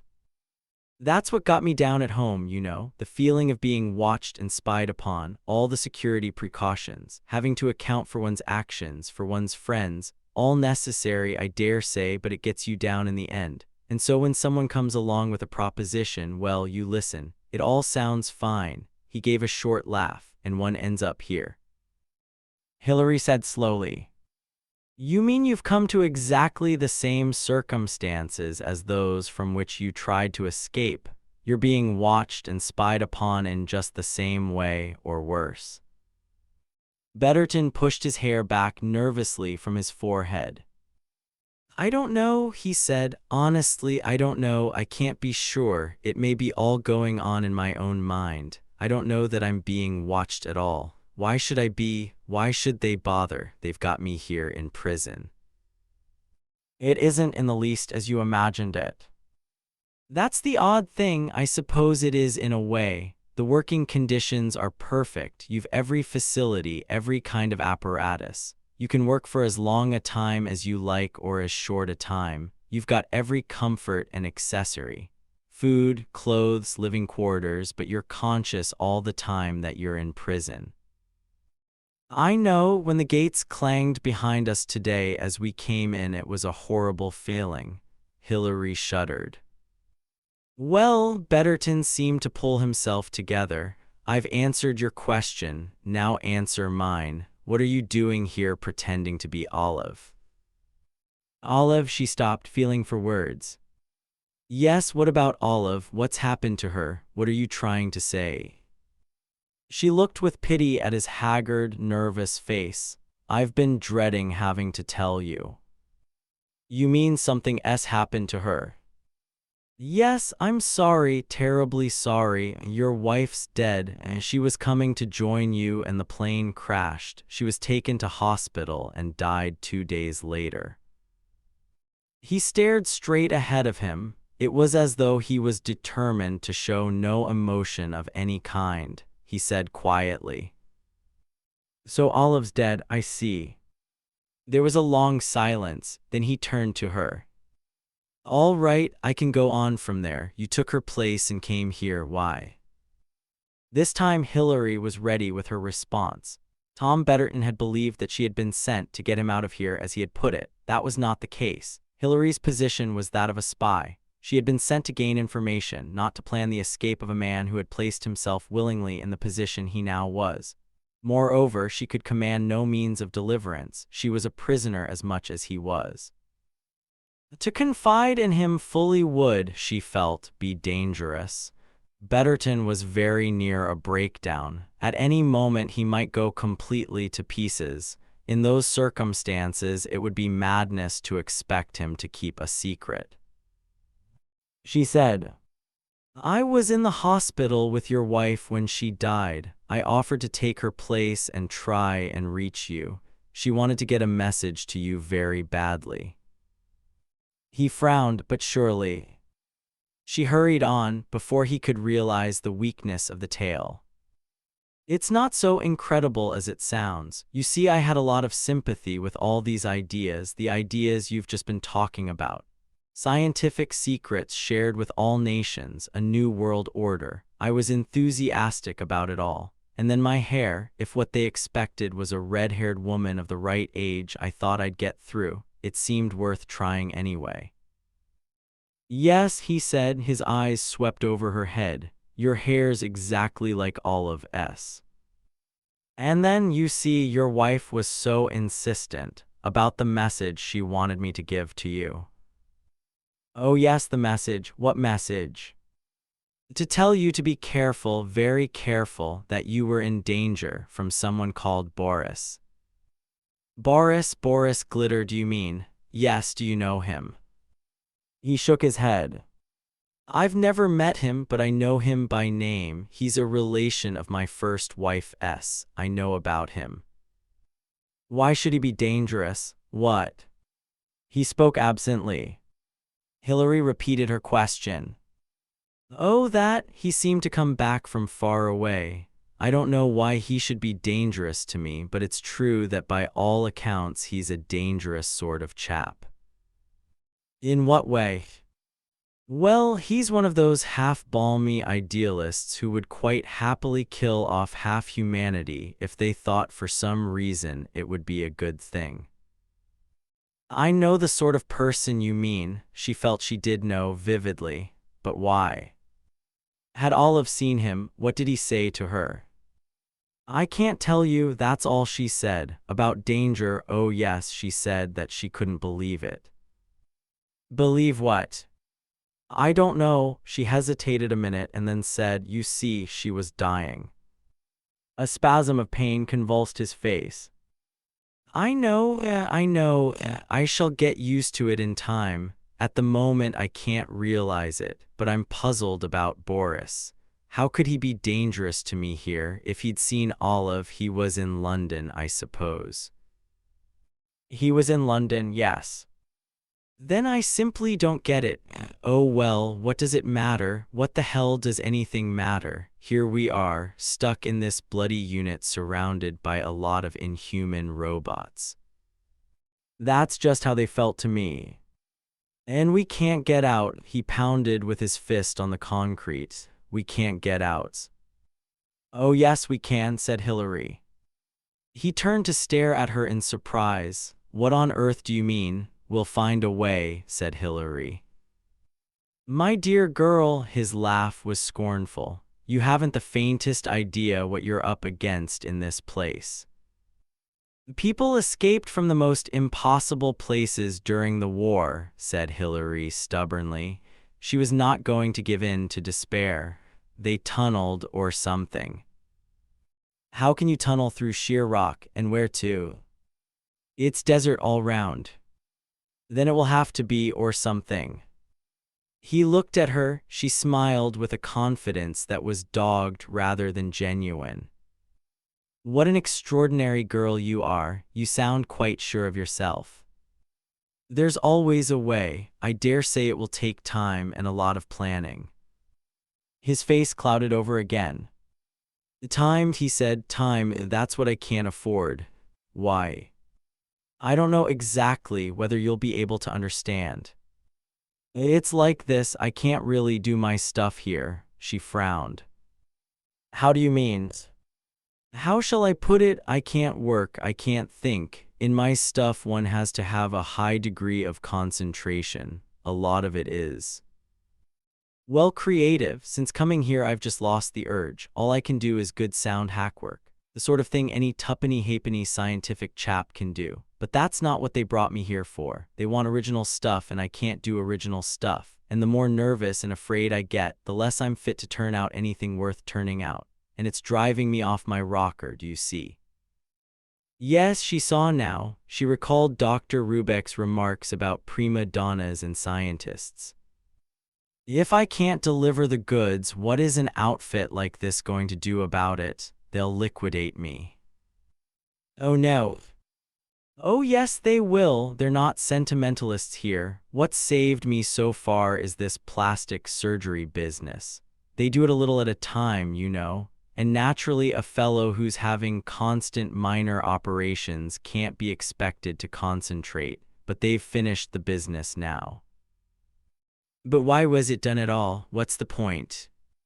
Oh, that for safety, my safety, I mean. It's done if you're a wanted man. Are you a wanted man then?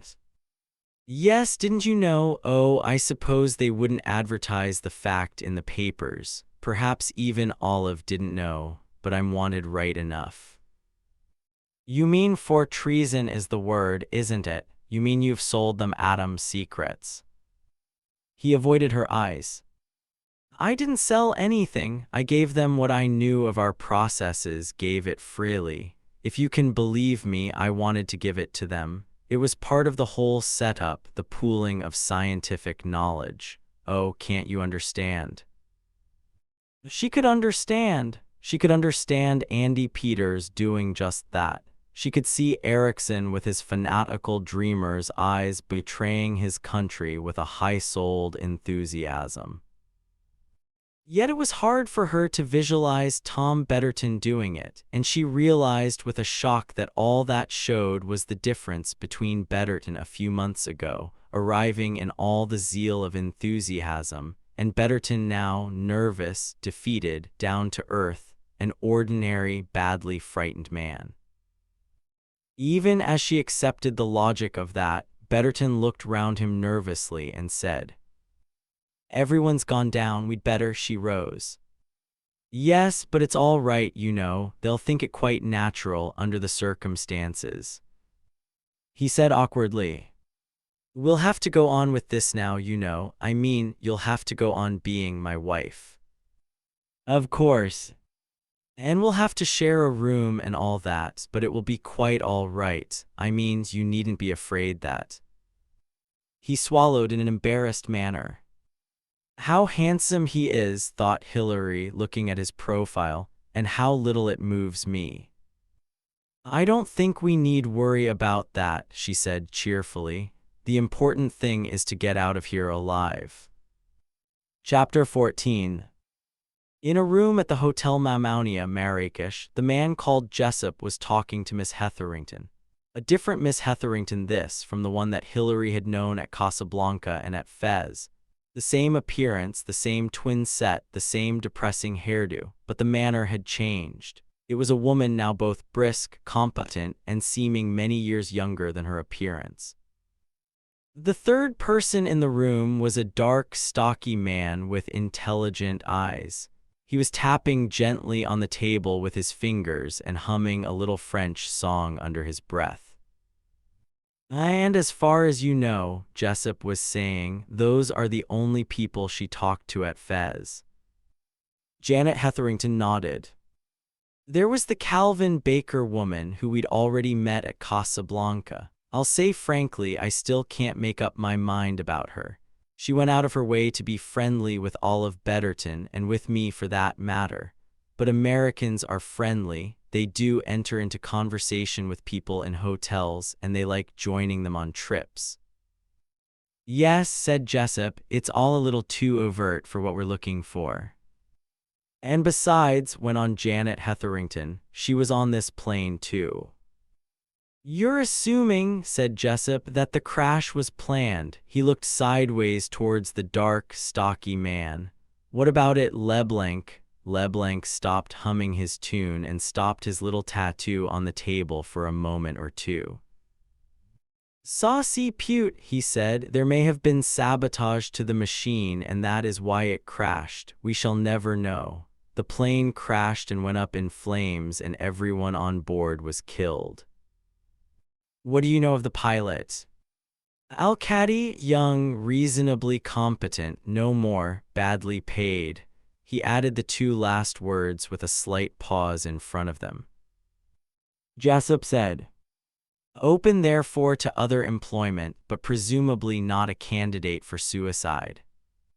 There were 7 bodies, said Leblanc. Badly charred, unrecognizable, but 7 bodies. One cannot get away from that. Jessup turned back to Janet Hetherington. You were saying, he said. There was a French family at Fez that Mrs. Betterton exchanged a few words with. There was a rich Swedish businessman with a glamour girl, and the rich oil magnate, Mr. Aristides. Ah, said Leblanc, that fabulous figure himself. What must it feel like, I have often asked myself, to have all the money in the world? For me, he added frankly, I would keep racehorses and women and all the world has to offer. But old Aristides shuts himself up in his castle in Spain, literally his castle in Spain, mon cher, and collects, so they say, Chinese pottery of the Sung period. But one must remember, he added, that he is at least 70. It is possible at that age that Chinese pottery is all that interests one. According to the Chinese themselves, said Jessup, the years between 60 and 70 are the most rich in living, and one is then most appreciative of the beauty and delight of life. Pas moi, said Leblanc. There were some Germans at Fez too, continued Janet Hetherington, but as far as I know, they didn't exchange any remarks with Olive Betterton. A waiter or a servant, perhaps, said Jessup. That's always possible. And she went out into the old town alone, you say? She went with one of the regular guides. Someone may have contacted her on that tour. At any rate, she decided quite suddenly to go to Marrakesh. Not suddenly, she corrected him. She already had her reservations. Ah, I'm wrong, said Jessup. What I mean is that Mrs. Calvin Baker decided rather suddenly to accompany her. He got up and paced up and down. She flew to Marrakesh, he said, and the plane crashed and came down in flames. It seems ill-omened, does it not, for anyone called Olive Betterton to travel by air? First the crash near Casablanca and then this one. Was it an accident or was it contrived? If there were people who wished to get rid of Olive Betterton, there would be easier ways to do it than by wrecking a plane, I should say. One never knows, said Leblanc. Understand me, mon cher. Once you have got into that state of mind where the taking of human lives no longer counts, then if it is simpler to put a little explosive package under a seat in a plane than to wait about at the corner on a dark night and stick a knife into someone, then the package will be left, and the fact that 6 other people will die also is not even considered. Of course, said Jessup, I know I'm in a minority of one, but I still think there's a third solution, that they faked the crash. Leblanc looked at him with interest. That could be done, yes. The plane could be brought down and it could be set on fire. But you cannot get away from the fact, mon cher Jessup, that there were people in the plane. The charred bodies were actually there. I know, said Jessup, that's the stumbling block. Oh, I've no doubt my ideas are fantastic, but it's such a neat ending to our hunt. Too neat, that's what I feel. It says finish to us. We write down RIP in the margin of our report and it's ended. There's no further trail to take up. He turned again to Leblanc. You are having a search instituted. For 2 days now, said Leblanc. Good men, too. It's a particularly lonely spot, of course, where the plane crashed. It was off its course, by the way. Which is significant, Jessup put in. The nearest villages, the nearest habitation, the nearest traces of a car, all those are being investigated fully. In this country as well as in yours, we fully realize the importance of the investigation. In France, too, we have lost some of our best young scientists. In my opinion, mon cher, it is easier to control temperamental opera singers than it is to control a scientist. They are brilliant, these young men, erratic, rebellious, and finally and dangerously, they are most completely credulous. What do they imagine goes on là-bas? Sweetness and light and desire for truth and the millennium. Alas, poor children, what disillusionment awaits them. Let's go over the passenger list once more, said Jessup. The Frenchman reached out a hand, picked it out of a wire basket, and set it before his colleague. The two men pored over it together. Mrs. Calvin Baker, American. Mrs. Betterton, English. Torquil Eriksson, Norwegian. What do you know of him, by the way? Nothing that I can recall, said Leblanc. He was young, not more than 27 or 28. I know his name, said Jessup, frowning. I think, I am almost sure, that he read a paper before the Royal Society. Then there is the religieuse, Leblanc said, turning back to the list. Sister Marie something or other, Andrew Peters, also American, Dr. Barron, that is a celebrated name, le Docteur Barron, a man of great brilliance, an expert on virus diseases. Biological warfare, said Jessup. It fits, it all fits. A man poorly paid and discontented, said Leblanc. How many going to St. Ives? Murmured Jessup. The Frenchman shot him a quick look, and he smiled apologetically. Just an old nursery rhyme, he said, for St. Ives read ? Journey to nowhere. The telephone on the table buzzed, and Leblanc picked up the receiver. Allo, he said, Questique il ya? Ah, yes, send them up. He turned his head towards Jessup. His face was suddenly alive, vigorous. One of my men reporting, he said. They have found something. Mon cher collègue, it is possible, I say no more possible, that your optimism is justified. A few moments later, two men entered the room.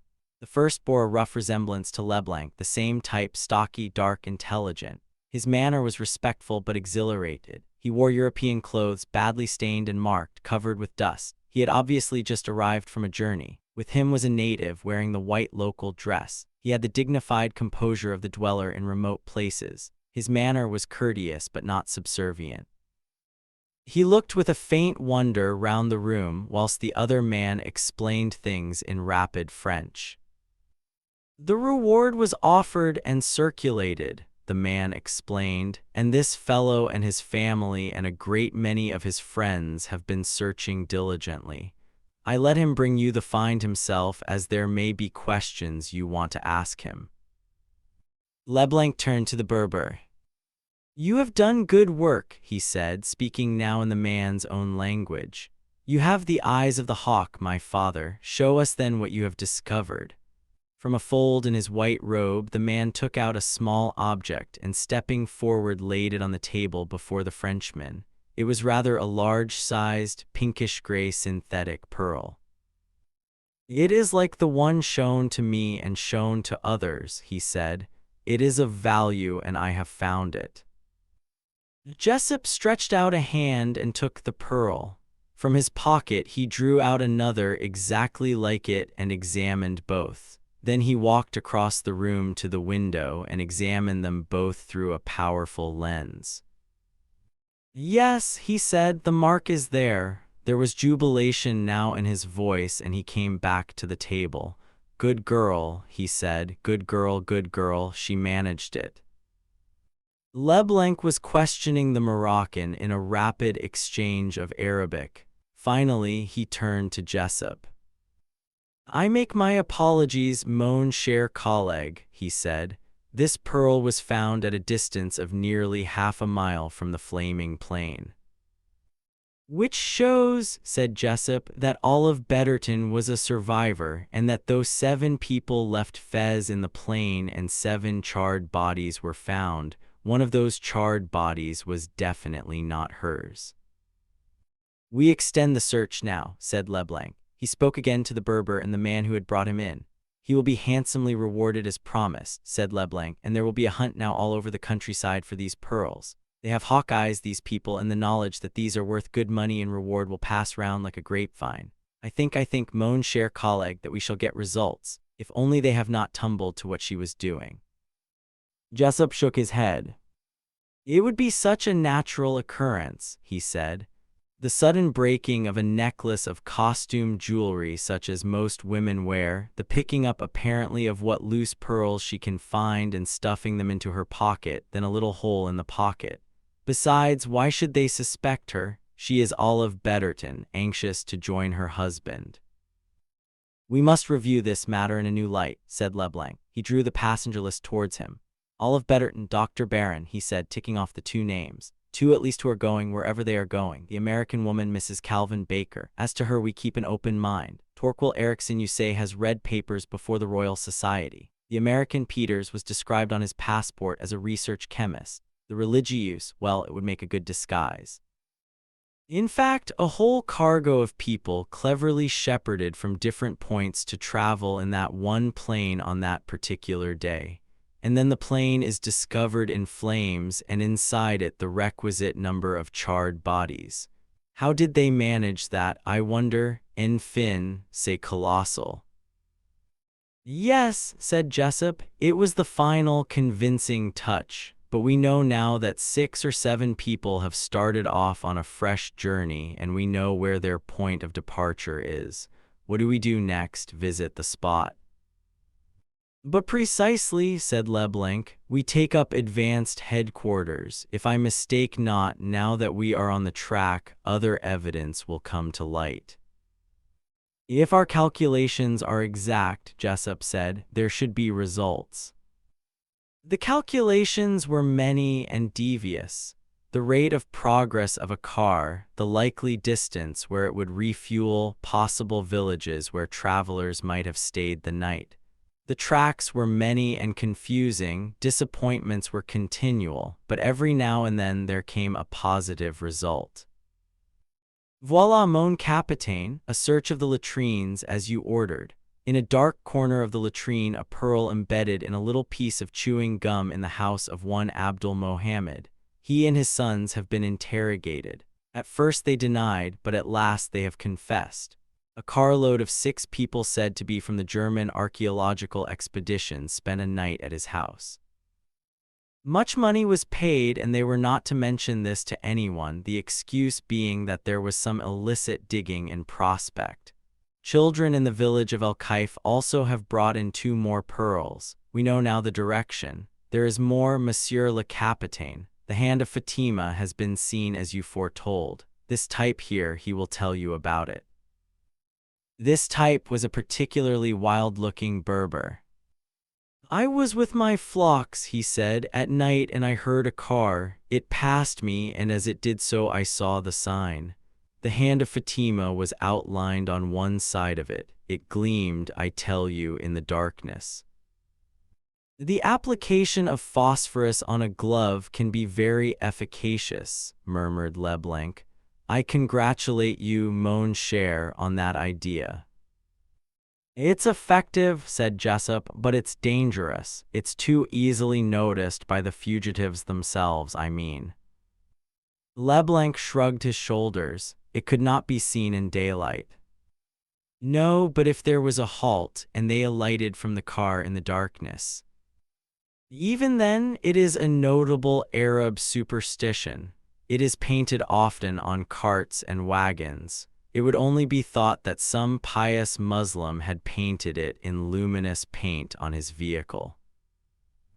True enough, but we must be on our guard, for if our enemies did notice it, it is highly possible that they will lay a false trail marked for us, of hands of Fatima in phosphorus paint. Ah, as to that I agree with you. One must indeed be on one's guard, always, always on one's guard.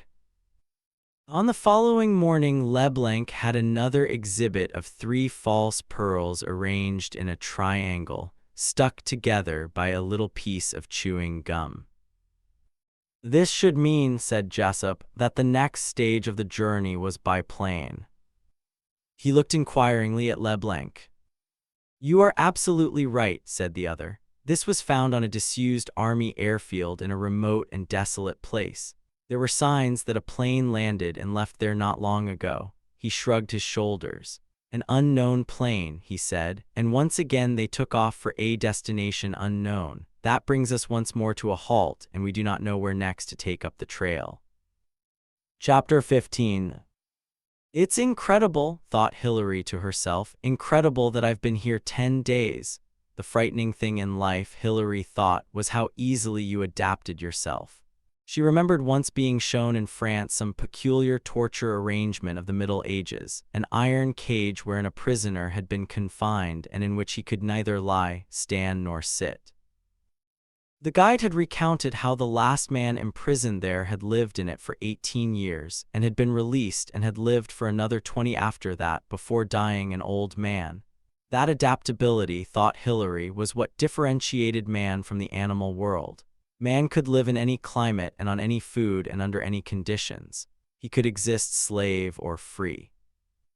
She had felt first, when introduced into the unit, a blinding panic, a horrible feeling of imprisonment and frustration, and the fact that the imprisonment was camouflaged in circumstances of luxury had somehow made it seem all the more horrible to her. And yet now, already, even after a week here, she had begun insensibly to accept the conditions of her life as natural. It was a queer, dream-like existence. Nothing seemed particularly real, but already she had the feeling that the dream had gone on a long time and would go on for a long time more. It would, perhaps, last forever. She would always live here in the unit. This was life, and there was nothing outside. This dangerous acceptance, she thought, came partly from the fact that she was a woman. Women were adaptable by nature. It was their strength and their weakness. They examined their environment, accepted it, and like realists settled down to make the best of it. What interested her most were the reactions of the people who had arrived here with her. Helga Needheim she hardly ever saw except sometimes at meals. When they met, the German woman vouchsafed her a curt nod, but no more. As far as she could judge, Helga Needheim was happy and satisfied. The unit obviously lived up to the picture she had formed in her mind of it. She was the type of woman absorbed by her work and was comfortably sustained by her natural arrogance. The superiority of herself and her fellow scientists was the first article of Helga's creed. She had no views of a brotherhood of man, of an era of peace, of liberty of mind and spirit. For her the future was narrow but all-conquering. The super race, herself a member of it, the rest of the world in bondage, treated, if they behaved, with condescending kindness. If her fellow workers expressed different views, if their ideas were communist rather than fascist, Helga took little notice. If their work was good, they were necessary, and their ideas would change. Dr. Barron was more intelligent than Helga Needheim. Occasionally, Hilary had brief conversations with him. He was absorbed in his work, deeply satisfied with the conditions provided for him, but his inquiring Gallic intellect led him to speculate and ponder on the media in which he found himself. It was not what I expected. No, frankly, he said one day, entre nous, Mrs. Betterton, I do not care for prison conditions, and these are prison conditions, though the cage, let us say, is heavily gilded. There is hardly the freedom here that you came to seek, Hilary suggested. He smiled at her, a quick, rueful smile. But no, he said, you are wrong. I did not really seek liberty. I am a civilized man. The civilized man knows there is no such thing. Only the younger and cruder nations put the word liberty on their banner. There must always be a planned framework of security. And the essence of civilization is that the way of life should be a moderate one. The middle way, always one comes back to the middle way. No, I will be frank with you. I came here for money. Hillary in her turn smiled, her eyebrows rose. And what good is money to you here? It pays for very expensive laboratory equipment, said Dr. Barron. I am not obliged to put my hand into my own pocket, and so I can serve the cause of science and satisfy my own intellectual curiosity. I am a man who loves his work, true, but I do not love it for the sake of humanity. I have usually found that those who do so are somewhat woolly-headed and often incompetent workers. No, it is the pure intellectual joy of research that I appreciate. For the rest, a large sum of money was paid to me before I left France. It is safely banked under another name, and in due course, when all this comes to an end, I shall have it to spend as I choose. When all this comes to an end, Hillary repeated. But why should it come to an end? One must have the common sense, said Dr. Barron. Nothing is permanent, nothing endures. I have come to the conclusion that this place is run by a madman. A madman, let me tell you, can be very logical. If you are rich and logical and also mad, you can succeed for a very long time in living out your illusion. But in the end, he shrugged, in the end this will break up. Because you see, it is not reasonable what happens here. That which is not reasonable must always pay the reckoning in the end.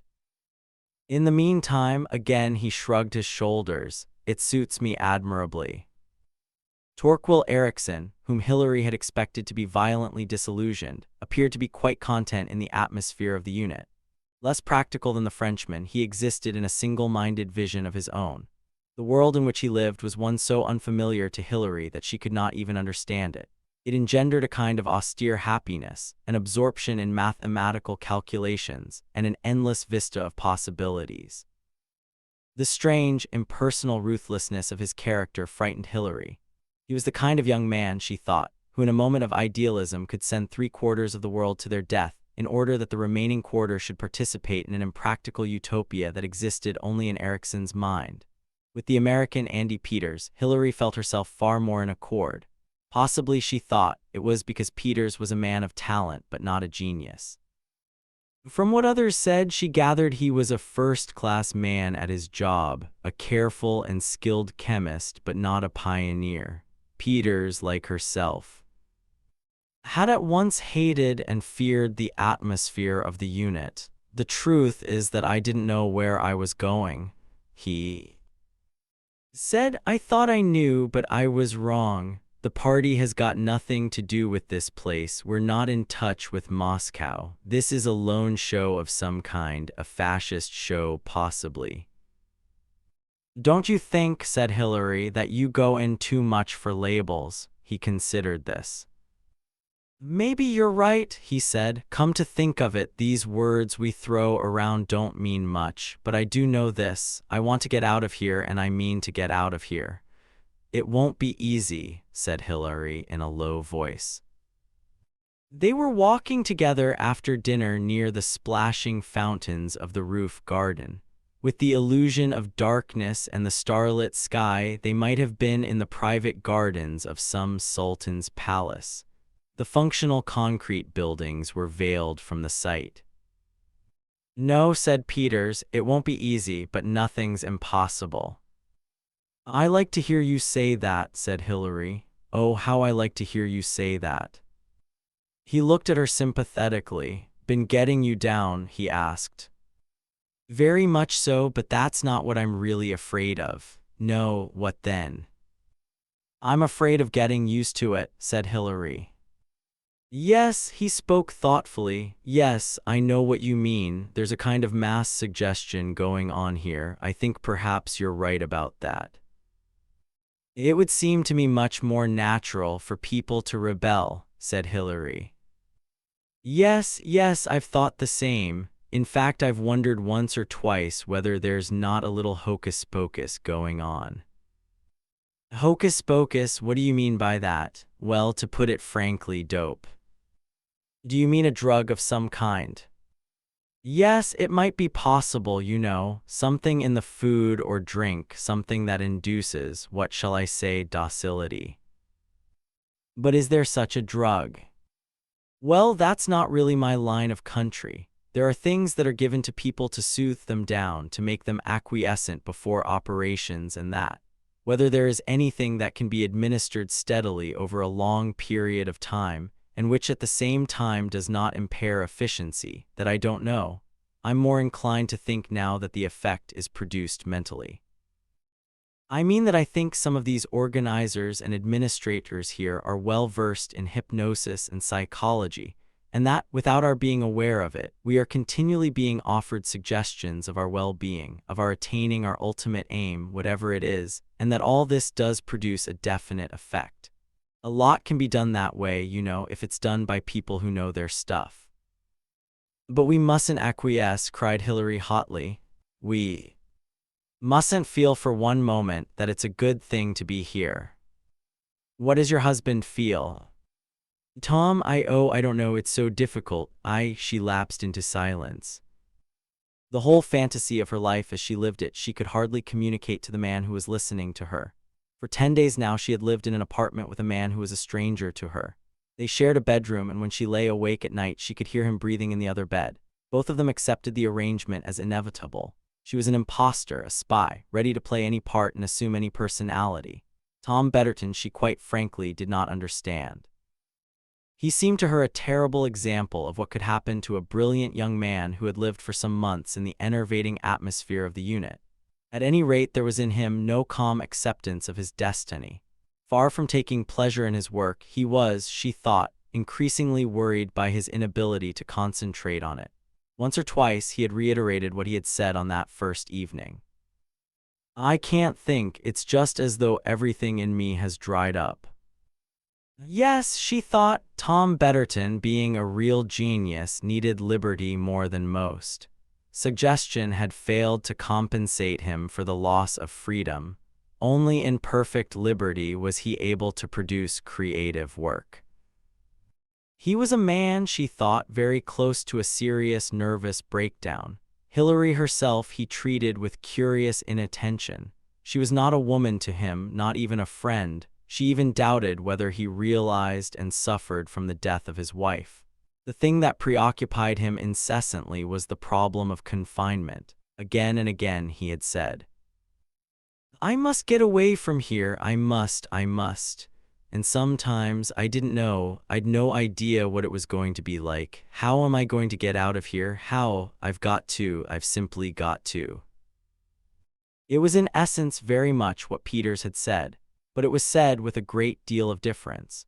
Peters had spoken as a young, energetic, angry, disillusioned man, sure of himself and determined to pit his wits against the brains of the establishment in which he found himself. But Tom Betterton's rebellious utterances were those of a man at the end of his tether, a man almost crazed with the need for escape. But perhaps, Hilary thought suddenly, that was where she and Peters would be in 6 months' time. Perhaps what began as healthy rebellion and a reasonable confidence in one's own ingenuity would turn at last into the frenzied despair of a rat in a trap. She wished she could talk of all this to the man beside her. If only she could say, Tom Betterton isn't my husband, I know nothing about him, I don't know what he was like before he came here, and so I'm in the dark. I can't help him, for I don't know what to do or say. As it was, she had to pick her words carefully. She said, Tom seems like a stranger to me now. He'd tell me things. Sometimes I think the confinement, the sense of being penned up here, is driving him mad. It's possible, said Peters dryly, it could act that way. But tell me, you speak so confidently of getting away.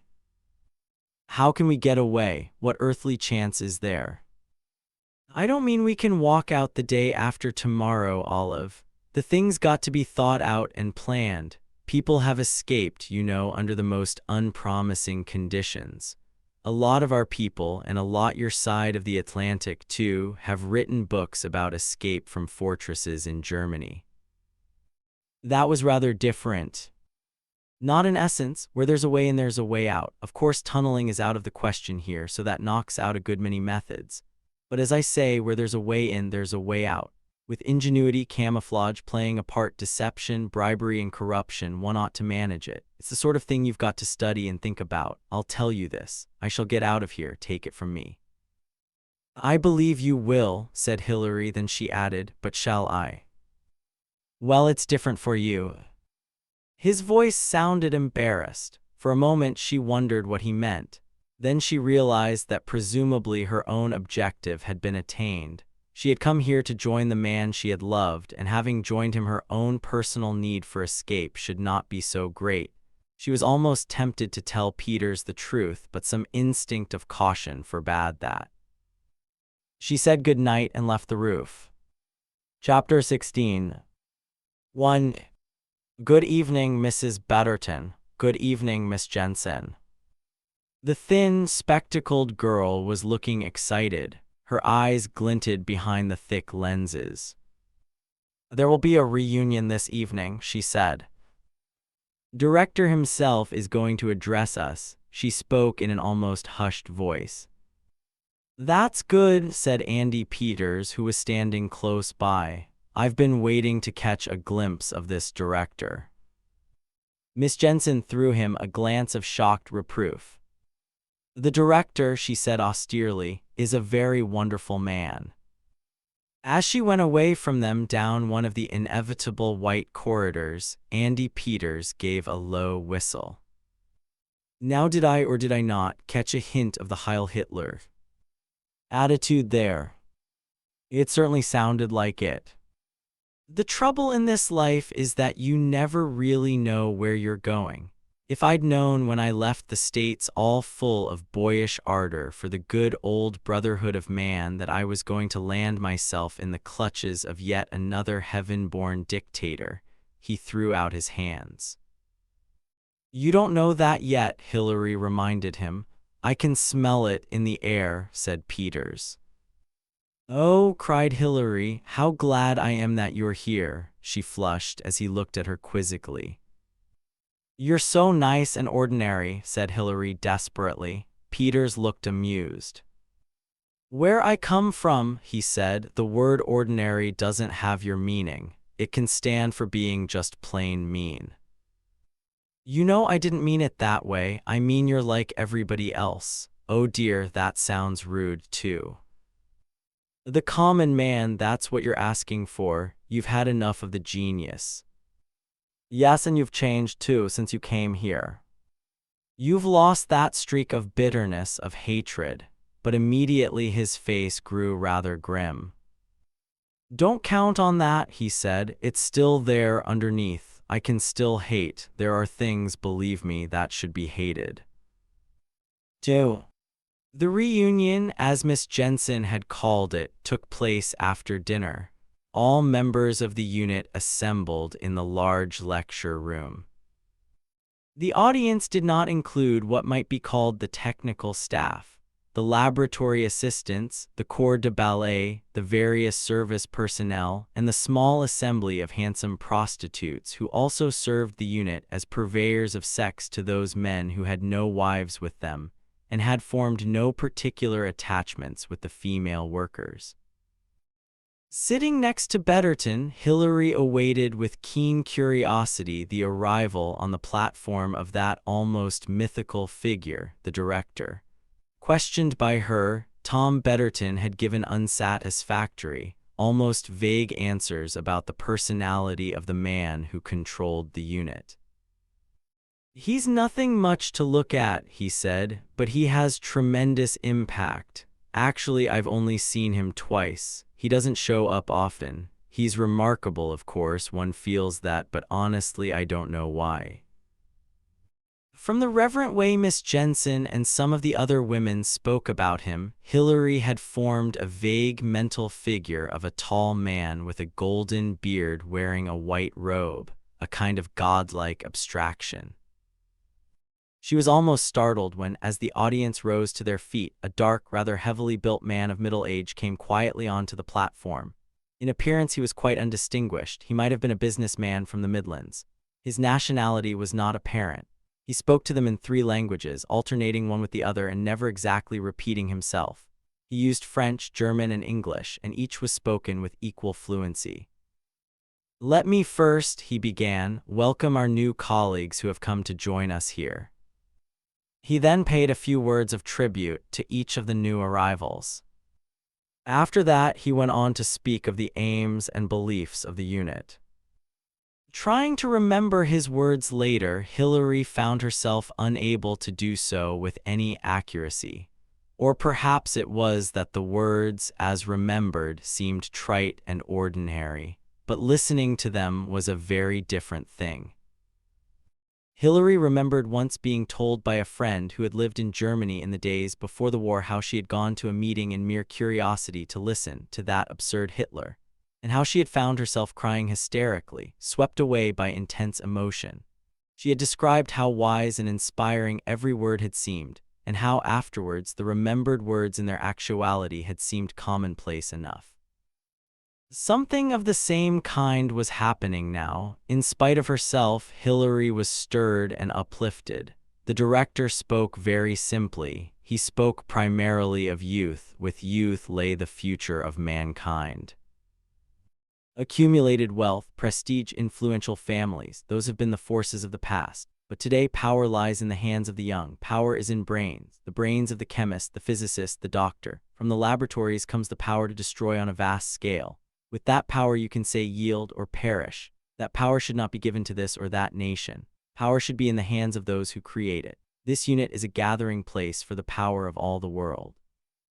You come here from all parts of the globe, bringing with you your creative scientific knowledge.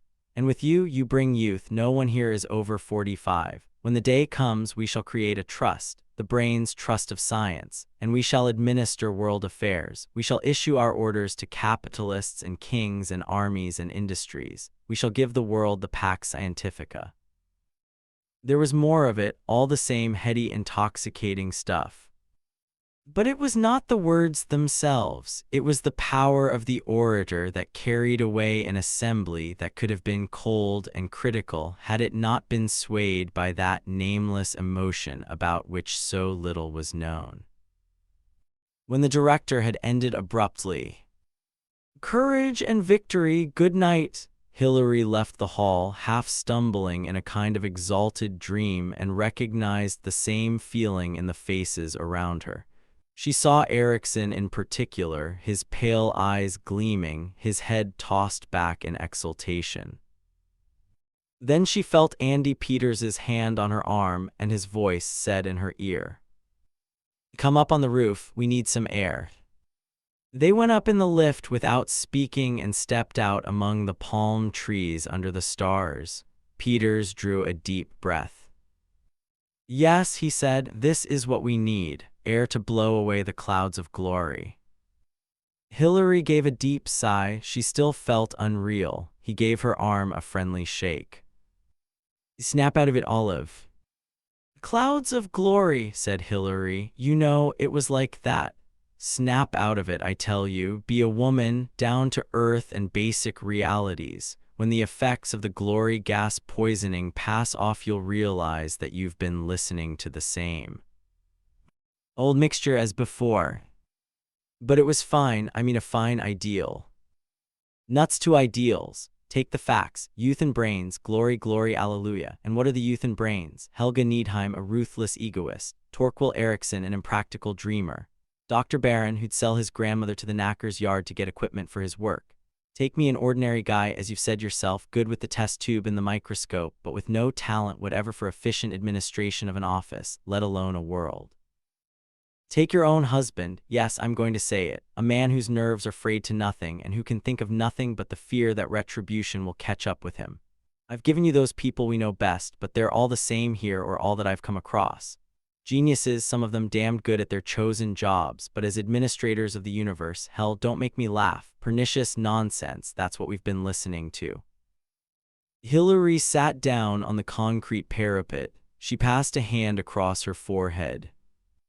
"You know," she said, "I believe you're right, but the clouds of glory are still trailing. How does he do it? Does he believe it himself? He must." Peter said gloomily, "I suppose it always comes to the same thing in the end." a madman who believes he's God. Hillary said slowly. I suppose so, and yet that seems curiously unsatisfactory. But it happens, my dear, again and again throughout history it happens, and it gets one. It nearly got me tonight. It did get you if I hadn't whisked you up here. His manner changed suddenly. I suppose I shouldn't have done that. What will Betterton say? He'll think it odd. I don't think so. I doubt if he'll notice. He looked at her questioningly. I'm sorry, Olive. It must be all pretty fair hell for you. Seeing him go down the hill, Hillary said passionately. We must get out of here. We must. We shall. You said that before, but we've made no progress. Oh yes, we have. I've not been idle. She looked at him in surprise. No precise plan, but I've initiated subversive activities. There's a lot of dissatisfaction here, far more than our godlike hair director knows. Amongst the humbler members of the unit, I mean, food and money and luxury and women aren't everything, you know. I'll get you out of here yet, Olive. And Tom too. Peters's face darkened. Listen, Olive, and believe what I say. Tom will do best to stay on here. He hesitated, safer here than he would be in the outside world. Safer, what a curious word. Safer, said Peters. I use the word deliberately. Hillary frowned. I don't really see what you mean. Tom's not. You don't think he's becoming mentally unhinged? Not in the least. He's head up, but I'd say Tom Betterton's as sane as you or I. Then why are you saying he'd be safer here? Peters said slowly. A cage, you know, is a very safe place to be. Oh no, cried Hillary. Don't tell me you're going to believe that too. Don't tell me that mass hypnotism or suggestion or whatever it is working on you. Safe, tame, content, we must rebel still. We must want to be free. Peter said slowly. Yes, I know, but Tom, at any rate, wants desperately to get away from here. Tom mayn't know what's good for him. Suddenly Hillary remembered what Tom had hinted at to her. If he had disposed of secret information, he would be liable, she supposed, to prosecution under the Official Secrets Act. That no doubt was what Peters was hinting at in his rather embarrassed way, but Hillary was clear in her own mind. Better to serve a prison sentence than remain on here, she said obstinately. Tom must come too. She was startled when Peters said suddenly, in a bitter tone. Have it your own way, I've warned you. I wish I knew what the hell makes you care for that fellow so much. She stared at him in dismay. Words sprang to her lips, but she checked them. She realized that what she wanted to say was, I don't care for him, he's nothing to me. He was another woman's husband, and I've a responsibility to her. She wanted to say, you fool, if there's anybody I care about, it's you. 3. Been enjoying yourself with your tame American. Tom Betterton threw the words at her as she entered their bedroom. He was lying on his back on his bed, smoking. Hillary flushed slightly. We arrived here together, she said, and we seem to think alike about certain things. He laughed. Oh, I don't blame you. For the first time he looked at her in a new and appraising way. You're a good-looking woman, Olive, he said. From the beginning, Hillary had urged him always to call her by his wife's name. Yes, he continued, his eyes raking her up and down. You're a damned good-looking woman. I'd have noticed that once. As it is, nothing of that kind seems to register with me anymore. Perhaps it's just as well, said Hillary dryly. I'm a perfectly normal man, my dear, or I used to be. God knows what I am now. Hillary sat down by him. What is the matter with you, Tom? She said. I tell you, I can't concentrate. As a scientist, I'm shot to pieces, this place. The others, or most of them, don't seem to feel like you. Because they're a damned insensitive crowd, I suppose. Some of them are temperamental enough, said Hilary. Dryly, she went on, if only you had a friend here, a real friend. Well, there's Murchison, though he's a dull dog, and I've seen a good deal of Torquil Erickson lately. Really? For some reason Hilary felt surprised. Yes, my God, he's brilliant. I wish I had his brains.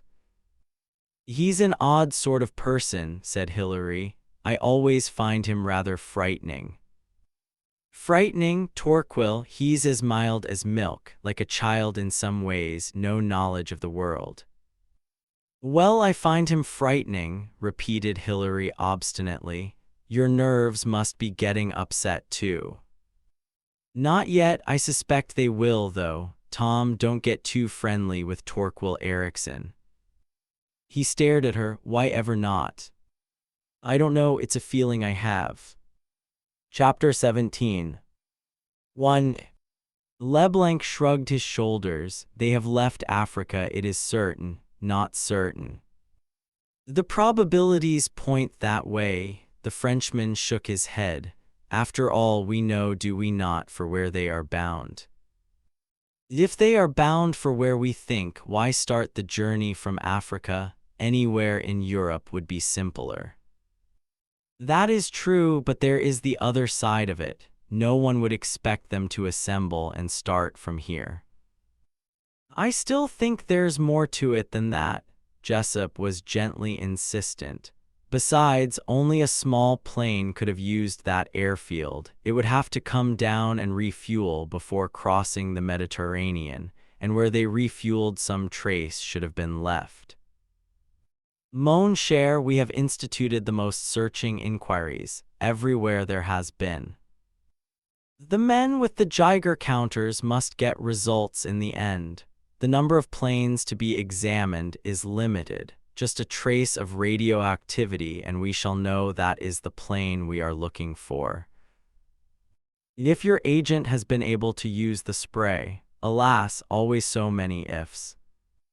We shall get there, said Jessup obstinately. I wonder, yes. We have assumed they are going north towards the Mediterranean. Suppose instead they flew south.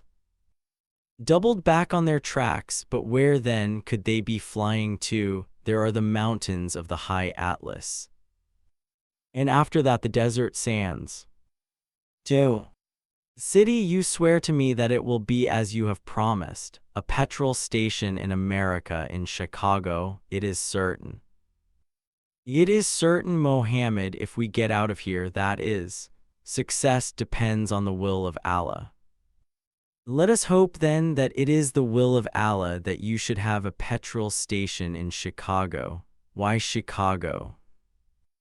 City, the brother of my wife went to America and he has there a petrol pump in Chicago. Do I want to remain in a backward part of the world all my days? Here there is money and much food and many rugs and women, but it is not modern. It is not America.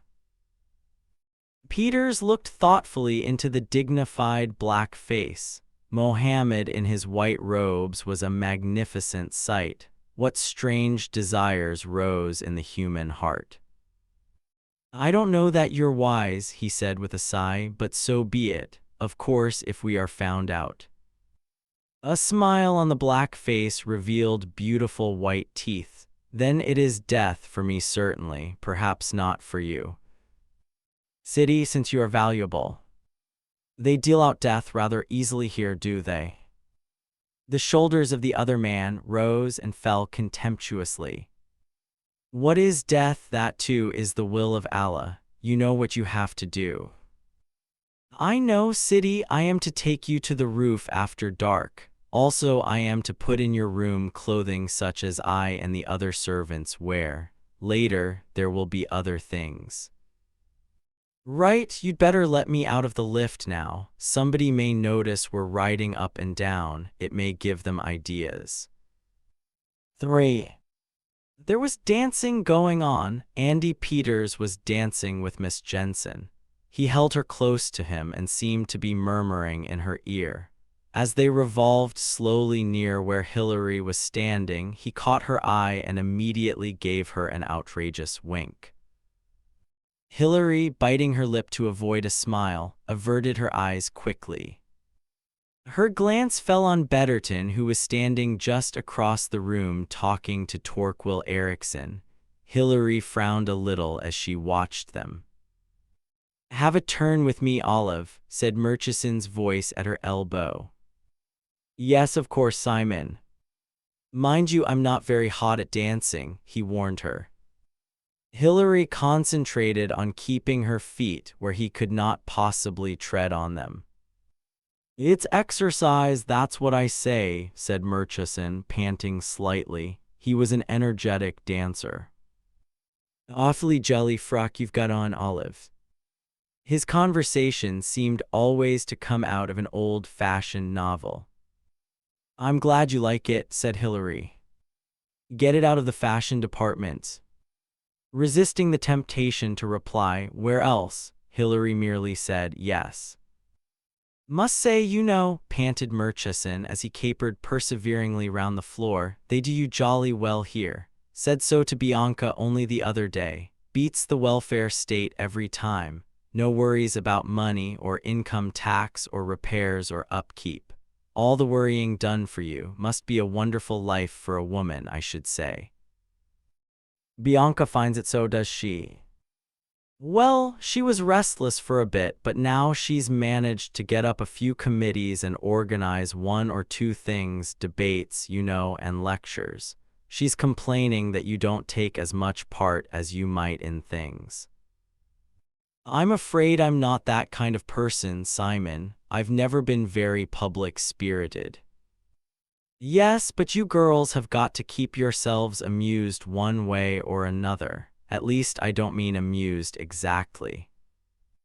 "Occupied," suggested Hillary. "Yes, I mean the modern woman wants to get her teeth into something. I quite realize that women like you and Bianca have made a definite sacrifice coming here. You're neither of you scientists. Thank goodness, really, these scientific women. Absolutely the limit, most of them. I said to Bianca, give Olive time, she's got to get tuned in. It takes a little time getting used to this place. To begin with, one gets a kind of claustrophobic feeling, but it wears off, it wears off." "You mean one can get used to anything?"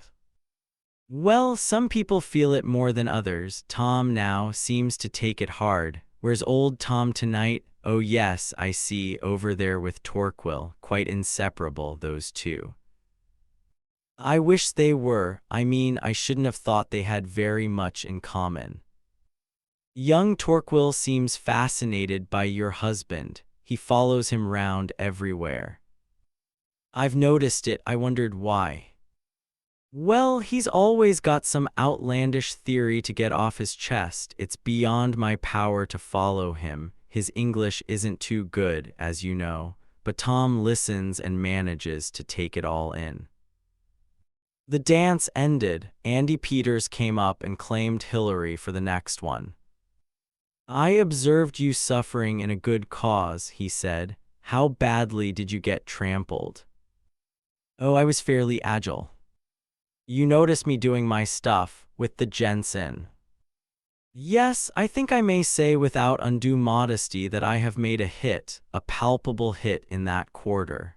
These plain, angular, short-sighted girls respond immediately when given the treatment." "You certainly gave the impression of having fallen for her." "That was the idea. That girl, Olive, properly handled, can be very useful. She's in the know about all the arrangements here. For instance, tomorrow there's a party of various VIPs due here, doctors and a few government officials and a rich patron or two." "Andy, do you think there might be a chance?" "No, I don't. I bet that's going to be taken care of, so don't cherish false hopes. But it will be valuable because we'll get an idea of the procedure, and on the next occasion, well, there might be something doing. So long as I can keep the Jensen eating out of my hand, I can get a lot of miscellaneous information out of her." "How much do the people who are coming know?" "About us, the unit, I mean nothing at all, or so I gather. They just inspect the settlement and the medical research laboratories. This place has been deliberately built like a labyrinth just so that nobody coming into it can possibly guess its extent. I gather there are kinds of bulkheads that close and that shut off our area. It all seems so incredible. I know, half the time one feels one must be dreaming. One of the unreal things here is never seeing any children about. Thank goodness there are. You must be thankful you haven't got a child. He felt the sudden stiffening of her body. Here, I'm sorry I said the wrong thing. He led her off the dance floor and to a couple of chairs. I'm very sorry, he repeated. I hurt you, did I? It's nothing, no, really not your fault. I did have a child and it died, that's all. You had a child, he stared, surprised. I thought you'd only been married to Betterton 6 months. Olive flushed, she said quickly. Yes, of course, but I was married before. I divorced my first husband. Oh, I see, that's the worst of this place. One doesn't know anything about people's lives before they came here, and so one goes and says the wrong thing. It's odd to realize sometimes that I don't know anything about you at all. Or I anything about you, how you were brought up and where your family. I was brought up in a strictly scientific atmosphere, nourished on test tubes, you might say. Nobody ever thought of anything else, but I was never the bright boy of the family. Genius lay elsewhere. Where exactly? A girl, she was brilliant. She might have been another Madame Curie. She could have opened up new horizons. What happened to her? He said shortly. She was killed. Hilary guessed at some wartime tragedy. She said gently, you cared for her. More than I have ever cared for anybody. He roused himself suddenly. What the heck? We've got enough troubles in the present, right here and now. Look at our Norwegian friend. Apart from his eyes, he always looks as though he were made from wood. And that wonderful little stiff bow of his, as though you pulled a string. It's because he's so very tall and thin. Not so very tall, about my height, 5'11" or 6 foot, not more. Height is deceptive. Yes, it's like descriptions on passports. Take Erickson. Height 6 foot, fair hair, blue eyes, face long, demeanor wooden, nose medium, mouth ordinary. Even add what a passport wouldn't, speaks correctly but pedantically, you still wouldn't have the first idea what Torquil really looked like. What's the matter? Nothing. She was staring across the room at Erickson. That description of Boris Glitter, almost word for word as she had heard it from Jessup. Was that why she had always felt nervous of Torquil Erickson? Could it possibly be that? Turning abruptly to Peters, she said, I suppose he is Erickson. He couldn't be someone else. Peters looked at her in astonishment.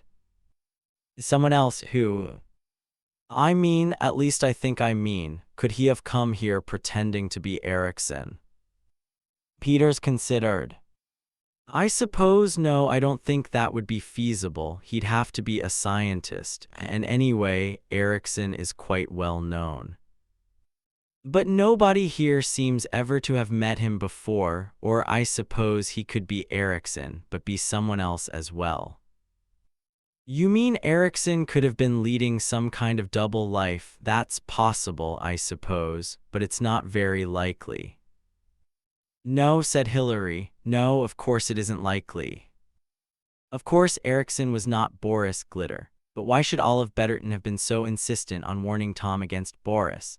Could it have been because she knew that Boris was on his way to the unit? Supposing the man who had come to London calling himself Boris Glitter was not Boris Glitter at all? Supposing that he was really Torquil Erickson, the description fitted.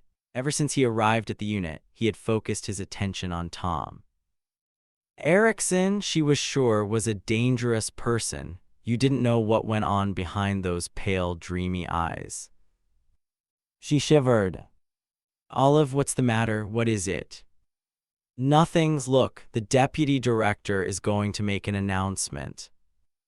Dr. Nielsen was holding up his hand for silence. He spoke into the microphone on the platform of the hall. Friends and colleagues, tomorrow you are asked to remain in the emergency wing. Please assemble at 11 a.m. when there will be a roll call. Emergency orders are for 24 hours only. I much regret the inconvenience. A notice has been posted on the board. He retired smiling. Then music began again. I must pursue the Jensen again, said Peters.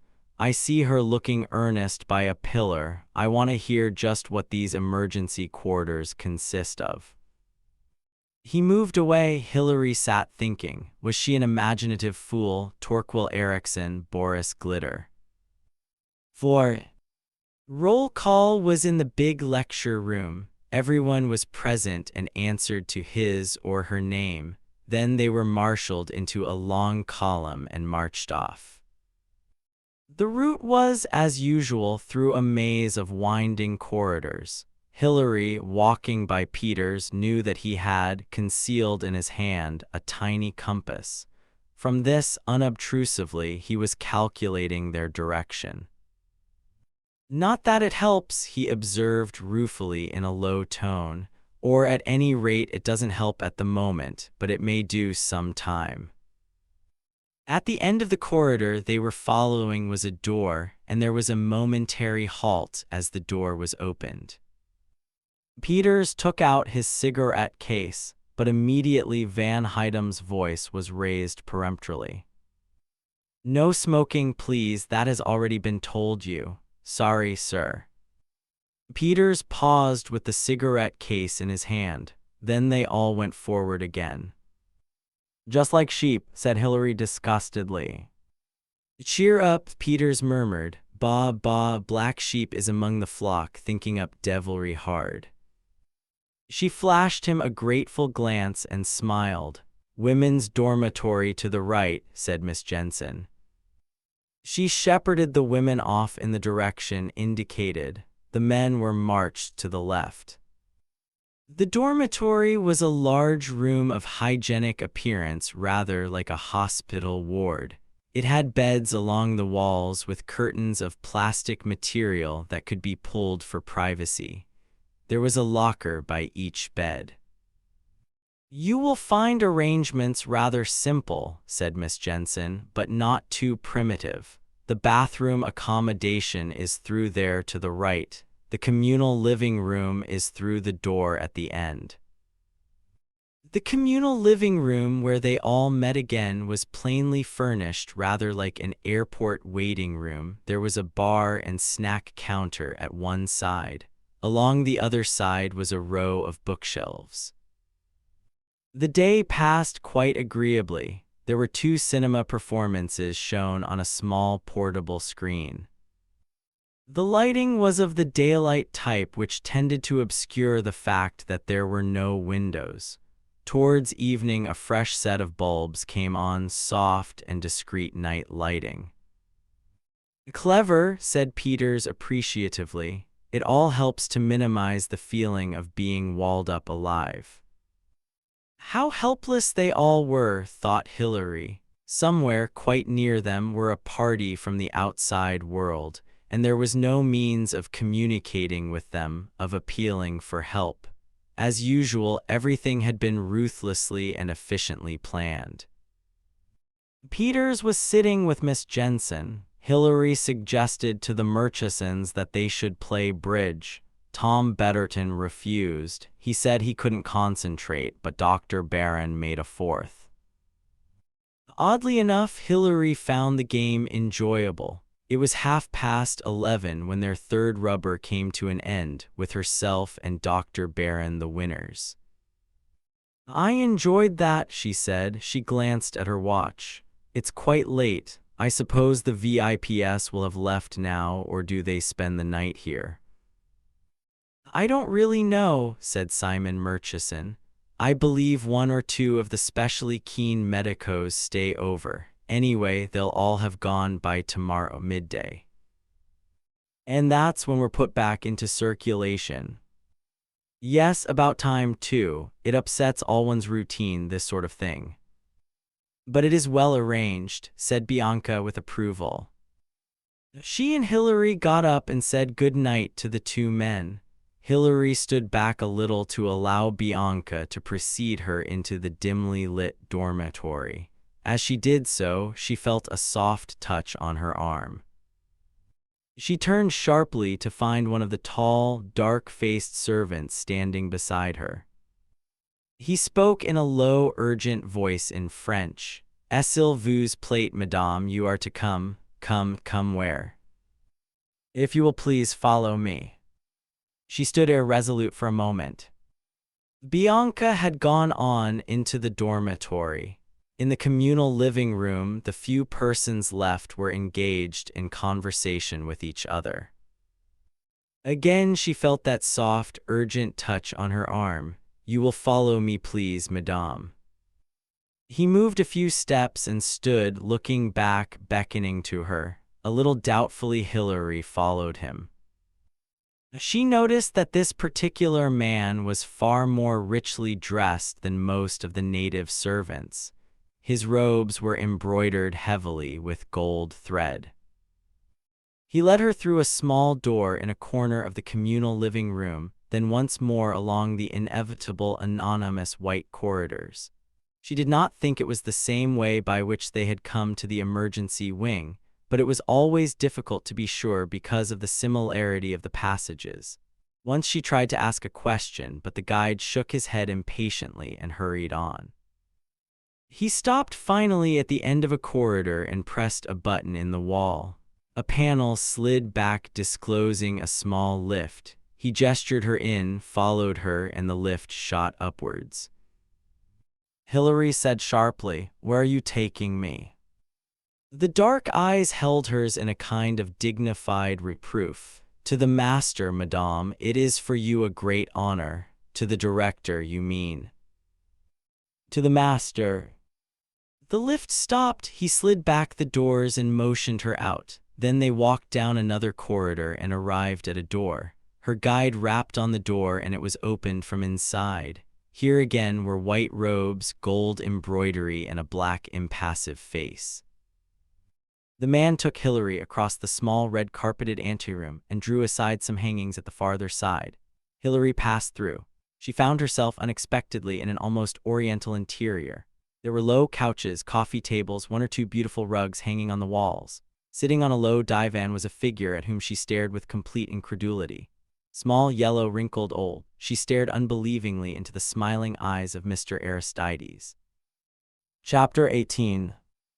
"Asseyez-vous, chère madame," said Mr. Aristides. He waved a small claw-like hand, and Hilary came forward in a dream and sat down upon another low divan opposite him. He gave a gentle little cackle of laughter. "You are surprised," he said. "It is not what you expected, eh?" "No, indeed," said Hilary. "I never thought, I never imagined." But already her surprise was subsiding. With her recognition of Mr. Aristides, the dream world of unreality in which she had been living for the past week shattered and broke. She knew now that the unit had seemed unreal to her, because it was unreal. It had never been what it pretended to be. The Herr Director with his spellbinder's voice had been unreal too, a mere figurehead of fiction set up to obscure the truth. The truth was here in this secret oriental room, a little old man sitting there and laughing quietly. With Mr. Aristides in the center of the picture, everything made sense, hard, practical, everyday sense. "I see now," said Hilary. "This is all yours, isn't it?" "Yes, madame." "And the director, the so-called director?" "He is very good," said Mr. Aristides appreciatively. "I pay him a very high salary. He used to run revivalist meetings." He smoked thoughtfully for a moment or two. Hilary did not speak. "There is Turkish delight beside you, madame, and other sweetmeats if you prefer them." Again there was a silence. Then he went on, "I am a philanthropist, madame. As you know, I am rich. One of the richest men, possibly the richest man in the world today. With my wealth I feel under the obligation to serve humanity. I have established here in this remote spot a colony of lepers and a vast assembly of research into the problem of the cure of leprosy. Certain types of leprosy are curable. Others so far have proved incurable, but all the time we are working and obtaining good results. Leprosy is not really such an easily communicated disease. It is not half so infectious or so contagious as smallpox or typhus or plague or any of these other things. And yet if you say to people, a leper colony, they will shudder and give it a wide berth. It is an old, old fear a fear that you can find in the Bible and which has existed all down through the years, the horror of the leper. It has been useful to me in establishing this place. You established it for that reason. Yes, we have here also a cancer research department, and important work is being done on tuberculosis. There is virus research also for curative reasons. Bien entendu, biological warfare is not mentioned. All humane, all acceptable, all redounding greatly to my honor. Well-known physicians, surgeons, and research chemists come here to see our results from time to time as they have come today. The building has been cunningly constructed in such a way that a part of it is shut off and unapparent even from the air. The more secret laboratories have been tunneled right into the rock. In any case, I am above suspicion. He smiled and added simply, I am so very rich, you see. But why, demanded Hilary, why this urge for destruction? I have no urge for destruction, madame, you wrong me, but then, I simply don't understand. I am a businessman, said Mr. Aristides simply. I am also a collector. When wealth becomes oppressive, that is the only thing to do. I have collected many things in my time. Pictures, I have the finest art collection in Europe. Certain kinds of ceramics. Philately, my stamp collection is famous. When a collection is fully representative, one goes on to the next thing. I am an old man, madame, and there was not very much more for me to collect. So I came at last to collecting brains. Brains, Hilary queried. He nodded gently. Yes, it is the most interesting thing to collect of all. Little by little, madame, I am assembling here all the brains of the world. The young men, those are the ones I am bringing here. Young men of promise, young men of achievement. One day the tired nations of the world will wake up and realize that their scientists are old and stale, and that the young brains of the world, the doctors, the research chemists, the physicists, the surgeons, are all here in my keeping.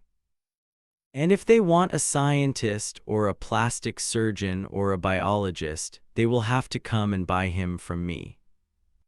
You mean, Hilary leaned forward, staring at him, you mean that this is all a gigantic financial operation? Again Mr. Aristides nodded gently. Yes, he said, naturally, otherwise it would not make sense, would it? Hilary gave a deep sigh. No, she said, that's just what I've felt. After all, you see, said Mr. Aristides almost apologetically, it is my profession, I am a financier. And you mean there is no political side to this at all? You don't want world power? He threw up his hand in rebuke. I do not want to be God, he said. I am a religious man. That is the occupational disease of dictators, wanting to be God. So far I have not contracted that disease. He reflected a moment and said, it may come, yes, it may come, but as yet, mercifully, no. But how do you get all these people to come here? I buy them, madame, in the open market like any other merchandise. Sometimes I buy them with money. More often I buy them with ideas. Young men are dreamers. They have ideals. They have beliefs. Sometimes I buy them with safety. Those that have transgressed the law. That explains it, said Hilary. Explains, I mean, what puzzled me so on the journey here. Ah, it puzzled you on the journey, did it? Yes, the difference in aims. Andy Peters, the American, seemed completely left-wing, but Erickson was a fanatical believer in the Superman, and Helga Needheim was a fascist of the most arrogant and pagan kind. Dr. Barron, she hesitated. Yes, he came for money, said Aristides. Dr. Barron is civilized and cynical. He has no illusions, but he has a genuine love of his work. He wanted unlimited money so as to pursue his researches further. He added, You are intelligent, madame. I saw that at once in Fez. He gave a gentle little cackle of laughter. You did not know it, madame, but I went to Fez simply to observe you, or rather I had you brought to Fez in order that I might observe you. I see, said Hilary. She noted the oriental rephrasing of the sentence. I was pleased to think that you would be coming here, for if you understand me, I do not find many intelligent people in this place to talk to. He made a gesture. These scientists, these biologists, these research chemists, they are not interesting. They are geniuses perhaps at what they do, but they are uninteresting people with whom to converse.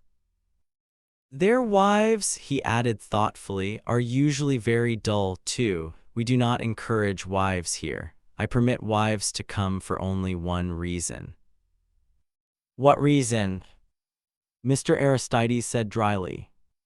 In the rare cases where a husband is unable to do his work properly because he is thinking too much of his wife. That seemed to be the case with your husband, Thomas Betterton. Thomas Betterton is known to the world as a young man of genius, but since he has been here, he has done only mediocre and second-class work. Yes, Betterton has disappointed me. But don't you find that constantly happening? These people are, after all, in prison here. Surely they rebel, at first at any rate. Yes, Mr. Aristides agreed. That is only natural and inevitable. It is so when you first cage a bird. But if the bird is in a big enough aviary, if it has all that it needs, a mate, seed, water, twigs, all the material of life, it forgets in the end that it was ever free. Hilary shivered a little. You frighten me, she said. You really frighten me. You will grow to understand many things here, madame. Let me assure you that though all these men of different ideologies arrive here and are disillusioned and rebellious, they will all toe the line in the end. You can't be sure of that, said Hilary. One can be absolutely sure of nothing in this world. I agree with you there, but it is a 95% certainty all the same. Hilary looked at him with something like horror. It's dreadful, she said. It's like a typist's pool. You've got a pool here of brains. Exactly, you put it very justly, madame. And from this pool you intend, one day, to supply scientists to whoever pays you best for them. That is, roughly, the general principle, madame. But you can't send out a scientist just as you can send out a typist. Why not? Because once your scientist is in the free world again, he could refuse to work for his new employer. He would be free again. True up to a point, there may have to be a certain conditioning, shall we say. Conditioning, what do you mean by that? You have heard of leucotomy, madame, Hilary frowned. That's a brain operation, isn't it? But yes, it was devised originally for the curing of melancholia. I put it to you not in medical terms, madame, but in such terms as you and I understand. After the operation, the patient has no more desire to commit suicide, no further feelings of guilt. He is carefree, conscienceless, and in most cases obedient. It hasn't been 100% success, has it? In the past, no, but here we have made great strides in the investigation of the subject. I have here 3 surgeons. 1 Russian, 1 Frenchman, and an Austrian. By various operations of grafting and delicate manipulation of the brain, they are arriving gradually at a state where docility can be assured and the will can be controlled without necessarily affecting mental brilliance. It seems possible that we may in the end so condition a human being that while his powers of intellect remain unimpaired, he will exhibit perfect docility. Any suggestion made to him he will accept. But that's horrible, cried Hilary. Horrible, he corrected her serenely. It is useful, it is even in some ways beneficent, for the patient will be happy, contented, without fears or longings or unrest. I don't believe it will ever happen, said Hilary defiantly. Cheer, madam, forgive me if I say you are hardly. competent to speak on the subject. What I mean is, said Hilary, that I do not believe a contented, suggestible animal will ever produce creative work of real brilliance. Aristides shrugged his shoulders. Perhaps you are intelligent, you may have something there, time will show. Experiments are going on all the time. Experiments on human beings, do you mean? But certainly, that is the only practical method. But what human beings? There are always the misfits, said Aristides, the ones who do not adapt themselves to life here, who will not cooperate. They make good experimental material. Hilary dug her fingers into the cushions of the divan. She felt a deep horror of this smiling, yellow-faced little man with his inhuman outlook. Everything he said was so reasonable, so logical, and so businesslike that it made the horror worse. Here was no raving madman, just a man to whom his fellow creatures were so much raw material. "Don't you believe in God?" she said. "Naturally I believe in God." Mr. Aristides raised his eyebrows. His tone was almost shocked. "I have told you already, I am a religious man. God has blessed me with supreme power, with money and opportunity." "Do you read your Bible?" asked Hilary. "Certainly, madame." "Do you remember what Moses and Aaron said to Pharaoh?" "Let my people go," he smiled. "So I am Pharaoh, and you are Moses and Aaron in one. Is that what you are saying to me, madame, to let these people go, all of them, or just one special case?" "I'd like to say all of them," said Hilary. "But you are well aware, chère madame," he said, that would be a waste of time. So instead, is it not your husband for whom you plead?" "He is no good to you," said Hilary. "Surely by now you must realize that." "Perhaps it is true what you say, madame. Yes, I am very much disappointed in Thomas Betterton. I hope that your presence here might restore him to his brilliance, for undoubtedly he has brilliance. His reputation in America leaves no doubt as to that, but your coming seems to have had little or no effect. I speak not of my own knowledge, of course, but from the reports of those fitted to know, his brother scientists who have been working with him." He shrugged his shoulders. "He does conscientious, mediocre work, no more." "There are birds that cannot sing in captivity," said Hilary. "Perhaps there are scientists who cannot attain creative thought under certain circumstances. You must admit that that is a reasonable possibility." "It may be so, I do not deny it." "Then write off Thomas Betterton as one of your failures. Let him return to the outer world." "That would hardly do, madame. I am not yet prepared to have knowledge of this place broadcast to the globe." "You could swear him to secrecy. He would swear never to breathe a word." "He would swear, yes, but he would not keep that word. He would, oh, indeed he would." "There speaks a wife. One cannot take the word of wives on this point. Of course," he leaned back in his chair and brought the tips of his yellow fingers together, "of course, he might leave a hostage behind him, and that might tie his tongue." "You mean—" "I meant you, madame. If Thomas Betterton went and you remained as a hostage, how would that bargain strike you? Would you be willing?" Hilary stared past him into the shadows. Mr. Aristides could not know the pictures that rose before her eyes. She was back in a hospital room, sitting by a dying woman. She was listening to Jessup and memorizing his instructions. If there was a chance now that Thomas Betterton might go free while she remained, would not that be the best way to fulfill her mission? For she knew what Mr. Aristides did not, that there would be no hostage in the usual meaning of the word left behind. She herself meant nothing to Thomas Betterton. The wife he had loved was already dead. She raised her head and looked across at the little old man on the divan. "I should be willing," she said. "You have courage, madame, and loyalty and devotion. They are good qualities. For the rest," he smiled, "we will talk of it again some other time." "Oh, no, no." Hilary suddenly buried her face in her hands. Her shoulders shook. I can't bear it, I can't bear it, it's all too inhuman. You must not mind so much, madame. The old man's voice was tender, almost soothing. It has pleased me tonight to tell you my aims and my aspirations. It has been interesting to me to see the effect upon a mind totally unprepared. A mind like yours, well-balanced, sane, and intelligent. You are horrified. You are repulsed. Yet I think that to shock you in this way is a wise plan.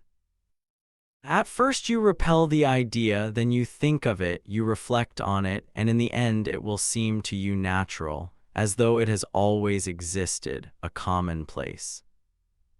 Never that, cried Hilary, never that, never, never. Ah, said Mr. Aristides, there speaks the passion and the rebellion that go with red hair. My second wife, he added reflectively, had red hair. She was a beautiful woman and she loved me. Strange, is it not? I have always admired red-haired women. Your hair is very beautiful. There are other things I like about you, your spirit, your courage, the fact that you have a mind of your own. He sighed. Alas, women as women interest me very little nowadays.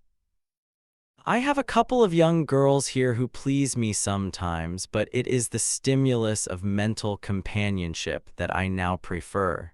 Believe me, madame, your company has refreshed me greatly. Supposing I repeat all that you have told me to my husband. Mr. Aristides smiled indulgently. Ah, yes, supposing you do, but will you? I don't know, I don't know. Ah, said Mr. Aristides, you are wise. There is some knowledge women should keep to themselves, but you are tired and upset. From time to time, when I pay my visits here, you shall be brought to me, and we will discuss many things. Let me leave this place. Hilary stretched her hands out to him.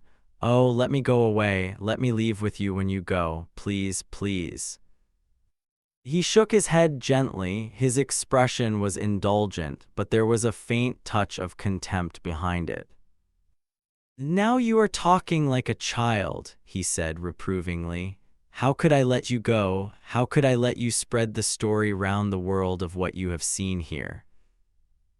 Wouldn't you believe me if I swore I wouldn't say a word to anyone? No, indeed, I should not believe you, said Mr. Aristides. I should be very foolish if I believed anything of the kind. I don't want to be here. I don't want to stay here in this prison. I want to get out. But you have your husband. You came here to join him deliberately, of your own free will. But I didn't know what I was coming to. I'd no idea. No, said Mr. Aristides, you had no idea. But I can assure you this particular world you have come to is a much pleasanter world than the life beyond the Iron Curtain.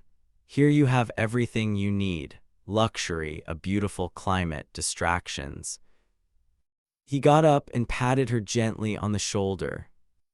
You will settle down, he said confidently.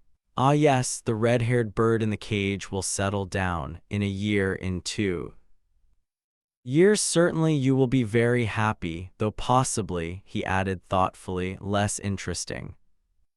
Chapter 19. 1. Hilary awoke the following night with a start. She raised herself on her elbow, listening. Tom, do you hear? Yes, aircraft flying low, nothing in that. They come over from time to time. I wondered. She did not finish her sentence. She lay awake thinking, going over and over that strange interview with Aristides. The old man had got some kind of capricious liking for her. Could she play upon that? Could she in the end prevail upon him to take her with him, out into the world again? Next time he came, if he sent for her, she would lead him on to talk of his dead red-haired wife. It was not the lure of the flesh that would captivate him. His blood ran too coldly now in his veins for that. Besides, he had his young girls. But the old liked to remember, to be urged on to talk of times gone by. Uncle George, who had lived at Cheltenham. Hilary smiled in the darkness, remembering Uncle George. Were Uncle George and Aristides, the man of millions, really very different under the skin? Uncle George had had a housekeeper, Such a nice, safe woman, my dear, not flashy or sexy or anything like that. Nice and plain and sane. But Uncle George had upset his family by marrying that nice, plain woman. She had been a very good listener. What had Hillary said to Tom? I'll find a way of getting out of here. Odd, if the way should prove to be Aristides. Do. A message, said Leblanc. A message at last. His orderly had just entered and, after saluting, had laid a folded paper before him. He unfolded it, then spoke excitedly. This is a report from one of our reconnaissance pilots. He has been operating over a selected square of territory in the high Atlas. When flying over a certain position in a mountainous region, he observed a signal being flashed. It was in Morse and was twice repeated. Here it is. He laid the enclosure before Jessup. Cogleprosisl.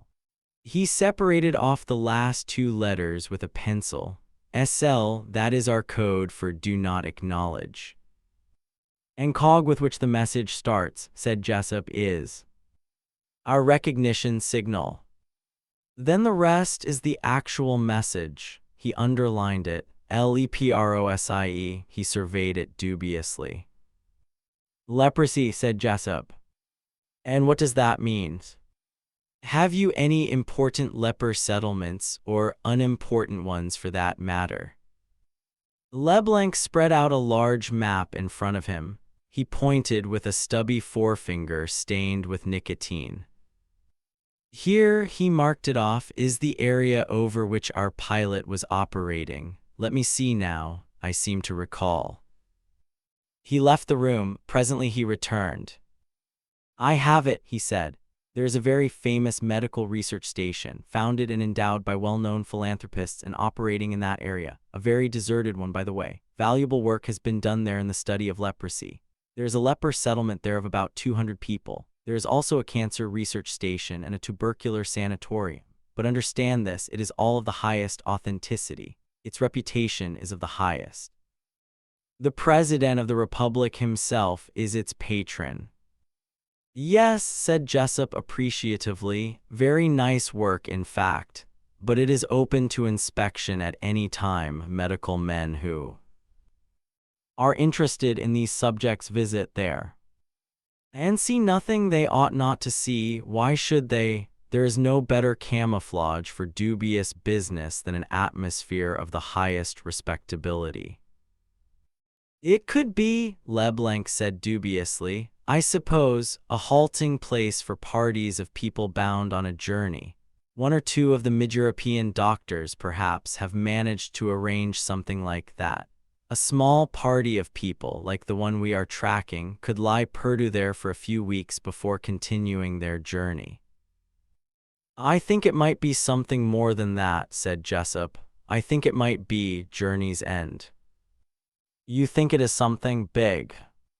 A leper settlement seems to me very suggestive. I believe under modern treatment, leprosy nowadays is treated at home. In civilized communities, perhaps, but one could not do that in this country. No, but the word leprosy still has its association with the Middle Ages when the leper carried his bell to warn away people from his path. Idle curiosity does not bring people to a leper settlement. The people who come are, as you say, the medical profession, interested only in the medical research done there, and possibly the social worker, anxious to report on the conditions under which the lepers live, all of which are no doubt admirable. Behind that facade of philanthropy and charity, anything might go on. Who, by the way, owns the place? Who are the philanthropists who endowed it and set it up? That is easily ascertained. A little minute. He returned shortly, an official reference book in his hand. It was established by private enterprise, by a group of philanthropists of whom the chief is Aristides. As you know, he is a man of fabulous wealth and gives generously to charitable enterprises. He has founded hospitals in Paris and also in Seville. This is, to all intents and purposes, his show. The other benefactors are a group of his associates. So it's an Aristides enterprise, and Aristides was in Fez when all of Betterton was there. Aristides Leblanc savored the full implication. Mais c'est colossal. Yes, c'est fantastique. Quite. And fin c'est formidable. Definitely. But do you realize how formidable it is? Leblanc shook an excited forefinger in the other's face. This Aristides, he has a finger in every pie. He is behind nearly everything. The banks, the government, the manufacturing industries, armaments, transport. One never sees him, one hardly hears of him. He sits in a warm room in his Spanish castle, smoking, and sometimes he scrawls a few words on a little piece of paper and throws it on the ground, and a secretary crawls forward and picks it up, and a few days later an important banker in Paris blows his brains out. It is like that. How wonderfully dramatic you are, Leblanc, but it is really not very surprising. Presidents and ministers make important pronouncements. Bankers sit back behind their sumptuous desks and roll out opulent statements. But one is never surprised to find out that behind the importance and magnificence there is somewhere some scrubby little man who is the real motive power. It is really not at all surprising to find that Aristides is behind all this disappearing business. In fact, if we'd had any sense, we'd have thought of it before. The whole thing's a vast commercial ramp. It's not political at all. The question is, he added, what are we going to do about it? Leblanc's face grew gloomy. It is not going to be easy, you understand. If we are wrong, I dare not think of it. And even if we are right, we have got to prove we are right. If we make investigations, those investigations can be called off at the highest level, you understand? No, it is not going to be easy. But, he wagged an emphatic stubby forefinger, it will be done. Chapter 20. The cars swept up the mountain road and stopped in front of the great gate set in the rock. There were 4 cars. In the first car was a French minister and the American ambassador. In the second car was the British consul, a member of parliament, and the chief of police. In the third car were 2 members of a former royal commission and 2 distinguished journalists. The complement of these 3 cars was made up with the necessary satellites. The fourth car contained certain people not known to the general public but sufficiently distinguished in their own sphere. They included Captain Leblanc and Mr. Jessup.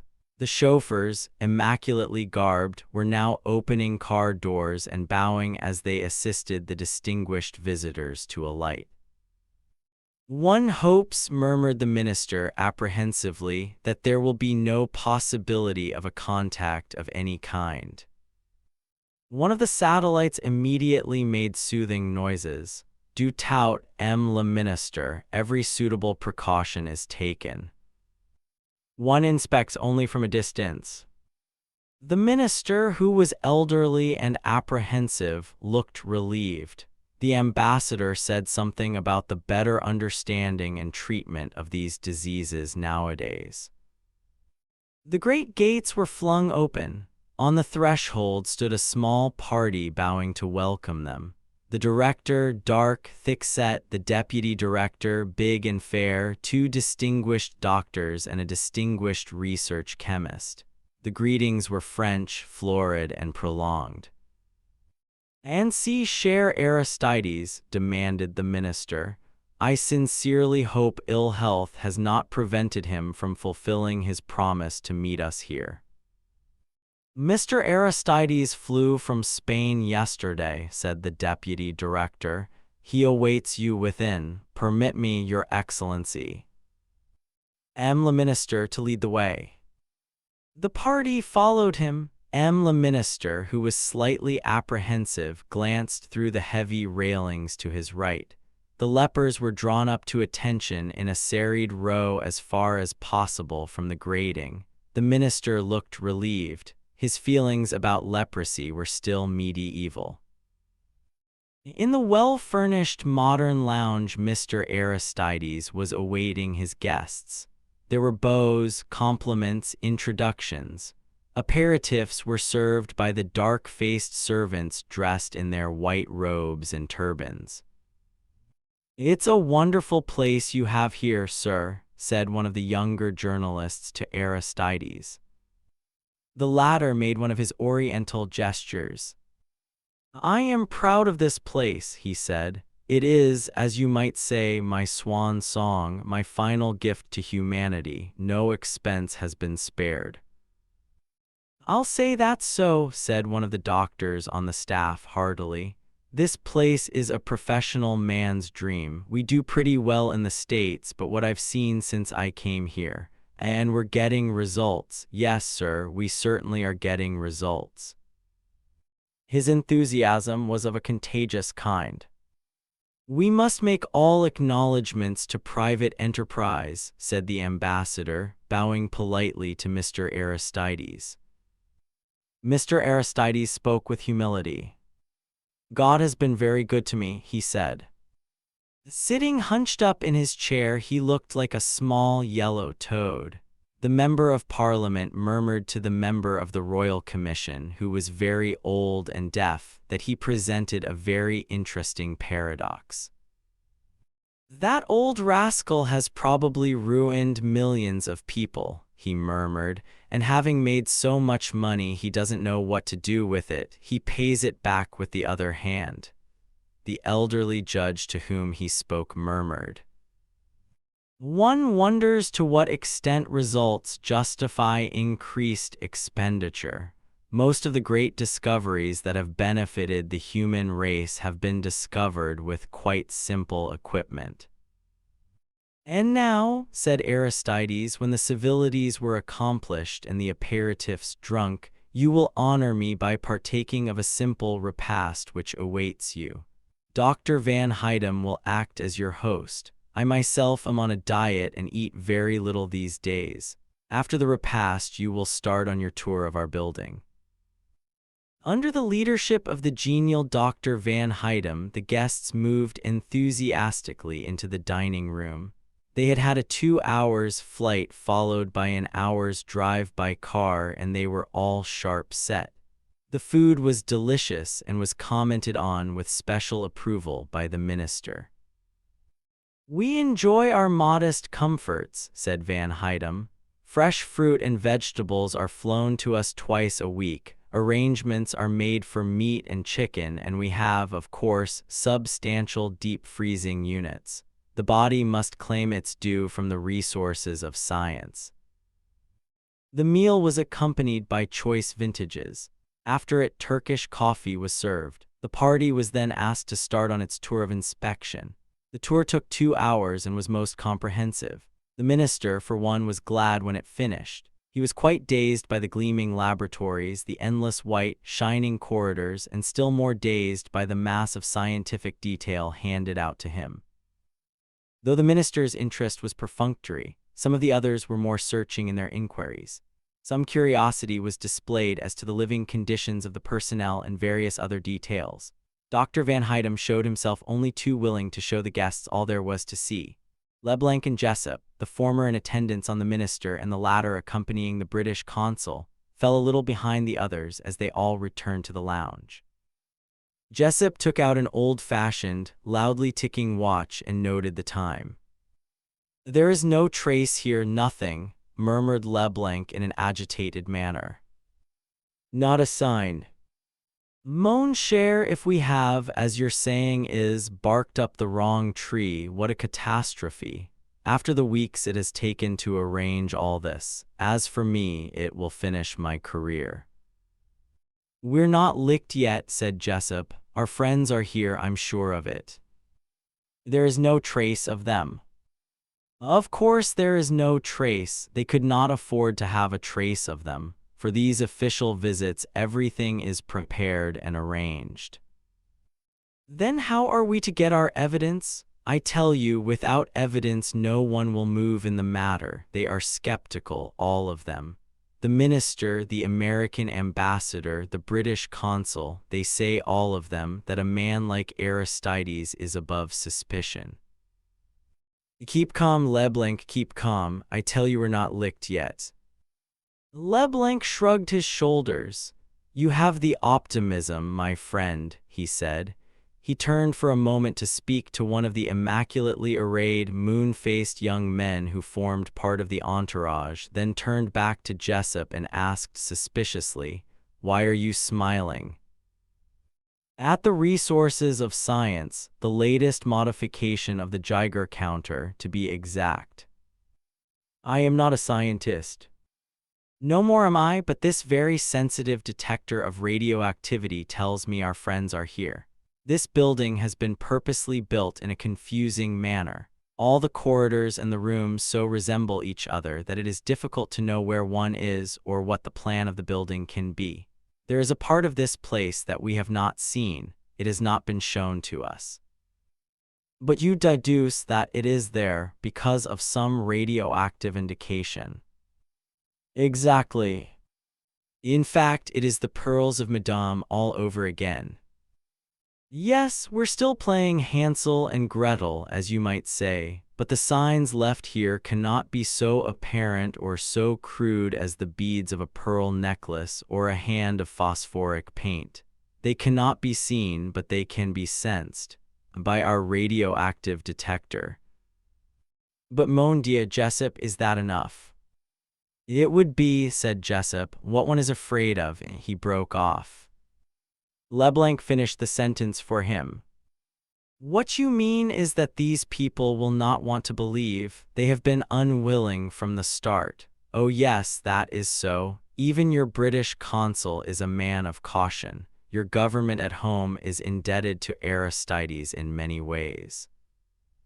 "As for our government," he shrugged his shoulders, "le minister, I know, will be exceedingly hard to convince." "We won't put our faith in governments," said Jessup. "Governments and diplomats have their hands tied, but we've got to have them here because they're the only ones with authority. But as far as believing is concerned, I'm pinning my faith elsewhere." "And on what in particular do you pin your faith, my friend?" Jessup's solemn face suddenly relaxed into a grin. "There's the press," he said. "Journalists have a nose for news. They don't want it hushed up. They're ready always to believe anything that remotely can be believed. The other person I have faith in," he went on, "is that very deaf old man." "Aha, I know the one you mean, the one who looks as though he crumbles to his grave." "Yes, he's deaf and infirm and semi-blind, but he's interested in truth. He's a former Lord Chief Justice, and though he may be deaf and blind and shaky on his legs, his mind's as keen as ever. He's got that keen sense that legal luminaries acquire, of knowing when there's something fishy about and someone's trying to prevent it being brought into the open. He's a man who will listen and will want to listen to evidence." They had arrived back now in the lounge. Both tea and aperitifs were provided. The minister congratulated Mr. Aristides in well-rounded periods. The American ambassador added his quota. It was then that the minister, looking round him, said in a slightly nervous tone of voice, "And now, gentlemen, I think the time has come for us to leave our kind host. We have seen all there is to see." His tone dwelt on those last words with some significance. "All here is magnificent, an establishment of the first class. We are most grateful for the hospitality of our kind host, and we congratulate him on the achievement here. So we say our farewells now and depart. I am right, am I not?" The words were, in a sense, conventional enough. The manner, too, was conventional. The glance that swept round the assembly of guests might have been no more than courtesy, yet in actuality the words were a plea. In effect, the minister was saying, "You've seen, gentlemen, there is nothing here, nothing of what you suspected and feared. That is a great relief, and we can now leave with a clear conscience." But in the silence a voice spoke. It was the quiet, deferential, well-bred English voice of Mr. Jessup. He spoke to the minister in a Britannic, though idiomatic, French. "With your permission, sir," he said, "and if I may do so, I would like to ask a favor of our kind host." "Certainly, certainly, of course, Mr. Jessup, yes, yes." Jessup addressed himself solemnly to Dr. Van Hydem. He did not look ostensibly to Mr. Aristides. "We've met so many of your people," he said. "Quite bewildering, but there's an old friend of mine here that I'd rather like to have a word with. I wonder if it could be arranged before I go." "A friend of yours," Dr. Van Hydem said politely, surprised. "Well, two friends really," said Jessup. "There's a woman, Mrs. Betterton, Olive Betterton. I believe her husband's working here. Tom Betterton. Used to be at Harwell and before that in America. I'd very much like to have a word with them both before I go." Dr. Van Hydem's reactions were perfect. His eyes opened in wide and polite surprise. He frowned in a puzzled way. "Betterton, Mrs. Betterton, no, I'm afraid we have no one of that name here." "There's an American, too," said Jessup. "Andrew Peters, research chemistry, I believe, is his line. I'm right, sir, aren't I?" He turned deferentially to the American ambassador. The ambassador was a shrewd, middle-aged man with keen blue eyes. He was a man of character as well as diplomatic ability. His eyes met Jessup's. He took a full minute to decide, and then he spoke. "Why, yes," he said, "that's so. Andrew Peters, I'd like to see him."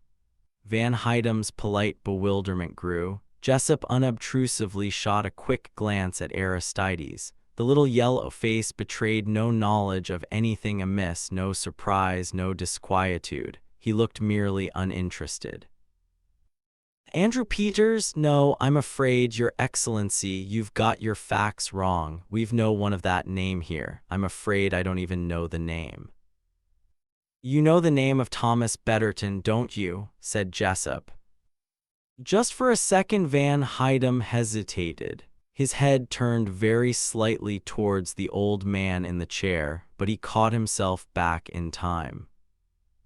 "Thomas Betterton," he said. "Why, yes, I think." One of the gentlemen of the press spoke up quickly on that cue.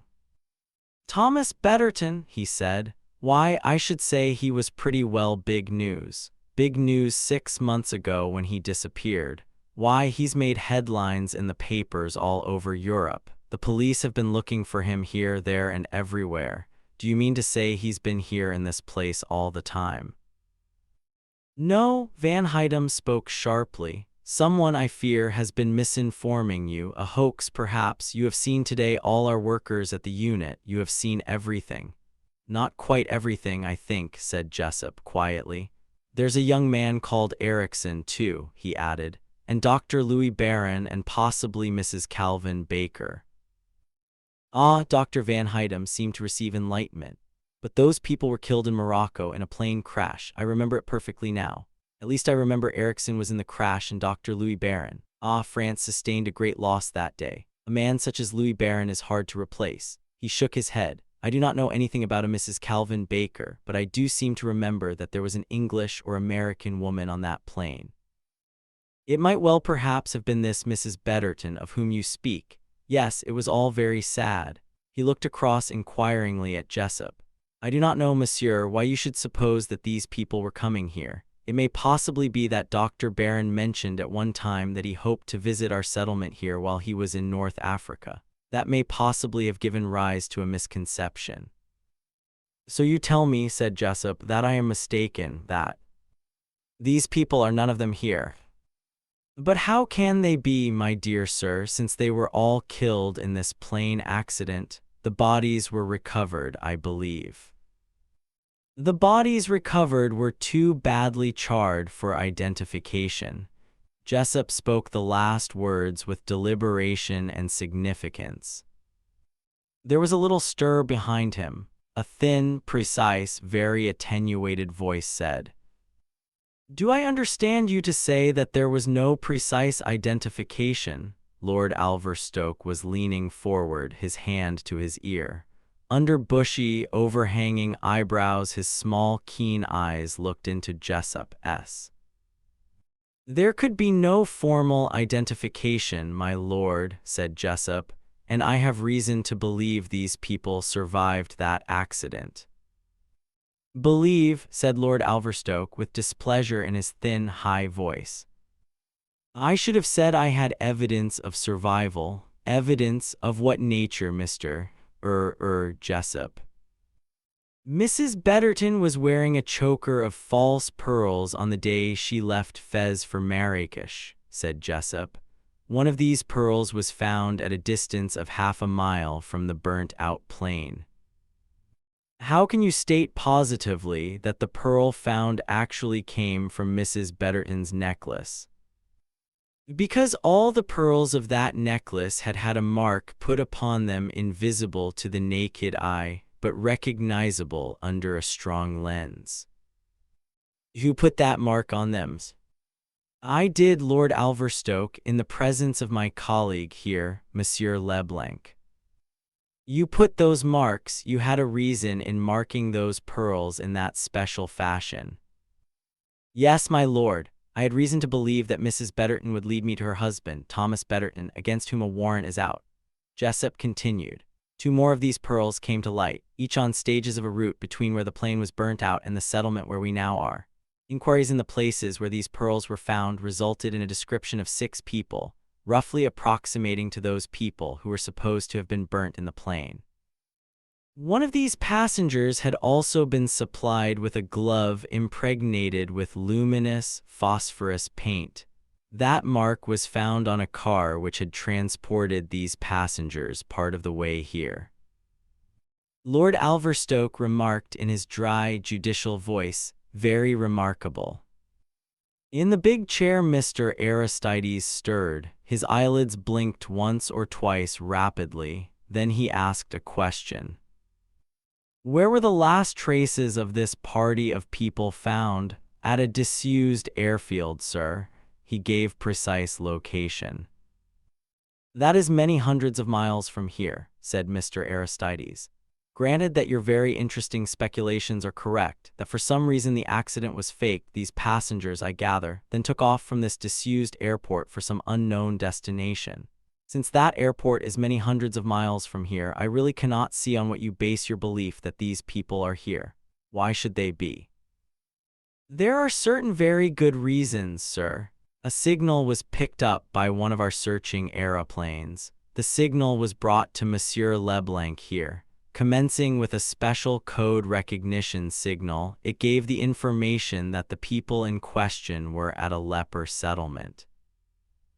I find this remarkable, said Mr. Aristides. Very remarkable, but it seems to me that there is no doubt that an attempt has been made to mislead you. These people are not here. He spoke with a quiet, definite decision. You are at perfect liberty to search the settlement if you like. I doubt if we should find anything, sir, said Jessup. Not, that is, by a superficial search, although, he added deliberately, I am aware of the area at which the search should begin. Indeed, and where is that? In the 4th corridor from the 2nd laboratory, turning to the left at the end of the passage there. There was an abrupt movement from Dr. Van Hydem. 2 glasses crashed from the table to the floor. Jessup looked at him, smiling. You see, doctor, he said, we are well informed. Van Hydem said sharply, it's preposterous, absolutely preposterous. You are suggesting that we are detaining people here against their will. I deny that categorically. The minister said uncomfortably. We seem to have arrived at an impasse, Mr. Aristides said gently. It has been an interesting theory, but it is only a theory. He glanced at his watch. You will excuse me, gentlemen, if I suggest that you should leave now. You have a long drive back to the airport, and there will be alarm felt if your plane is overdue. Both Leblanc and Jessup realized that it had come now to the showdown. Aristides was exerting all the force of his considerable personality. He was daring these men to oppose his will. If they persisted, it meant that they were willing to come out into the open against him. The minister, as per his instructions, was anxious to capitulate. The chief of police was anxious only to be agreeable to the minister. The American ambassador was not satisfied, but he, too, would hesitate for diplomatic reasons to insist. The British consul would have to fall in with the other two. The journalists Aristides considered the journalists could be attended to. Their price might come high, but he was of the opinion that they could be bought, and if they could not be bought, well, there were other ways. As for Jessup and Leblanc, they knew, that was clear, but they could not act without authority. His eyes went on and met the eyes of a man as old as himself, cold, legal eyes. This man, he knew, could not be bought, but after all, his thoughts were interrupted by the sound of that cold, clear, far-away little voice. "I am of the opinion," said the voice, "that we should not unduly hurry our departure, for there is a case here that it seems to me would bear further inquiry. Grave allegations have been made and should not, I consider, be allowed to drop. In fairness, every opportunity should be given to rebut them." "The onus of proof," said Mr. Aristides, "is on you." He made a graceful gesture towards the company. "A preposterous accusation has been made, unsupported by any evidence." "Not unsupported." Dr. Van Hydem swung round in surprise. One of the Moroccan servants had stepped forward. He was a fine figure of a man in white embroidered robes with a white turban surrounding his head. His face gleamed black and oily. What caused the entire company to gaze at him in speechless astonishment was the fact that from his full, rather negroid lips a voice of purely transatlantic origin was proceeding. "Not unsupported," that voice said. "You can take my evidence here and now. These gentlemen have denied that Andrew Peters, Torquil Erickson, Mr. and Mrs. Betterton, and Dr. Louis Barron are here. That's false. They're all here, and I speak for them." He took a step forward towards the American ambassador. "You may find me a bit difficult to recognize at the moment, sir," he said, "but I am Andrew Peters." A very faint, sibilant hiss issued from Aristides' lips, then he settled back in his chair, his face impassive once more. "There's a whole crowd of people hidden away here," said Peters. "There's Schwartz of Munich, there's Helga Needheim, there are Jeffries and Davidson, the English scientists, there's Paul Wade from the USA, there are the Italians, Riccoschetti and Bianco, there's Murchison. They're all right here in this building. There's a system of closing bulkheads that's quite impossible to detect by the naked eye. There's a whole network of secret laboratories cut right down into the rock." "God bless my soul," ejaculated the American ambassador. He looked searchingly at the dignified African figure, and then he began to laugh. "I wouldn't say I'd recognize you even now," he said. "That's the injection of paraffin in the lips, sir, to say nothing of black pigment. If you're Peters, what's the number you go under in the FBI?" 813,471, sir." "Right," said the ambassador, "and the initials of your other name?" "BAPG, sir." The ambassador nodded. "This man is Peters," he said. He looked towards the minister. The minister hesitated, then cleared his throat. "You claim," he demanded of Peters, "that people are being detained here against their will." "Some are here willingly, Excellence, and some are not. In that case," said the minister, "statements must be taken." Yes, statements must certainly be taken." He looked at the prefect of police. The latter stepped forward. "Just a moment, please." Mr. Aristides raised a hand. "It would seem," he said in a gentle, precise voice, "that my confidence here has been greatly abused." His cold glance went from Van Hydem to the director, and there was implacable command in it. "As to what you have permitted yourselves to do, gentlemen, in your enthusiasm for science, I am not as yet quite clear. My endowment of this place was purely in the interests of research. I have taken no part in the practical application of its policy. I would advise you, Monsieur le Directeur, if this accusation is borne out by facts, to produce immediately those people who are suspected of being detained here unlawfully." "But, monsieur, it is impossible. It will be." "Any experiment of that kind," said Mr. Aristides, "is at an end." His calm, financier's gaze swept over his guests. I need hardly assure you, messieurs, he said, that if anything illegal is going on here, it has been no concern of mine. It was an order, and understood as such because of his wealth, because of his power, and because of his influence. Mr. Aristides, that world-famous figure, would not be implicated in this affair. Yet even though he himself escaped unscathed, it was nevertheless defeat. Defeat for his purpose, defeat for that brains pool from which he had hoped to profit so greatly. Mr. Aristides was unperturbed by failure. It had happened to him occasionally in the course of his career. He had always accepted it philosophically and gone on to the next coup. He made an oriental gesture of his hand. I wash my hands of this affair, he said. The prefect of police bustled forward. He had had his cue now, he knew what his instructions were, and he was prepared to go ahead with the full force of his official position. I want no obstructions, he said. It is my duty to investigate fully. His face very pale, Van Hydem stepped forward. If you will come this way, he said, I will show you our reserve accommodation. Chapter 21. Oh, I feel as if I'd woken up out of a nightmare, sighed Hilary. She stretched her arms wide above her head. They were sitting on the terrace of a hotel in Tangier. They had arrived there that morning by plane. Hilary went on. Did it all happen? It can't have. It happened all right, said Tom Betterton, but I agree with you, Olive, it was a nightmare.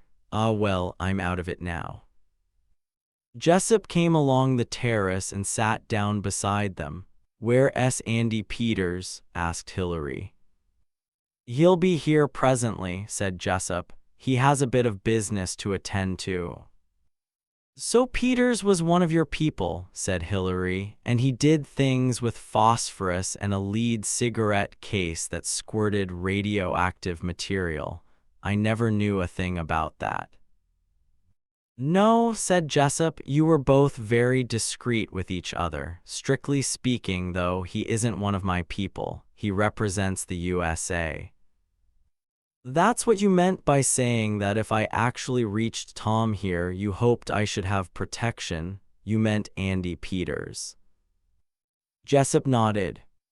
I hope you're not blaming me, said Jessup in his most owl-like manner, for not providing you with the desired end to your experience. Hilary looked puzzled. What end? A more sporting form of suicide, he said. Oh, that? She shook her head incredulously. That seems just as unreal as anything else. I've been Olive Betterton so long now that I'm feeling quite confused to be Hilary Craven again. Ah, said Jessup, there is my friend Leblanc. I must go and speak to him. He left them and walked along the terrace. Tom Betterton said quickly, Do one more thing for me, will you, Olive? I call you Olive still, I've got used to it. Yes, of course, what is it? Walk along the terrace with me, then come back here and say that I've gone up to my room to lie down. She looked at him questioningly. Why, what are you? I'm off, my dear, while the going's good. Off where? Anywhere, but why? Use your head, my dear girl. I don't know what the status is here. Tangier is an odd sort of place, not under the jurisdiction of any particular country, but I know what'll happen if I come with the rest of you to Gibraltar. The first thing that'll happen when I get there, I shall be arrested. Hilary looked at him with concern. In the excitement of their escape from the unit, she had forgotten Tom Betterton's troubles. You mean the Official Secrets Act or whatever they call it, but you can't really hope to get away, can you, Tom? Where can you go? I've told you, anywhere. But is that feasible nowadays? There's money and all sorts of difficulties. He gave a short laugh. The money's all right. It's salted away where I can get at it under a new name. So you did take money. Of course I took money, but they'll track you down. They'll find it hard to do that. Don't you realize, Olive, that the description they'll have of me is quite unlike my present appearance? That's why I was so keen on this plastic surgery business. That's been the whole point, you see. To get away from England, bank some money, have my appearance altered in such a way that I'm safe for life. Hilary looked at him doubtfully. You're wrong, she said. I'm sure you're wrong. It'd be far better to go back and face the music. After all, it's not wartime. You'd only get a short term of imprisonment, I expect. What's the good of being hounded for the rest of your life? You don't understand, he said. You don't understand the first thing about it all. Come on, let's get going. There's no time to lose. But how are you going to get away from Tangier? I'll manage, don't you worry. She got up from her seat and walked with him slowly along the terrace. She felt curiously inadequate and tongue-tied. She had fulfilled her obligations to Jessup and also to the dead woman, Olive Betterton. Now there was no more to do. She and Tom Betterton had shared weeks of the closest association, and yet she felt they were still strangers to each other. No bond of fellowship or friendship had grown up between them. They reached the end of the terrace. There was a small side door there through the wall which led out onto a narrow road which curved down the hill to the port. I shall slip out this way, Betterton said. Nobody's watching so long. Good luck to you, said Hilary slowly. She stood there watching Betterton as he went to the door and turned its handle. As the door opened, he stepped back a pace and stopped. 3 men stood in the doorway. 2 of them entered and came towards him. The first spoke formally. Thomas Betterton, I have here a warrant for your arrest. You will be held here in custody whilst extradition proceedings are taken. Betterton turned sharply, but the other man had moved quickly round the other side of him. Instead, he turned back with a laugh. It's quite all right, he said, except that I'm not Thomas Betterton. The third man moved in through the doorway, came to stand by the side of the other 2. Oh yes, you are, he said. You're Thomas Betterton. Betterton laughed. What you mean is that for the last month you've been living with me and hearing me called Thomas Betterton and hearing me call myself Thomas Betterton. The point is that I'm not Thomas Betterton. I met Betterton in Paris. I came on and took his place. Ask this lady if you don't believe me, he said. She came to join me, pretending to be my wife, and I recognized her as my wife. I did I? Hilary nodded her head. That, said Betterton, was because, not being Thomas Betterton, naturally I didn't know Thomas Betterton's wife from Adam. I thought she was Thomas Betterton's wife. Afterwards, I had to think up some sort of explanation that would satisfy her, but that's the truth. So that's why you pretended to know me, cried Hilary, when you told me to play up to keep up the deception. Betterton laughed again, confidently. I'm not Betterton, he said. Look at any photograph of Betterton and you'll see I'm speaking the truth. Peter stepped forward. His voice when he spoke was totally unlike the voice of the Peters that Hilary had known so well. It was quiet and implacable. I've seen photographs of Betterton, he said, and I agree I wouldn't have recognized you as the man, but you are Thomas Betterton all the same, and I'll prove it. He seized Betterton with a sudden strong grasp and tore off his jacket. If you're Thomas Betterton, he said, you've got a scar in the shape of a Z in the crook of your right elbow. As he spoke, he ripped up the shirt and bent back Betterton's arm. There you are, he said, pointing triumphantly. There are 2 lab assistants in the USA who'll testify to that. I know about it because Elsa wrote and told me when you did it. Elsa, Betterton stared at him. He began to shake nervously. Elsa, what about Elsa? Ask what the charge is against you. The police official stepped forward once more. The charge, he said, is murder in the 1st degree. Murder of your wife, Elsa Betterton. Chapter 22. I'm sorry, Olive. You've got to believe I'm sorry. About you, I mean. For your sake, I'd have given him one chance. I warned you that he'd be safer to stay in the unit, and yet I'd come halfway across the world to get him, and I meant to get him for what he did to Elsa. I don't understand. I don't understand anything. Who are you? I thought you knew that. I'm Boris Andrei Pavlov Glitter, Elsa's cousin. I was sent over to America from Poland to university there to complete my education. And the way things were in Europe, my uncle thought it best for me to take out American citizenship. I took the name of Andrew Peters. Then when the war came, I went back to Europe. I worked for the resistance. I got my uncle and Elsa out of Poland and they got to America. Elsa, I've told you about Elsa already. She was one of the first-class scientists of our time. It was Elsa who discovered Z fission. Betterton was a young Canadian who was attached to Mannheim to help him in his experiments. He knew his job, but there was no more to him than that.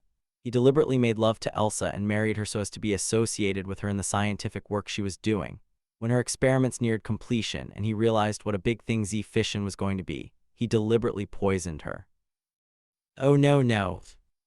Yes, there were no suspicions at the time.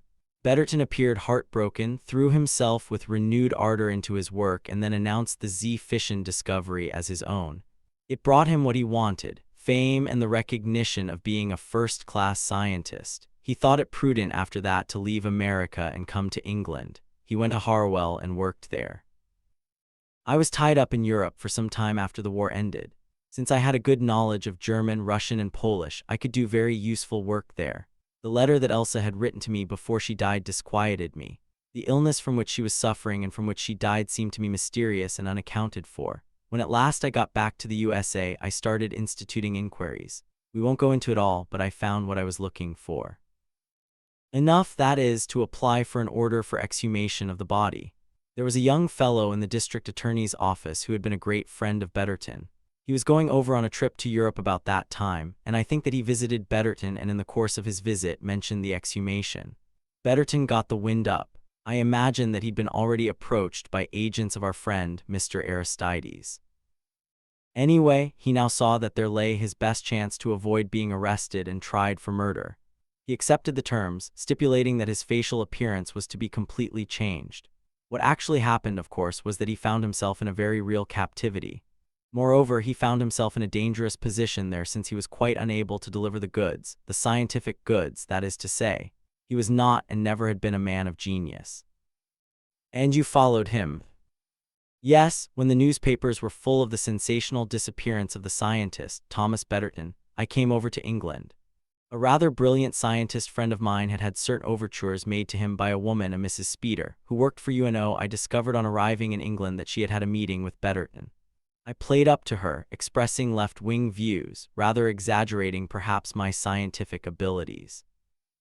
I thought, you see, that Betterton had gone behind the Iron Curtain where no one could reach him.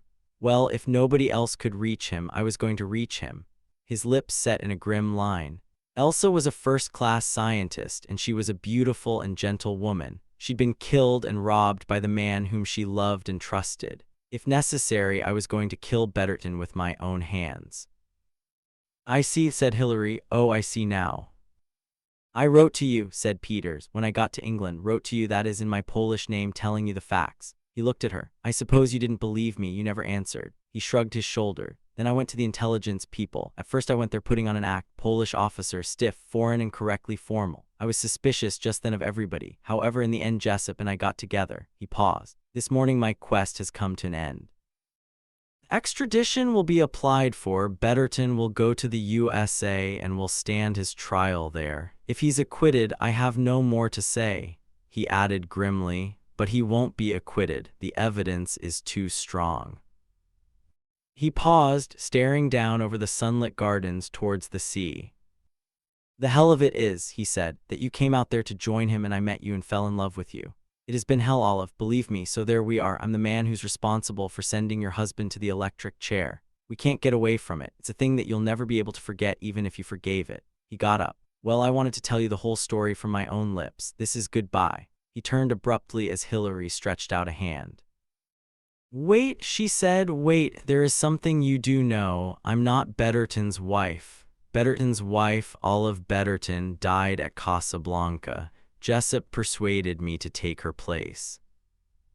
He wheeled round staring at her. You're not Olive Betterton, no.